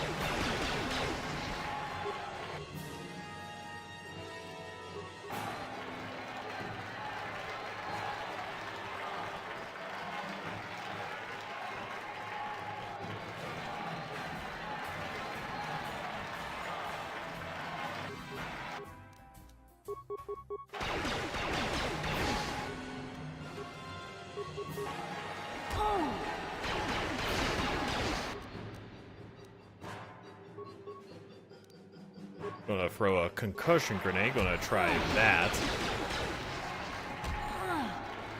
Nope, here I go again. The stranger is down. The mysterious stranger in Mo.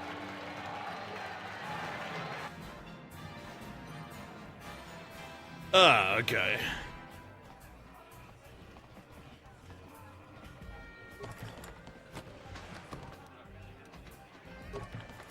Well, at least there's a free med pack over here.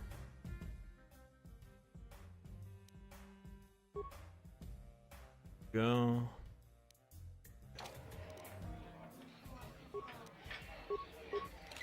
Why did I use that on myself? God damn it. Yep. Revan stuck again.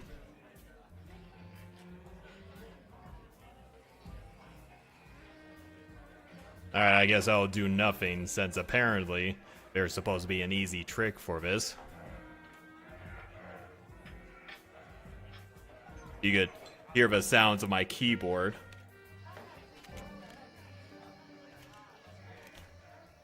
Can you hear that? That's me trying to move a AWASD keys, and nothing. Revan is just staying there, flirting with a first aid capsule over here, like I always did.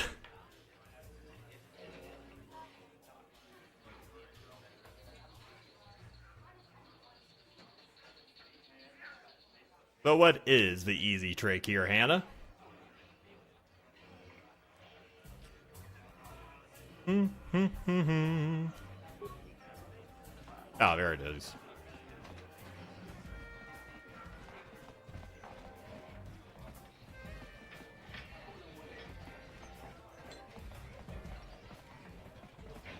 I guess that's a problem solved.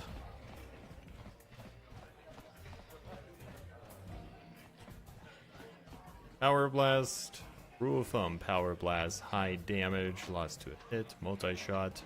More attacks, but drops in AC until next turn. Critical shot, base damage. Okay.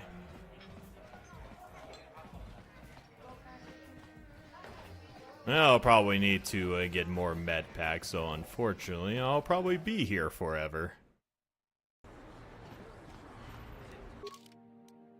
Motherfucking Karf is... No, motherfucking, Canderous Ordo is like, what is taking that motherfucker so long? And here I am, trying to go through the dueling arena. Trying to be like, I can do this. I can do this, damn it! I'm gonna buy that, that too, that too.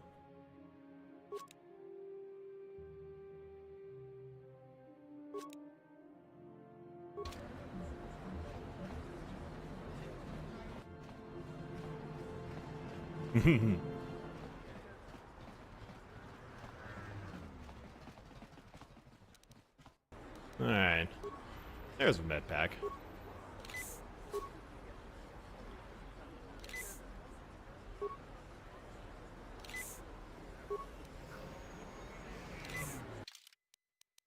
I'm going to save.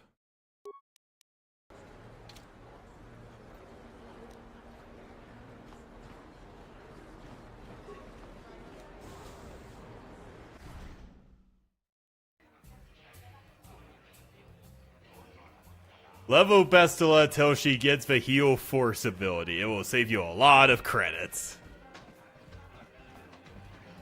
Yes, I am sure. I am sure it will save me a lot of credits. But I'm pretty sure I have to get off of Taris first. And I'm gonna be here a while. Yeah, Leviathan can kiss my ass. He's a legend in the sport. A 20-year veteran who still knows how to show the young kids. But there's a... Motherfucking Malik is just in his flagship. I'm like, any day now. I really want to blow up Taris, but nothing is happening.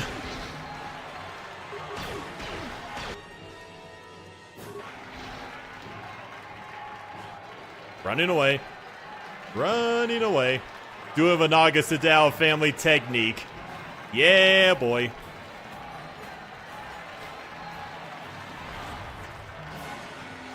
Motherfucker. How dare.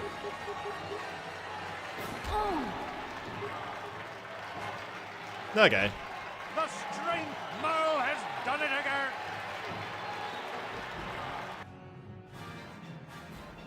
Well, it looks like the disruptor weapon did jack diddly.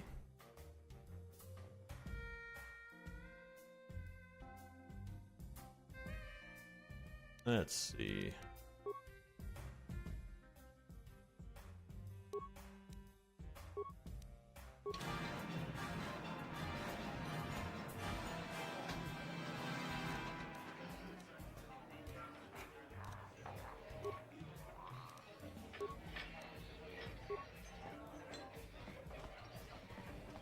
Alright, time to heal myself again.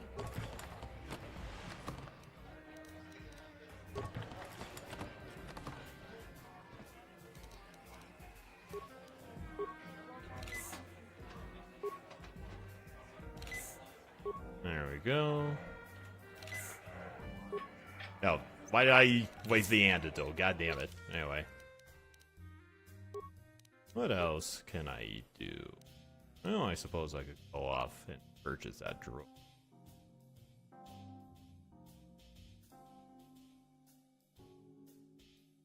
Ugh!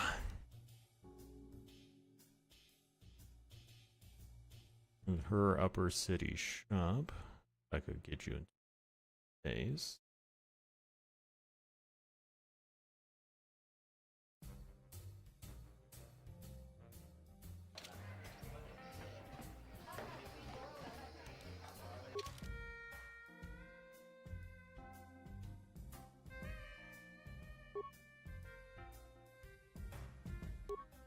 Let's see. Blaster pistol requires proficiency. I'll double check my proficiencies. Dodge, melee weapon, blaster rifles, and blaster pistols. Yeah, I am. Let's see. Blaster pistol.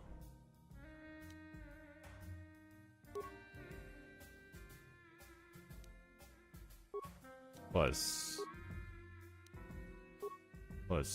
5, plus 3. I'll probably have to go to a plus 5 as well.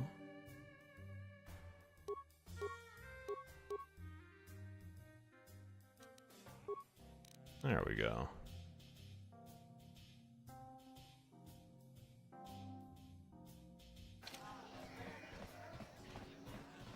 Well, definitely going to need to get some more med packs before I go back into the fray over there.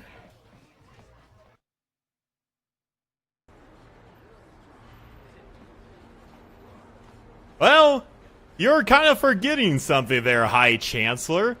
I roll the worst rolls in D&D. Hannah can attest to this. No matter how good I think my plans will go, no matter how strategically I think, the dice roll always fucks me. Because... Yeah, give me all of that med pack. There we go.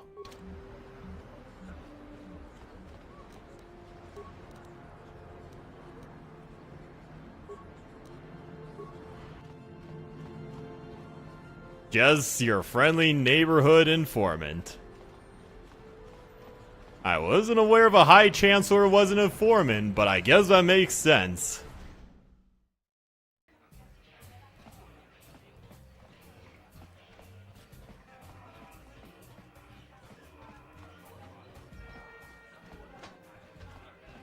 Alright, let me see if I could think about this plan. Give me a rematch. Same here. Ladies yeah. and gentlemen, he's a legend in the sport. A 20-year veteran who still knows how to show the young kids. Okay. Alright, here goes an ion grenade. Yeah, fuck. You probably know the answer to that, Hannah. I'm not gonna be going off Taris anytime soon. That's a little bit of a problem.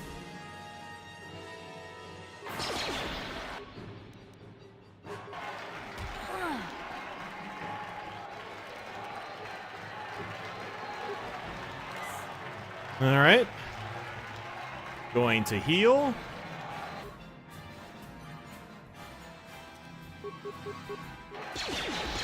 Motherfucker is all like, why are you running? Why are you running? Gonna heal myself. Cool, cool. And an attack. What are you doing, Revan? Stop standing there like a dumb fuck. Running again. Let's go.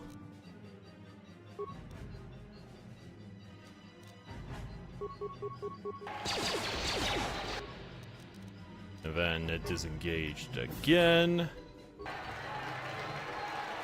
Well, I have to use basic attacks, Hannah, because a lot of my blows, especially the rapid fire ones, miss.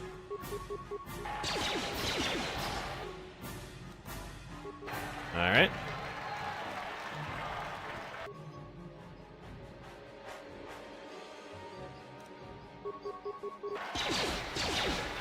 Alright.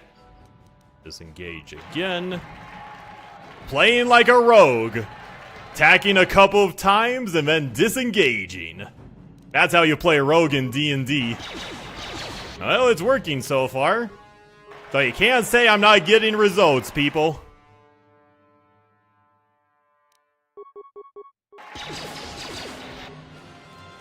Disengage.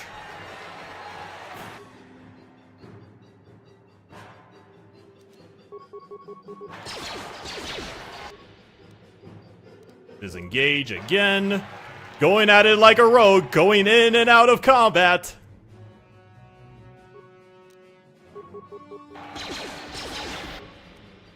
Disengage again, just like D&D. Let's go. Well, at least this is a legitimate strategy that's working. I'm probably going to get hit, but disengage. Med pack. Inevitably get hit. Gonna disengage again. Well, I almost made it. The stranger is down. The mysterious stranger is down. Merle has done it again. 20 years and still going strong for the veteran. And a hard lesson for the up and Well, I did a lot better than the other rounds, at least. At least the disengage and attack is a legitimate strategy. See, you gotta think like a rogue sometimes, because they are bullshit, but they get results.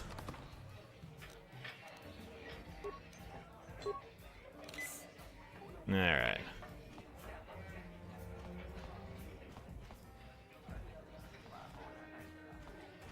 Make sure to click once. Yeah. I wonder. I'm here. Let's see. Bestila. Do you have Cure? I don't think a Cure works. Hang on. Let's see. Oh, there we go. Yeah, this is definitely saving me a lot of time. I'm here.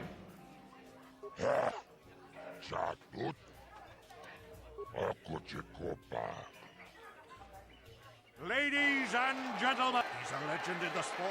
A 20-year veteran who still knows how to show the young kids. But Alright. Going to, sniper attack this bitch.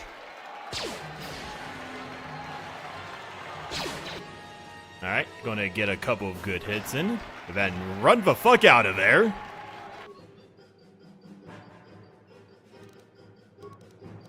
And then attack. Disengage. Let's go.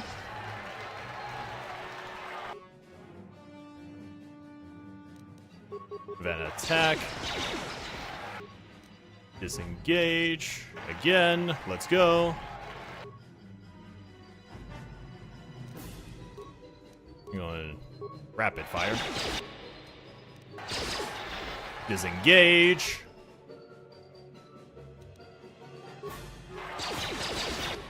Then disengage. Play it like a rogue.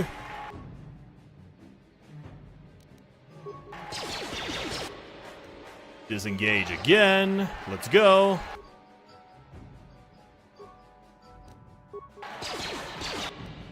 Alright, disengage again.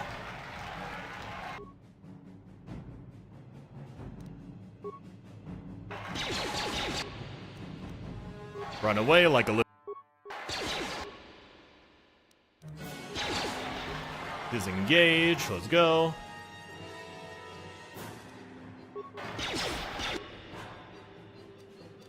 Disengage, run the fuck out of there like I'm Naga Sadao, running away from Empress Teta and her forces.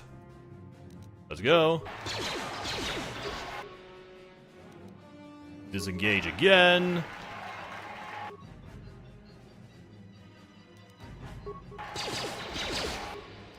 This poor fighter is all like, why the fuck are you not standing still? Come out and fight me like a man. I mean, a combatant.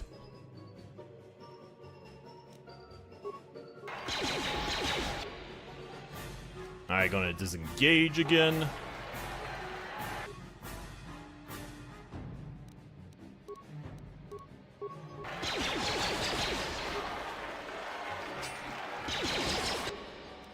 Alright, going to disengage.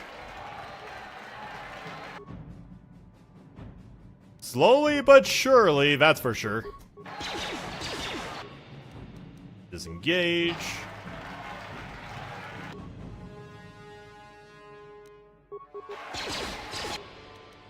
Disengage.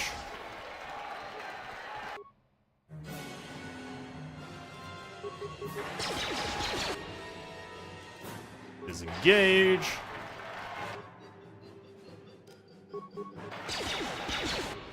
Then disengage again.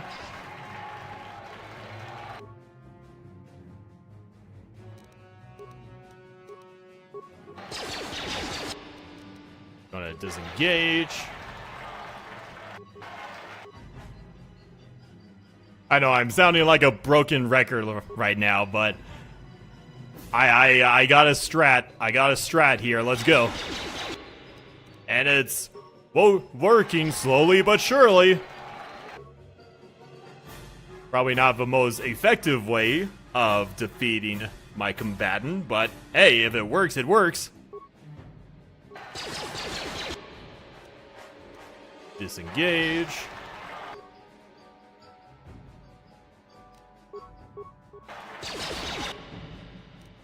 Disengage.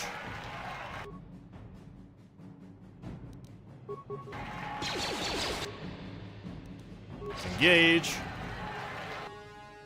Alright, I got this system down. Alright, I'm going to disengage because I'm probably going to get hit. Yep. As long as it works, it works. I'm going to disengage again.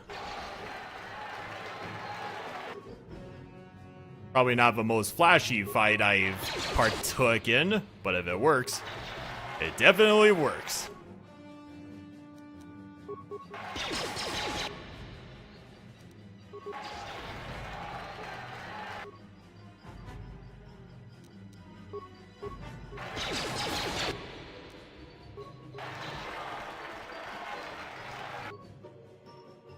Alright, there's a little bit more.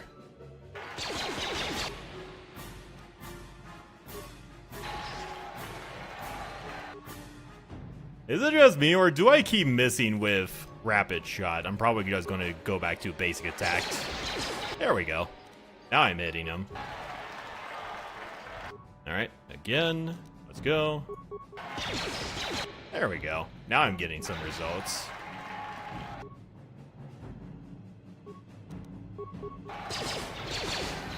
Yeah! He's almost dead. You're almost dead, bitch. I'm running circles around you. What are you gonna do? There we go. Yes! Take that! The fight is over! The mysterious stranger has won! Yes! All is down, and questions abound! Is this the end for the long-time bet? Is it time for Mal to hang up his spurs? And what of the mysterious stranger? Twitch is waiting in the wings. Whew. Dare take a shot at After the champion so himself? many, Will the wild eye after so wonder many finally minutes, be unseated? even though it feels like an hour, after so many minutes, I finally beat that asshole. Oh my god. Okay.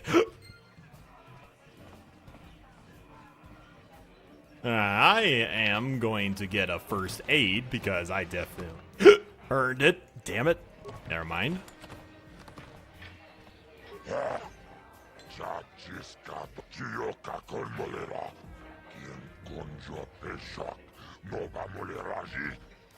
Thank you very much, Mr. Hutman. Not sure if the credits were worth it, but at least it's something. Alright. Benduck Starkiller. Sorry, but if you can knock off all these other pretenders in the duel ring, I might consider coming out of retirement to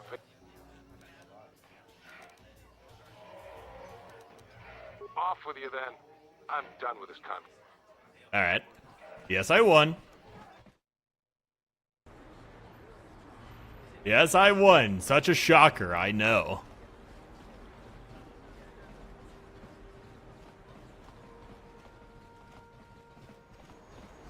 Okay, I think now I'm going to find that motherfucking astromech unit.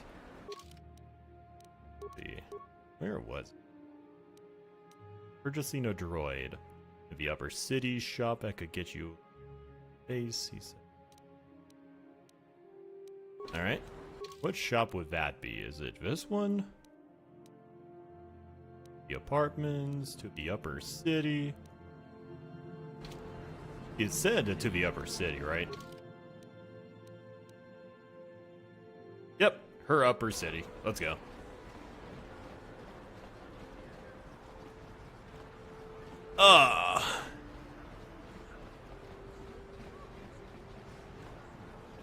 Alright, since it's just you and me, High Chancellor, have you listened to the recent Mace Windu episode?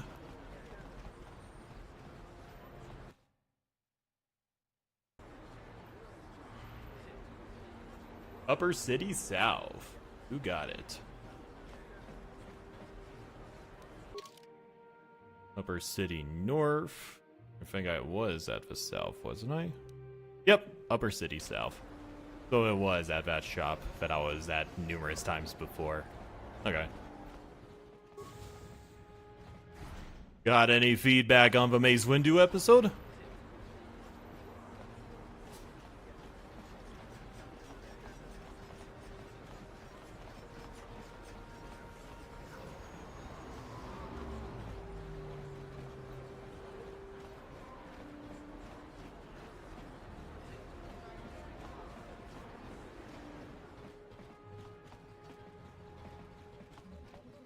Welcome. Anything. Good day to you. Okay, so it is into this shop. Hang on. Whatever shop.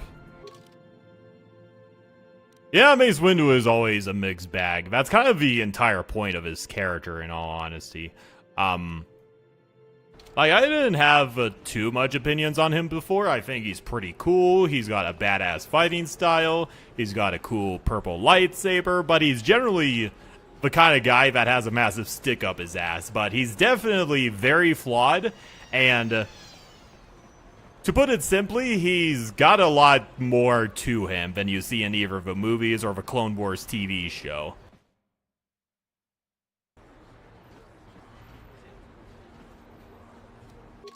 But that's just my own personal opinions. And of course, my opinions can be different from everybody else. Lower City.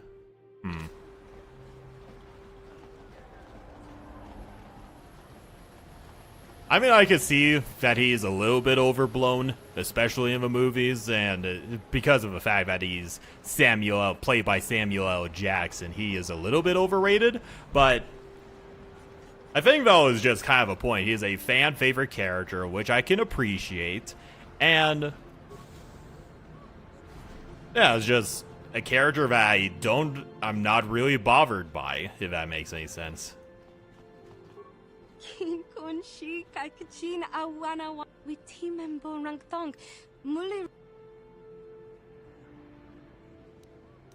Kipuna, Bonana Kichu, Kin Ba Mulera Dwana, Dong Kin Bano Kudnok Neck. You'd think people would be a little more tolerant of others in this day and age. I guess stupidity and ignorance will never go out of style. Mr. I can use the dark side, but not you mentality. I suppose that's a fair criticism of Mace Windu. But again, he's kind of like that way for a reason. He's a very traditional-minded Jedi. And I can't really blame him, considering that he can see everybody's flaw, especially with Shatterpoint, but that's just me.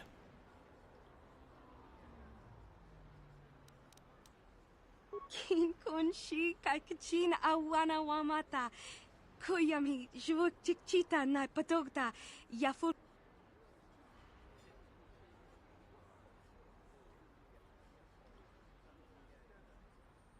Kakin cha na guat na bon con, wanakumbes, chi pala mulak. Mokau dang yafoki, chachiska do punta kakas. Kipuna, bonana kichu, kin ba mulera dwana, dong kin bano kun. Watawama muliri, kin kun shopeshwa, no bamu. Hell yeah. T-Free M-Free has joined our party. Pretty cool. Alright. Alright, so I'm going to remove Carve and add T-Free M4 because I know Basilisk Shan needs more leveling up. He has the ego of a Sith, but with a Jedi mentality, and it clashes too much for me. Again, a fair criticism for Mace Windu. But again, I really don't mind him as a character. That's just my own personal thoughts, though.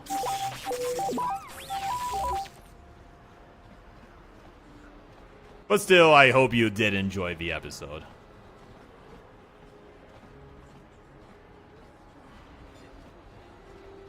Listen to me, people.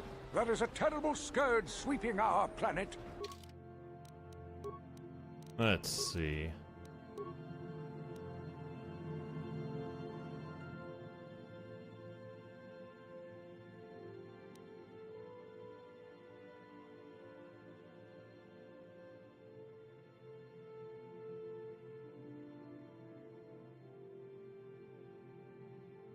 All right.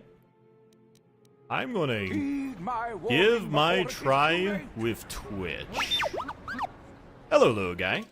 Time to upgrade you.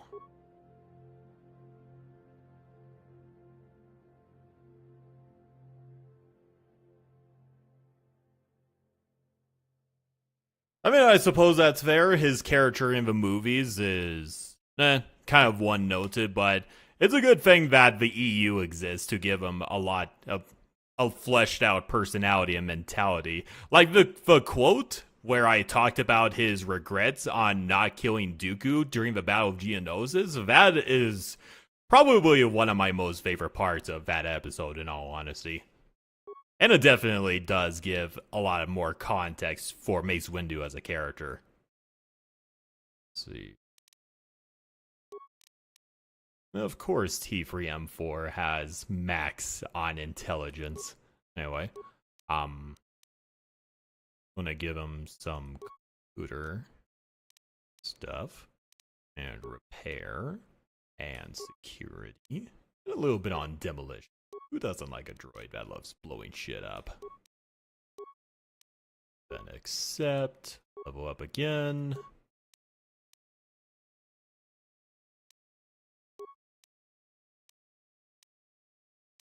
Repair, demolitions, let's go.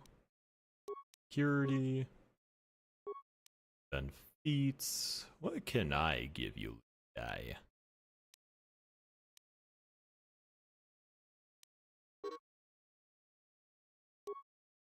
Remaining feats. I'll add this. Level up again. Oh, there's a lot of leveling up for this little guy.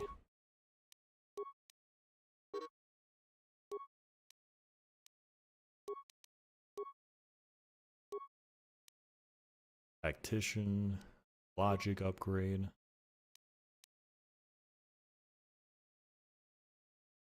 Oh, there we go. Add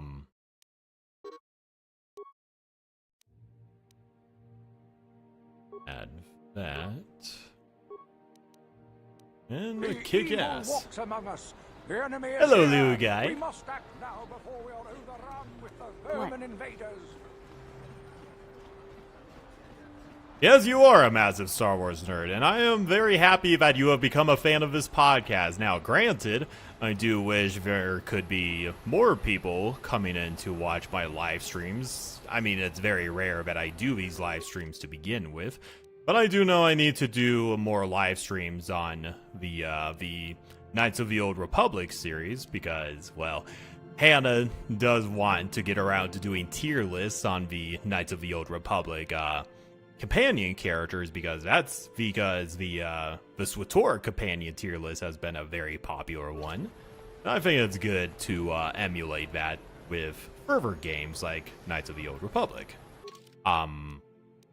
Wait, what was I gonna do? Okay. Keeping Taris. Yeah, I do need to break into base, don't I?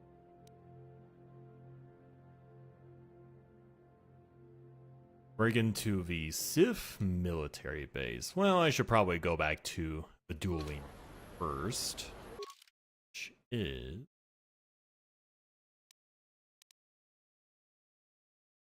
Hygienist City, Upper City. Right, time to go back to the cantina down here. Right? Oh, it's down over here. Whew, damn.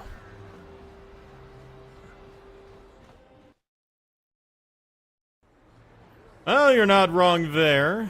Yeah, I mean, I know Hannah loves SWTOR because it's, as she likes to call it, Space Barbie. There's so many customizable options in SWTOR, which I can absolutely respect. I mean, she's logged over, I think, over 1,000 hours on SWTOR alone.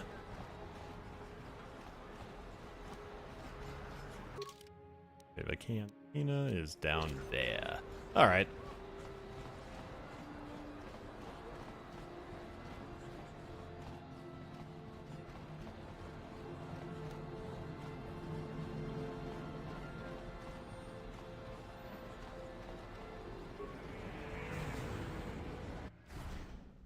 Alright, I'm gonna give my shot to Twitch. Ha! Didn't mean for it to rhyme there. I'm a little bit twitchy with my blasters. But let's give it a shot.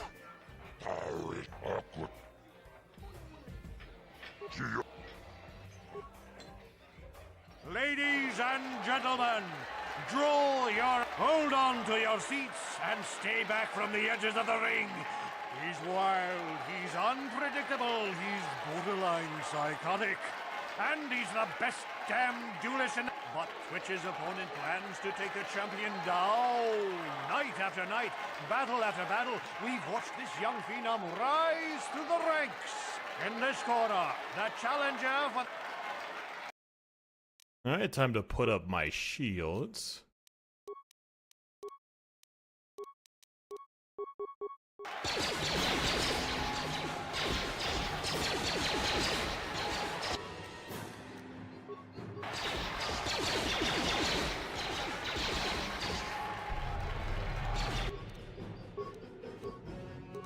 Alright, time for some sniper shots.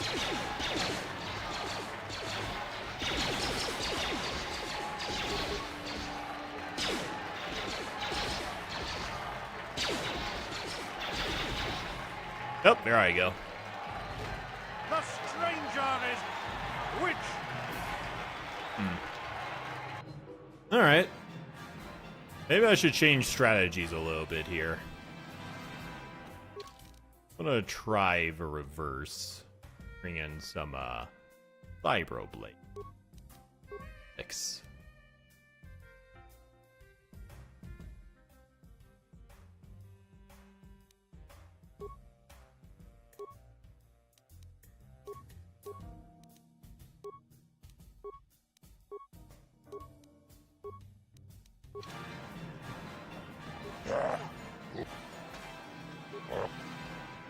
Alright. Ladies and gentlemen, I don't know about Nihilus and SWTOR, unless you mean the cosmetics, and I could see that. But yeah, Revan being canonized as a male all the friggin' time was kind of weird, but you know, it happens.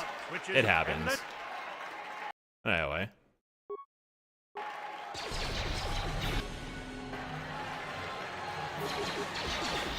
Come over here, Twitch.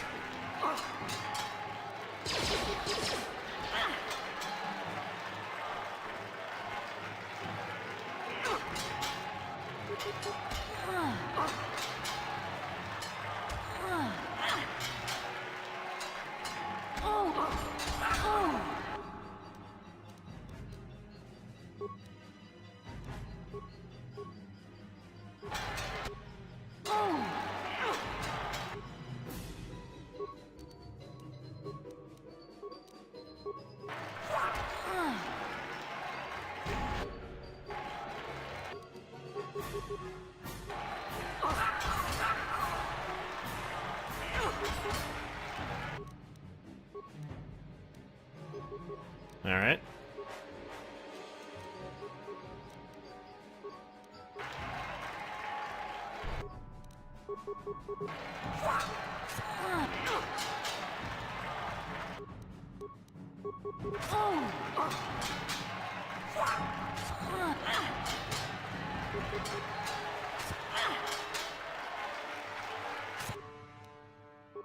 I'm not doing too bad. Nihilus is a wound of a force.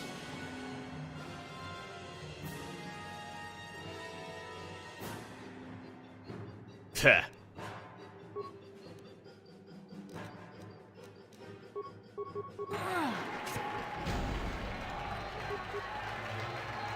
That's unfortunate. The stranger is down. The mysterious stranger is down. But Nihilus cosmetics have no sway in my opinion. I suppose that's fair.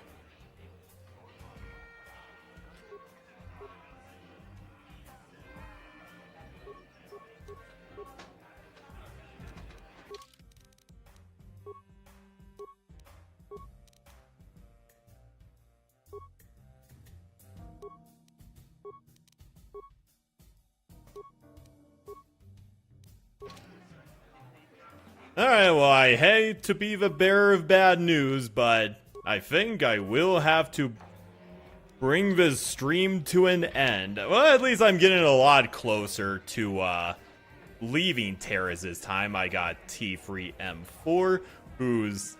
Look at that cute little guy just chilling in the background, right in front of a hut over there. But I hope you had a wonderful time watching me struggle through Star Wars via Knights of the Old Republic. My mom will be coming to visit tomorrow, so there will be a little bit of a quiet side of things in terms of Can Mayonnaise Kill a Jedi, but gotta wake up extra early tomorrow to pick up my mom from the airport, so that's going to be fun.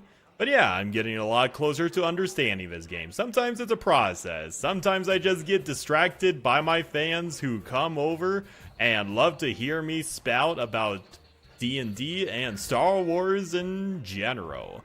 Thank you for chilling. Thank you for sticking with me for the entirety of his 4-hour stream. Hopefully I could come back to doing more live streams in the future, because I know Anna wants me to do more live streams on Knights of the Old Republic, rightfully so. But sometimes I gotta find openings in my schedule, and today was a free day, so I gotta do it while I can. Anyway, yeah. But yeah, hope you guys, well, my audience that might be listening to me right now spouting nonsense, thank you for sticking with me, and hope you're having a wonderful summer. It's going to be the first day of my week-long vacation with my madres, so I hope you're having a wonderful rest of your week. And until next time, may the Force be with you. This is the way. And these chains will be broken.